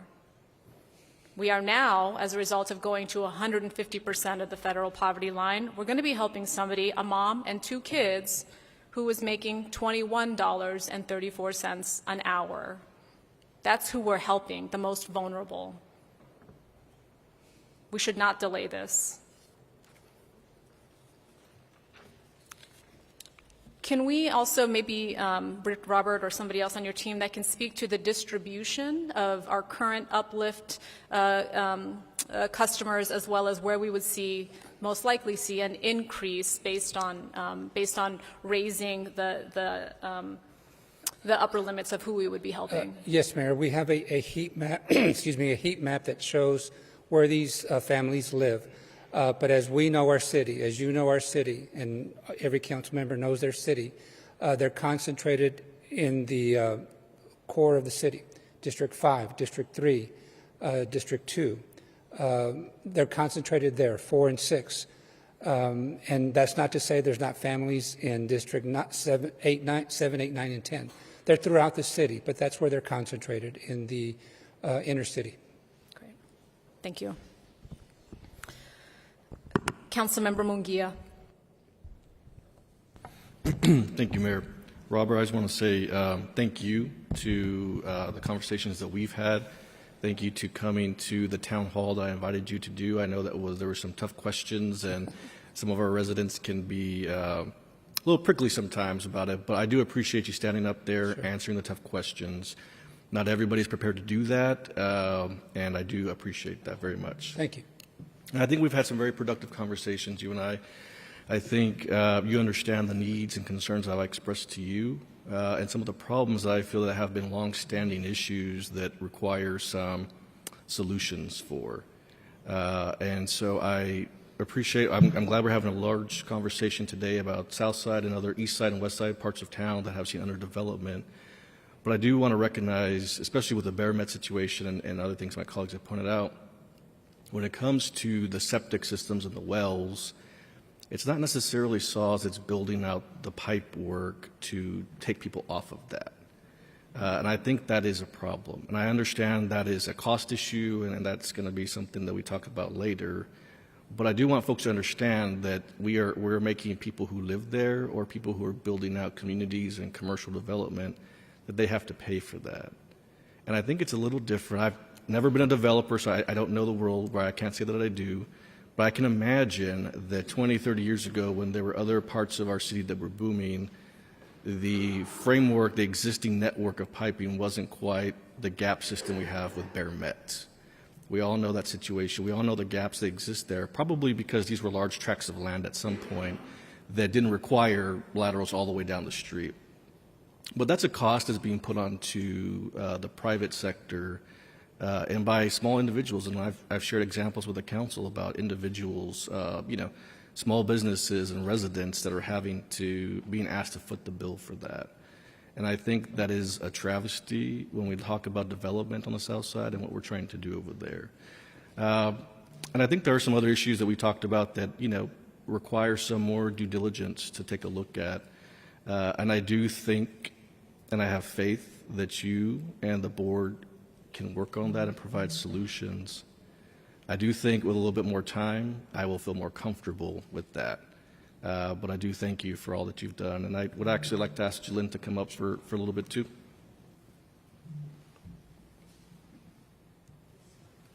Thank you also for the conversation that we had. We had a long chat last week, and I understand you took a lot of time and effort to understand the issues I had.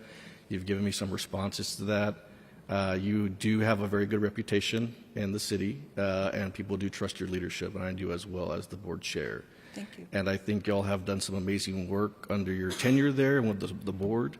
I do think there's a lot more to do, and I think you recognize that too. Yeah. You're not one to say, hey, this is it, we're done. You're constantly changing and on the go. But again, what I see, and I explained to you, are some systemic issues that keep happening. And what I don't want to do, and I know that it's very easy for me to pick up the phone and maybe call folks and say, hey, this is an issue I have.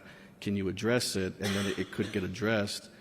But what about all the issues and folks that don't have access to me or know that they can call me or know you all as individuals, right? And so these are a lot of examples. There's a lot of examples out there of folks who just don't have that access. And so I'm looking at systemic solutions, right?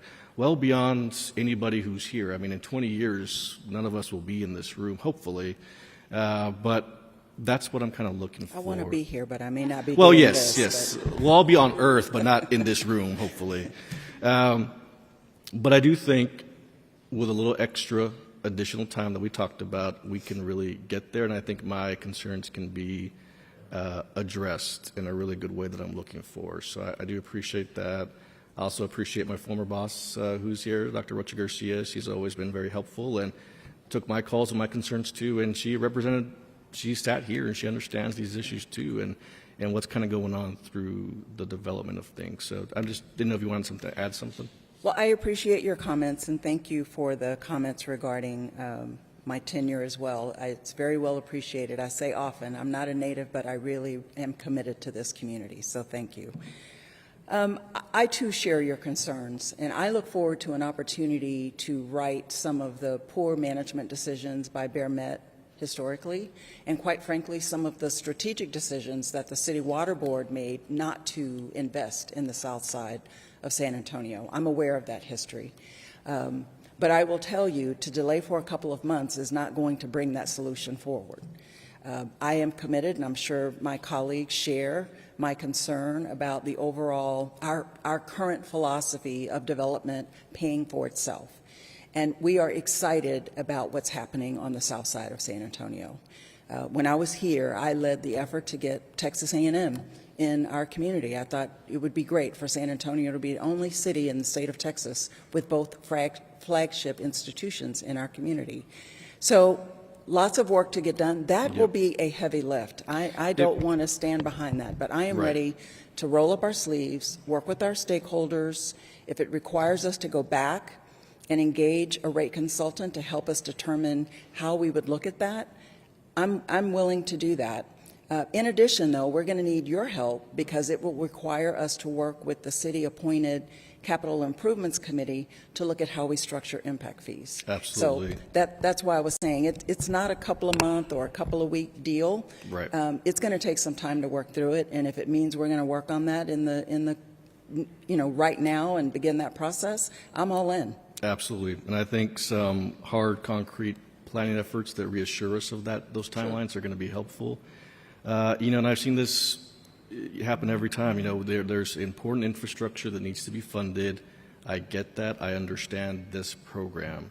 But at some point, we have to get some better assurances on these solutions to happen. One of the aspects of the efficiency plan is a communication plan and how we need to implement that ongoing in our decision-making process and internally to make sure that those projects are delivered. And so that work is being done with our oversight committee, and we look forward to bringing that back to the council so they can understand that plan, but we need a final approved plan to do that.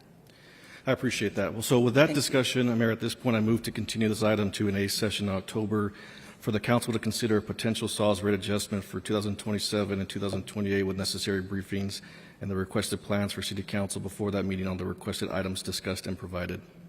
Second.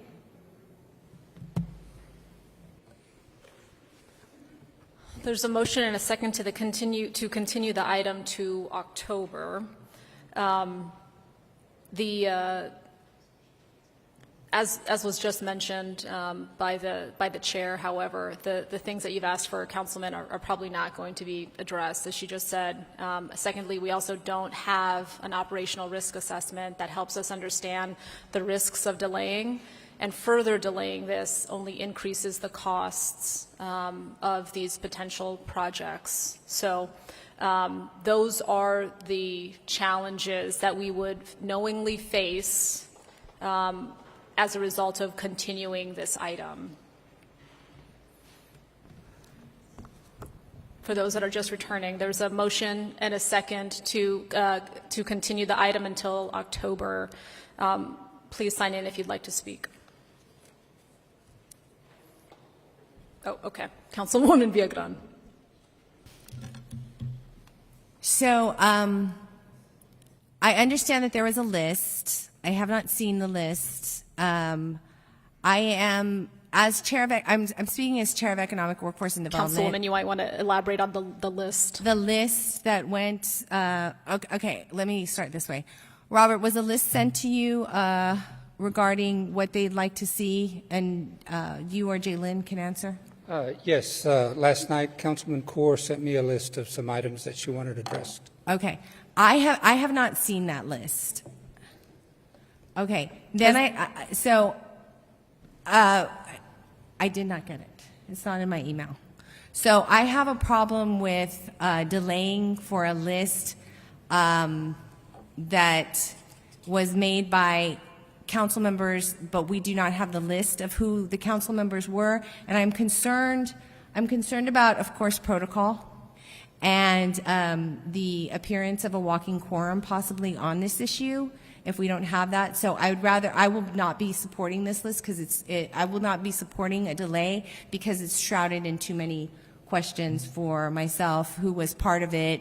Did we have a walking quorum? Should we even have a list? Things like that. So again, I do believe that we could pass this today and that we could get the answers that we want and the accountability that we need, because I know I see Art here and Mike and John Paterick was here, and when we talk about our team and even Rod and Rozzy,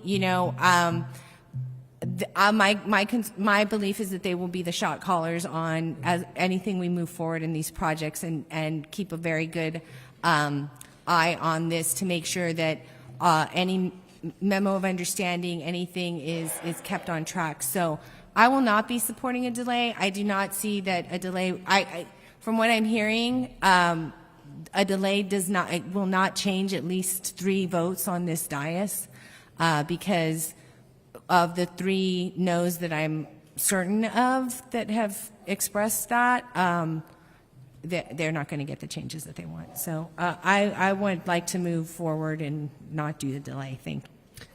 If I may, Mayor, can I make a couple points? Sure. One, if we're talking about... Can you clarify, have you seen the list, Andy? I was provided a... You were provided yes. the list. Okay, thank you. And the first comment, Mayor, is that we're going to have issues in terms of walking quorum. That should be discussed in the executive session, since it is a compliance issue. Second, the list that was shared with me, I understood it as a list of issues that some of the council members had concerns about. And I made it clear that whatever vote that is taken today can't be contingent on either the CEO, Mr. Puente, or the board taking certain actions. Certainly as the rate-making body, you can ask all the questions you want, raise whatever issues you want, but whatever vote is taken can't be tied to a particular action by either Mr. Puente or the board. Thank you. That's very helpful because some of the items on that list, I'm very concerned, veer into what is not the purview of this body, and more so are related to operations and personnel, which is squarely in the bucket of the board. We want to make sure that we are certainly compliant, but also are not inviting any undue attention to ourselves needlessly. Is there any other discussion on the motion to continue? Oh, Councilman McKee Rodriguez. Thank you, Mayor. And I entered this meeting undecided, and I'm going to talk you all through my thought process, and I'm going to try to be as gentle as I can be. And I think in this context, a delay could grant more confidence in whatever vote I cast. It could get me closer to a yes. It could be what's needed to get me there. And this has probably been one of the most challenging rate increase discussions that we've had. And in the last presentation that I responded to, I described a few of the things that I appreciate about SAW's approach, especially the rate structure that ensures that the largest users pay more. That's something that our community really values with SAWs, whereas they critique the inverse that of CPS's approach, in which they incentivize those who use more with lower rates. And I appreciate the SAWs does not prioritize corporations over working families. I appreciate that this request seeks to minimize impacts on our most vulnerable and to capture as many of those households as possible by increasing the threshold for participation uplift and the like. I also have discussed a few challenges, and today I'm contemplating all of that. Number one is there is, of course, a critical need to make these infrastructure investments. And when I think about some of the mayor's words when she first got elected and described her priorities, it was those areas we cannot afford to fail. And we don't disagree on that at all. And so the idea that these are projects that we cannot afford to not fund really weighs on me, as I know that it does all of my colleagues.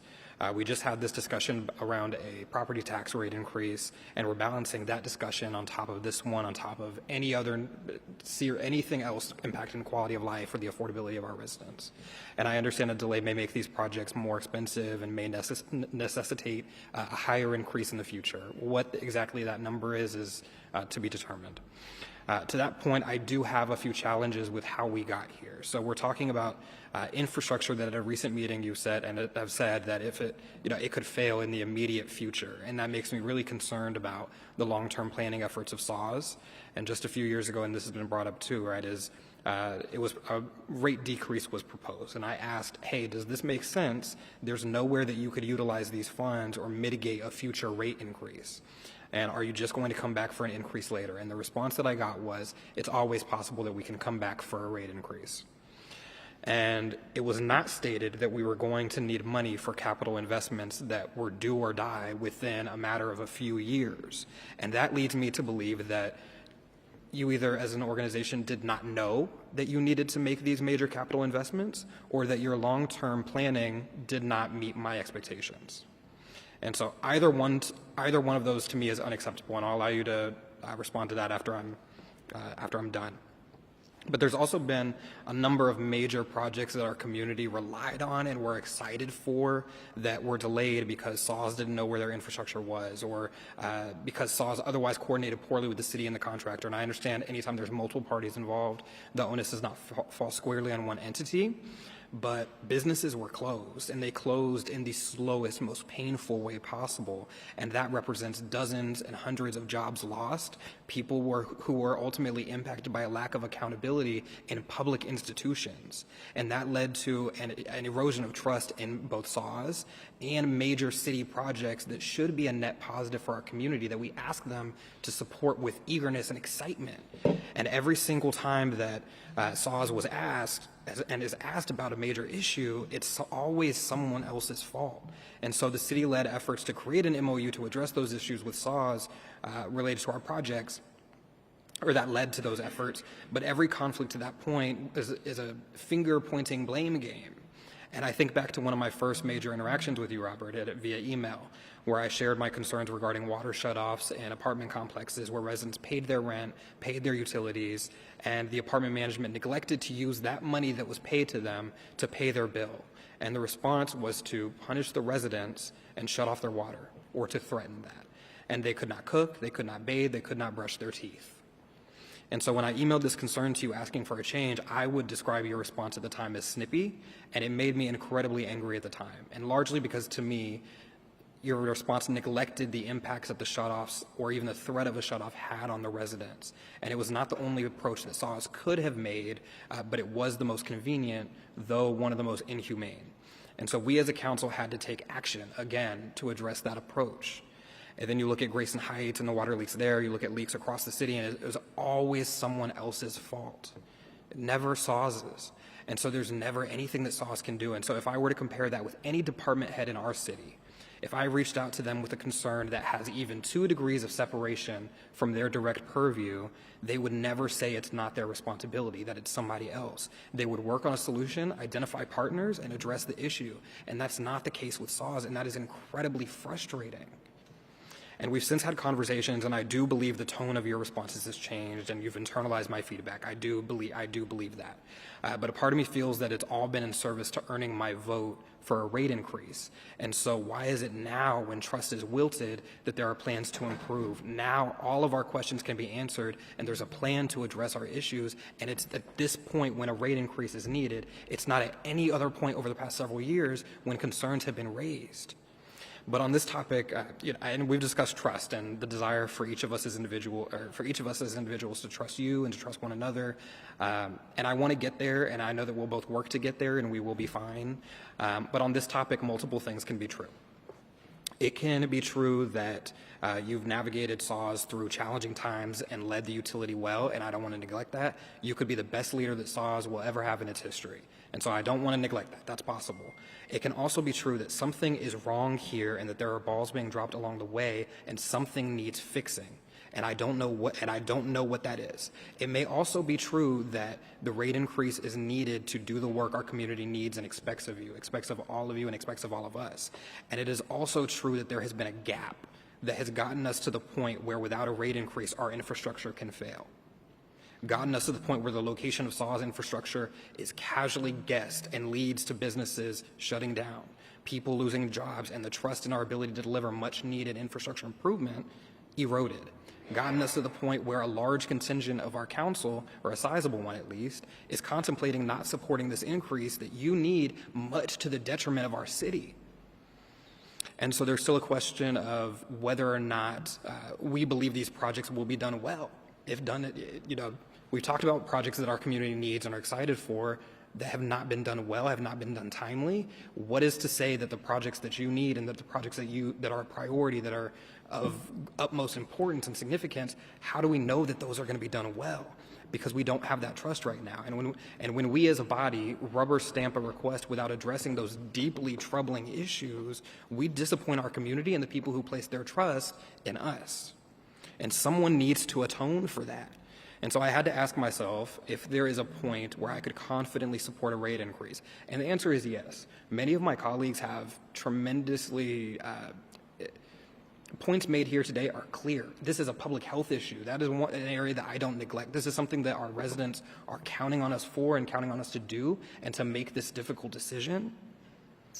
And I desperately want to avoid this conflict, and I hate that we're at this point today. And I also don't know that I need any new information, right? What I do think I need is I need purpose and I need intention from SAWS, and I'm not sure that that's yet been conveyed. I do think we're on our way there. I think there's leadership who's made some very clear points and has expressed a desire to get to that point. So my vote is still approaching the end of my 10 minutes, still undetermined, but a yes vote for me would only be out of fear. It would not be a confident yes vote. And that concerns me because I don't cast votes that way. Thank you. First, I appreciate the fact that you have an open mind, that you're giving me and SAWS the opportunity to convince you to say yes to this very needed rate increase. So I appreciate that. Secondly, I am troubled on how much to respond because I don't want to come across as defensive. I don't want to come across as not being able to take any blame or anything like that. But let me just tell you what our position is. One of the things you talked about is long-term planning, whether some of these projects that we're saying are needed now because of a potential violation in the near future. One perfect example, Councilman, is Winter Storm Uri. The project that we have on the books that we want to start this fall was originally scheduled to start in 2022, in 2021. Hurricane Uri happened. The state government passed Senate Bill 3 and told utilities, you have to do some things. They didn't tell the private sector, they just told the public sector. And to be more resilient, that if power goes out, you still have to be able to provide at least 20 pounds of pressure to the residents. That Senate Bill 3 cost us over $300 million. That $300 million would have paid for some of the projects in 2026, later this year, and in early 2027. So we believe that we do have long-range planning. Please don't take that as me being defensive. I will admit that that's some, and I'll say this out loud to everybody. That's something that Jolene and my board told me about, is that don't be so defensive. So I'm working on it. And I'm glad you recognize that my attitude has changed to some extent. You mentioned the streets. Councilman Mesa Gonzalez mentioned the streets. And I talked to Eric about it last night. And one of the things that he told me, and hopefully I get this right, Eric, is that he's been trying to tell you, the council, that these issues that come up are only 1%, maybe 2% of the time that SAWS works with the city on these governmental projects. That unfortunately, that 1 or 2% are very visible. It causes a lot of complaints. It causes a lot of angst by the businesses that are affected, the residents that are affected, and they call you. They call you. And we need to address that. And one way we addressed it is this MOU that's been talked about, Memorandum of Understanding, where we are signatories to the construction contracts that the city enters when you all are doing drainage or street repair, and we're doing changing out of our sewer or water infrastructure. So I believe, Councilman, that those issues are starting to get taken care of. The other one about the apartment complexes. This was a concern of Council District 7 also. Only 45 minutes was an apartment complex out of water. However, the threat, and it made a lot of news, it caused every other apartment complex to fall in line and to start paying their bills to where we don't have that type of problem anymore. Now, the email that you talked about, if I was snippy, I hope I wasn't, but I do remember telling you, I don't know if it was in the email or over the phone, because one of your big concerns was just the mere threat of turning off their water causes a lot of angst on that renter that paid their rent, did everything they were supposed to do, and their water could be cut off because we were notifying the residents that their water could be cut off. That in and of itself was an event that they shouldn't have to have gone through. I admit that, and because of our conversations, we don't do that anymore. We haven't done that anymore. I believe I was responsive to you, even to the extent, for example, that there was a complex outside of District 2, but in the county, that we kept your staff apprised of as to how they were paying or not paying. And their big problem was a whole lot of leaks out of their internal infrastructure. So, Councilman, to wrap up, to go full circle, thank you for having an open mind. I ask that you give us the opportunity to earn your trust again. I think I said the same thing last time we were in front of you. I was in front of you, but we can get it done. I'm confident we can get it done. Thank you. As District 2 is one of the areas that is most underserved, I personally would like to understand the progress made on the councilman's request over the last meetings. Gavino, are you ready? For the update on the requests that he's made on the project. Well, part of it is identifying certain neighborhoods. I'm from that neighborhood. I know that neighborhood. I can tell you exactly where these things are needed. And we will enroll people in the program without them having to qualify initially, and give them 6 months to, after we help them with the paperwork, to make sure they stay on those rolls. So we understand District 2. A lot of the districts here have a lot of needs. But those are some of the things that we have planned for these pilot programs to see how well they get more people on our affordability program. Got it. Would you like to add anything in terms of the previous questions that have been asked by the council member? Regarding the uplift program, that's exactly what Robert's talking about. But I know that Byron Gibson works very closely with your office. And so what we try to do as the information becomes available, we work directly with the councilman and his staff. So depending on what the various issues are, we work closely to provide as soon as we can. And so I don't know if there was outstanding issues that we didn't resolve for you yet, but it was my understanding that we've provided you with the information that you had been requesting. Mayor, so the mayor and I were having a conversation about this, and I was prepared to ask you a question and that be the determining factor of whether or not I was going to vote yes, because it would tell me whether or not you were listening. And the question was, at a previous meeting, I had asked, what's going to be the impact per district average? And it's the same question that I asked about the property tax increase. And then how many users in each district will be participating in the uplift program or will not be impacted by this rate increase? Councilman, I think that the response to that is in the roughly 400-page document that we sent back to council based on one of the previous meetings that we had where all of you asked a whole lot of different questions, so we put it all together. I think it's in that document. I'll use Control F to find it. Okay. Thank you.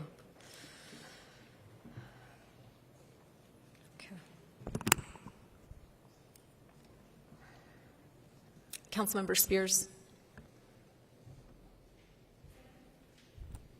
You're next. Thanks, Mayor. I appreciate all the hard work you've put into it. This is very simple for me. I asked for some things in January. I still have a lot of questions. I've been out to all my constituents over and over and over. They're not ready. I'm not ready. So I'm going to vote with my constituents, and if we delay, then that may give us time to better help my constituents understand the urgency and need.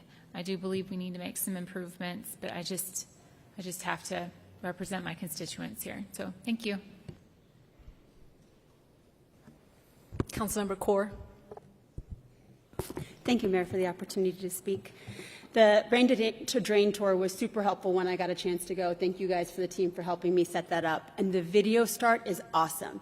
It has this really cool picture of how SAWS was created, and the entire message of that video to our residents is, residents, you own SAWS.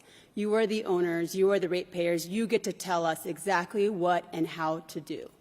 And our residents elect us to be in this position as the owners of SAWS to do the due diligence that's necessary to make sure every rate increase that goes through has all of the operational concerns that we are facing that are addressed. I 100% agree that you all need these funds for these infrastructure improvements. District 1 is not known for infrastructure challenges for absolutely no reason. And at the same time, it is it's our responsibility and what we were elected to do our due diligence to make sure that we have dotted our I's and crossed our T's when we are putting more taxpayers to increase their rates for what they're paying for SAWS. So that being said, there was this notion that if we don't or ask for a delay for this, that we don't appreciate what the board has done. I hope the board does not take that at least from my perspective. I am so grateful for the hours that you all put in and serving in that capacity. It is not your full-time job, even though today and all of the other days that you spend doing diligence has been. This is, for most of us, our full-time job. So we do have the benefit of being able to spend more time actually going through and figuring out what our constituents are saying. And just as Mr. Puente said, our constituents call us. So last week I mentioned I had 3 big concerns. One was on construction, uplift, and impact fees. So I went through all of the cases that our constituents have called us about, 103 cases over the last couple of years around SAWS issues. Here are some of the ones that I got on construction. Lavaca Street. SAWS dug up the street and left it open for weeks. Melba Drive. SAWS came to address a water leak in the alley that left a huge pile of dirt. West Mistletoe, a sewer line replaced, and there's already cracking and drainage issues with the driveways several months later. Marshall Street, dug into the street to repair the water line and patch the hole and never laid out asphalt. Crown Hill Park, asked for a street sweeping because of the mess that SAWS was left. One of the things that I requested is we all have room to grow, and Public Works and the Capital Delivery Department will tell you that we push them just as hard. What I'm asking for is what is the percentage of projects over the last 3 years that have had to go back and been redone because of constituent complaint, and what is the metric that you want to decrease that by in this next 4 years? Water leaks. Parkland, meter's been leaking for a week and no repair. McCullough, raw sewage leaking for a week that hasn't been addressed. Joyce Street, that says they have a recurring leak for over 3 months and hasn't been addressed. Blanco and Weisach, called SAWS, but it's in a week, not resolved. Northampton, water leak, yet to take action. Dawnridge reported a leak 4 times to SAWS before addressed. What is the average number of days that it should take for a leak to be addressed? What is the target for what we want to reduce that the amount of days by?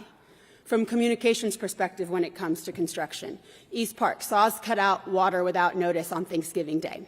Gray Oak Drive, water was turned off multiple times over the past few months, and they get 5 to 10 minutes of notice for an outage. They were requesting 12 hours. Vance Jackson, an active project in front of a business and wasn't notified. What are the communication standards for every project that we want to hold ourselves to? And how can we mirror those same communication standards across all of the utilities? Because we say this multiple times. When you walk out onto that street, you're not trying to look at the sign or there's no tag on a construction equipment that says this is a SAWS project, this is a Public Works project, this is a CPS project. All they see is construction. And so we have to get aligned and we have to be better on our construction projects.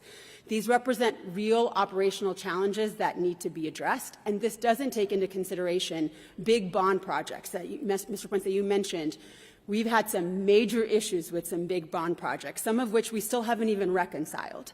But at the same time, one of the requests that we had made is what subsurface utility engineering is being done on even not bond projects. I understand that MOU applies just to the bond. What else are you requiring your contractors to do on water mainline projects so that we can better understand what level of diligence is done in the design phase on y'all's end as well? And so a briefing for that has been requested. Aside from this, I mentioned that one of my biggest concerns is the Uplift program because, as was shared, the Uplift program helps our most vulnerable that will actually be hit by this. At the end of the day, most of us will be able to bear this and deserve. Councilman Castillo mentioned this is a public health issue, and we have to fight for this. But at the same time, we have to make sure our most vulnerable are not affected. What hurt me the most was knowing that the last time you guys presented a SAWS rate increase, we went from 100 to 125% for eligibility on AMI for on the poverty level for uplift. So I expected those numbers to increase significantly, and yet they haven't. They actually decreased, and that broke my heart, because that means we are leaving folks that need the help out there without getting them the support that they need.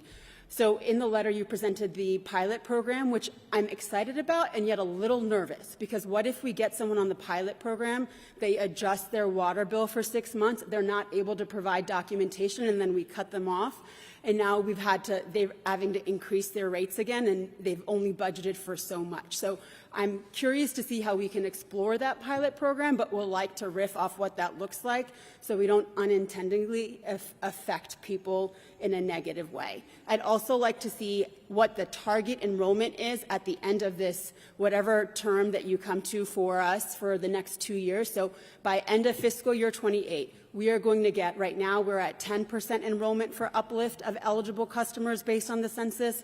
By end of fiscal year 2028, we're going to be at 20% enrollment. Set a target and let us hold you guys accountable to that target based on what you know your outreach team can do.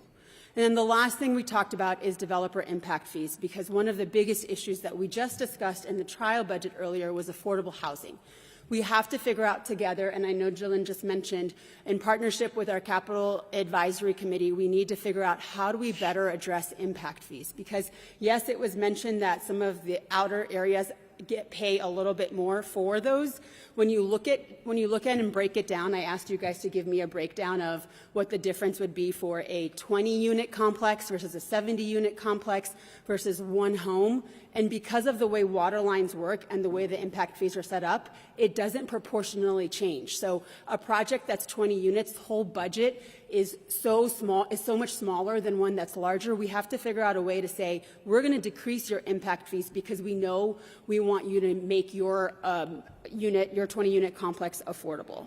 So all of that to say, and I know you guys said that you would look at that and make a plan for it. And it has been commented that we're not going to get any of that in the next 3 months. Those are all long-term things. But I think what you guys can do is set real targets for us and give us real timelines. So by the end of this year, we'll have a timeline for when you could see a new impact fee in place. By the end of 3 months, you should at least get a target for some of the metrics that we sent. So I guess what I'm looking for is targets, metrics, and timeline to be able to come back and say, you all have a plan to address some of these issues that have come up time and time again. So I want to thank all of you guys. I know this has been a gruesome several months, and I hope you hear that my concern and wanting a delay is coming from a place of I am so glad we have a municipally owned water utility, and I want us to be the #1 in the nation, and that means sometimes we have to take a little bit of time to get things right, put things in place so we all feel the confidence, and so that most importantly, our residents, your owners, feel the confidence that we are doing the absolute right thing. So I hope you understand that that is where I'm coming from. And lastly, I'd just like to say we are all colleagues up here. We all got elected to do this work. We may not all always agree, but I would ask us to respect each other to the best of our abilities and know that we are all trying to do the right thing and not interrogate any of us as we are here on the dais. Thanks, Mayor. Councilman White. Thanks, Mayor. To me, today there's one central question, and it's whether we're going to keep doing business as usual or not. Last year, I asked for an independent third-party efficiency audit of SAWS. I was told it was going to happen. In 2023, CPS did it. The Daymark company is the one that took it on. Many of us have reviewed it.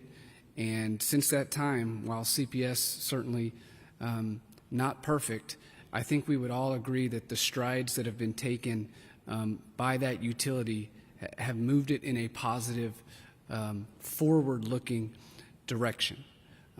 I believe SAWS, while I understand there's been internal audits done and internal metrics used, it is my position that an independent third party needs to review what's going on there. So just like CPS with CEO Rudy Garza could implement all of the recommendations, and he really has gone about implementing the recommendations of the Daymark Group, SAWS needs to do the same. The issues with SAWS are widely known. Billions of gallons of water being lost every year.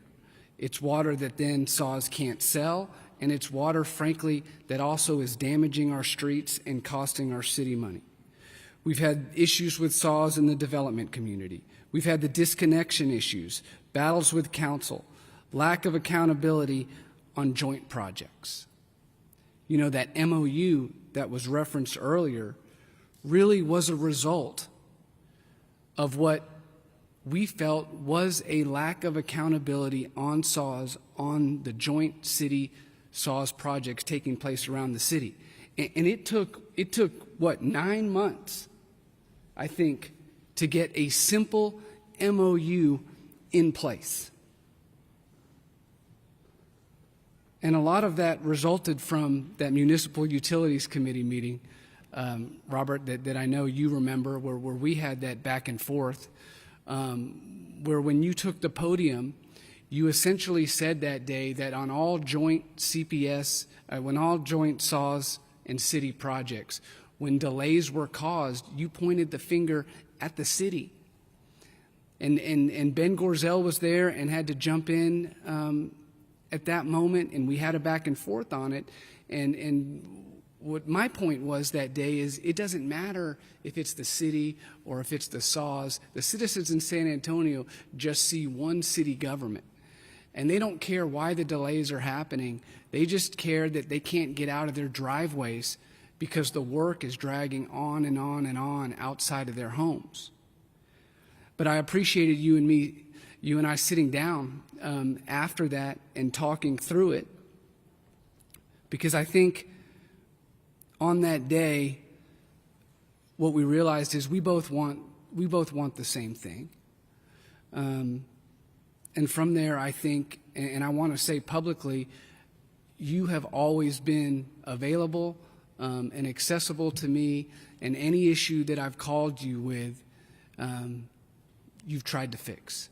And I greatly appreciate that, and I greatly appreciate that after that MUC meeting, there was a lot of collaboration between the city and SAWS to get that MOU in place. But today we stand, I believe, at a crossroads. Again, it's business as usual or actually get the change from this utility that we need. And I do have some good news. I believe that the board that is in place at SAWS at this point is committed to making change happen within that utility. I've gotten to know the chair over the past 6-7 months. I knew she was widely respected before, but getting to work with her and talk with her about these issues has shown me that she is a first-rate professional, and SAWS is lucky to have her as the chair.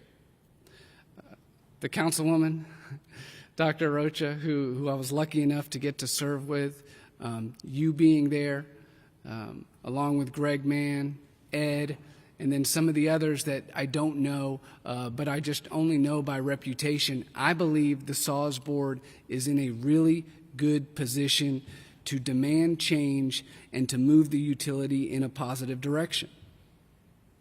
I also believe that our business community is finally getting,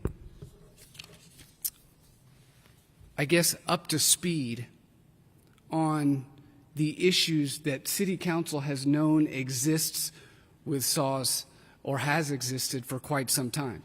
These letters of support that all of us have been receiving over the past few weeks are very, very different than the letters of support Council is used to receiving in the past when one of our utilities has requested a rate hike. If you look at each one of them, I think they all talk about accountability. They all talk about transparency. Rather than just the 3 or 4 sentences saying we need to invest in the utility for San Antonio's future, please approve the rate hike. Rather than that, we have multiple page letters that address business community concerns with SAW's operations. And I think that's extremely, extremely telling. And so with a good board in place and with the business community now actively apprised of what's going on at SAWS, and with a council that I know is determined to have a well-run, positive utility that benefits the citizens of San Antonio, I think we're going to get there. But as for this particular rate request,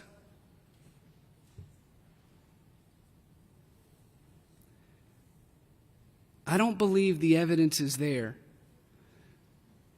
that today should make any council member feel confident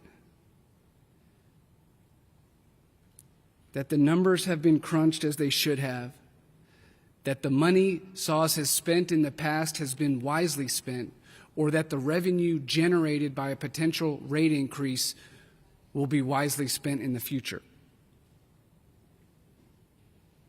If this rate hike were to pass, you're talking about somewhere in the neighborhood of $200 additional a year per family that they would be spending on their water bill. That's a lot of money to the average San Antonio family. And you know, in the last couple weeks, I've had friends in the greater San Antonio community say, well, Mark, I don't understand. What's the big deal? You know, it's a few dollars. What's really going wrong? I mean, there are only 11 people on this planet that are tasked with the responsibility to monitor this utility and make sure that it's doing right by its citizens. We are the ones that are going to the neighborhood meetings, that are hearing the stories of people literally not being able to get out of their driveway into their street because it's been torn up again, or that water is flowing down their street and they're worried about their kids playing in it. We hear these stories every week. And that's why we are in the best position to make this decision today. And while I'm not going to support it, my hope is that in October, or if you choose to delay and come back in January, like somebody mentioned may happen, whenever it is that you come back, I'm ready to have the conversation again with a clearer plan, with defined metrics and goals on some of the issues that my colleagues have raised. We all want the same thing. And I know we're all willing to work together to get it. But today, I do not believe this council has enough evidence or should feel confident enough to support this particular rate request. Thanks, Mayor. Thank you. Sir, Mayor, can go I? ahead, please. Just to clarify again, to the extent that council members are asking for plans and metrics, that would be something, again, that the SAWS board would need to consider working with SAWS leadership in terms of developing those if they choose to do so. So again, it's not something that the council would approve, or it's something that the SAWS as an independent organization would have to come up with. Thank you, Andy, for that. Jeff, do you have a second?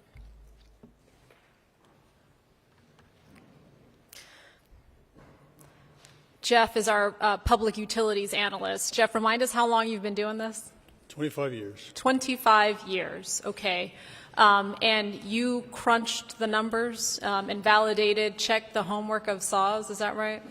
A good team as well, yes. Okay. And are you confident with your number crunching ability and your 25 years of experience as a public utilities analyst that what has been brought forth, one, makes sense and is adequate to the work that is being requested? I think it's reasonable and accurate, absolutely. Great. Thank you for your expert advice.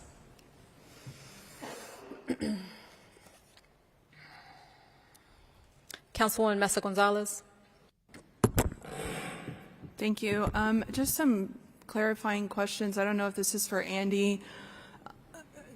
The delay that's being asked for, or if this is for my colleagues to answer, there's a list that is being talked about. I am not supportive of the delay because folks keep referring back to a list and specific items that they've dealt with in their district. So if there is a list, can there be a list? Should those items be looked at by everybody on council? And that's, I guess, what I'm kind of, in the sake of transparency, and the colleagues who have brought up issues, is a list something that was shared with everybody? When? How? Well, if I can address what I understand, Councilwoman, is that there was a list developed by some council members that was just a list of issues that they felt had wanted to talk to and have addressed through interaction with SAWS. So again, the key was that it wasn't a list of anything that had to be required or was contingent on them voting one way or another. It was a list of issues that they wanted to discuss or address as the whole council was considering this rate adjustment. And what did the list entail? Well, specific? That one I would ask, your colleagues in terms of the issue you bring up in terms of information they're sharing in that's really a question more for your colleagues. Can I ask any of my colleagues that have brought up a list you'll send it to me right now? Well, in the interest of transparency, if I'd ask, if we're talking about delaying this and it's based on a list that not everybody has seen, I'd ask you to go through your list right now, please. And I'd like to understand also who are part of the group. I will let my council colleagues self-identify. I asked for anybody that I was working on, what are some of the issues I'd faced. So I'd asked if anybody who was speaking to me, I asked them, I can incorporate it in, but I'll go through and read it all. Okay, SAWS project construction, communication and timely completion. Problem, SAWS has repeatedly failed to coordinate with Public Works and Capital Delivery on concurrent projects, begun new construction without adequate notice to residents, and delivered projects late and over budget. This includes not providing construction updates to online map systems and informing our council offices about delays. Request, a 3-year project review with a concrete plan including measurable targets for improving on-time and on-budget delivery and a defined protocol for coordinating with city departments and notifying effective residents for all projects. Accurate identification of subsurface infrastructure. Problem, outdated infrastructure records are causing avoidable delays when streets are already open. This is an operational failure that compounds construction fatigue and erodes public trust in city government. Request, a briefing on current and planned use of subsurface utility engineering with specific steps to ensure infrastructure is accurately documented before construction begins. Post-construction street quality. SAWS repaired pavement consistently deteriorates faster than surrounding roadway, leaving streets in worse condition than before. Partial repairs create hazardous seams. Additionally, not every project requires curb-to-curb reconstruction, but partial repairs can negatively impact the roadway. Request, a plan that establishes clear street restoration standards requiring Public Works approval, tracks projects requiring full reconstruction, and ensures completed work meets street standards. Colleagues, please. Would it be easier if we got a printout? I'm happy to. Can one of the team members do a printout? I can keep going. That was the first bucket. I guess what I'm curious is if there is a delay, what are the action items? So I put that those we're in, looking. so Well, each one has a request. So it's right, but we're basing. If I can interject, but are we basing the vote on fulfilling that request, no, or so? The short answer, Councilwoman, again, is no. That the vote cannot be contingent on any action that will or will not be taken by SAWS. Again, this was viewed to me as simply a list of issues they wanted to have discussed. So the answer to your question is no. There's no tying of this list to any vote. There cannot be any time. Right? It could be a request of issues you want to discuss and have SAWS address. And to the earlier question, Councilwoman Kaur asked for people to self-identify. I was pushing, obviously I've been pushing for water leaks for years now. We talked about the 430 Woodlawn Lakes loss of water. You know, we talked about in 2023, we essentially lost what we get from Vista Ridge in water leaks on our streets. We've also talked about how these water leaks not only are a scarce resource running down our streets, but it's also messing up our streets that I mentioned earlier. The city pays really good money for. I also added about the construction, how SAWS leaves our streets in disrepair. It impacts residents. And then finally, one of the items on the list was the audit. Anyone else Mayor, want to I'll also- self-identify? Yes, Yep. I'll also add, I've talked to the councilwoman about the issues that I presented. We have had conversations about that. I probably told everybody up here my concerns that are incorporated into that list also. Thank you. And I'll just say as well, nobody's voting because of any list. My understanding, these are just issues that the councilwoman and a couple people had and wanted to relay to SAWS to get addressed at some point in the future. But we're not voting because of a list or no list or whatever. We're voting on the issue of whether or not it's appropriate to give a rate hike at this point in time. Asking what the action item is, because they have been brought up to get to a delay. So I'm just asking, what is the plan between now, if there is a delay, to whatever date is being discussed when we come back? Or Can I real quick? Just so we've all laid out questions and concerns and comments and feedback as it relates to rate increases, not just this one, but prior ones with CPS even. And what I understand about Councilmember Kaur is that she is a convener of sorts. And I think she genuinely wants to support this rate increase and wants to see it pass. And what I interpret from all of this is that she said, hey, I've heard council members bring up all of these concerns. These are the concerns I've heard of my constituents. I'm going to draft a list, and I want to make it as easy as possible for SAWS to understand what is it that my council colleagues are saying, especially the ones who are leaning no or are saying no.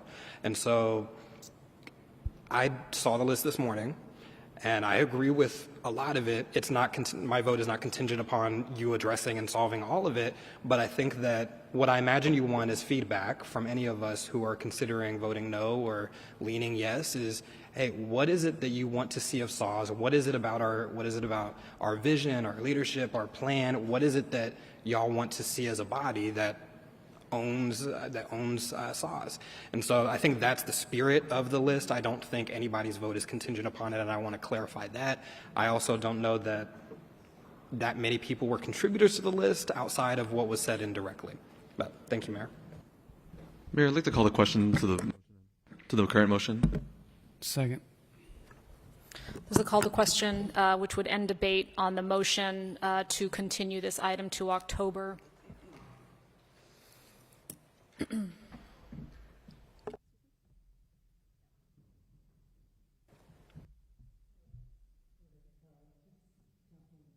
guess you don't have to do F4, F2, whatever. It's not in there, but he has the answer.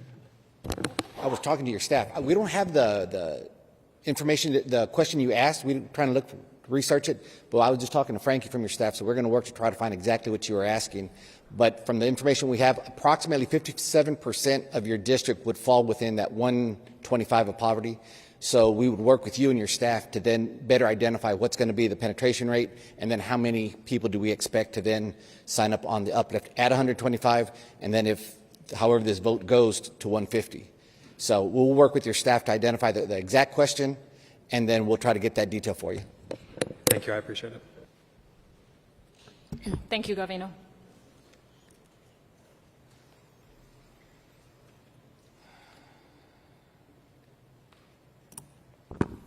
There's a motion and second to continue the item to call to question, thank you, which would end debate on this item. I understand there's some other folks that have flagged they still had comments on this. Let me just say that, for example, Councilwoman Castillo and others that may still want to speak on this item, but it's been called to question. So on that, 2/3 are needed to pass. So a vote yes ends debate. Okay, please vote.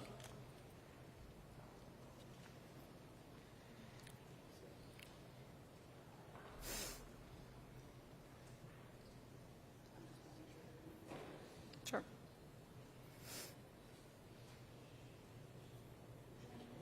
Okay, the motion carries.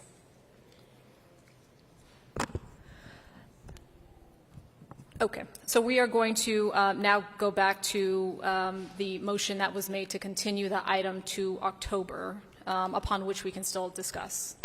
None at all. Okay, thank you. All right, so we are going to now vote on the motion to continue this item to October. Please vote.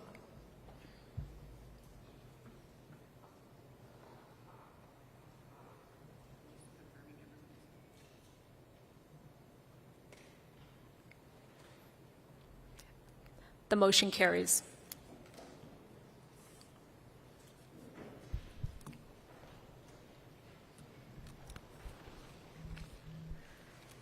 Sorry?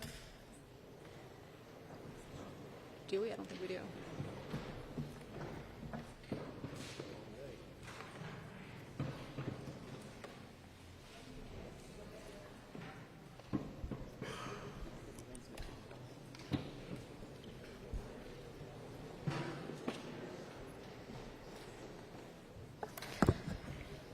The time is now 3:37 p.m. on, excuse me.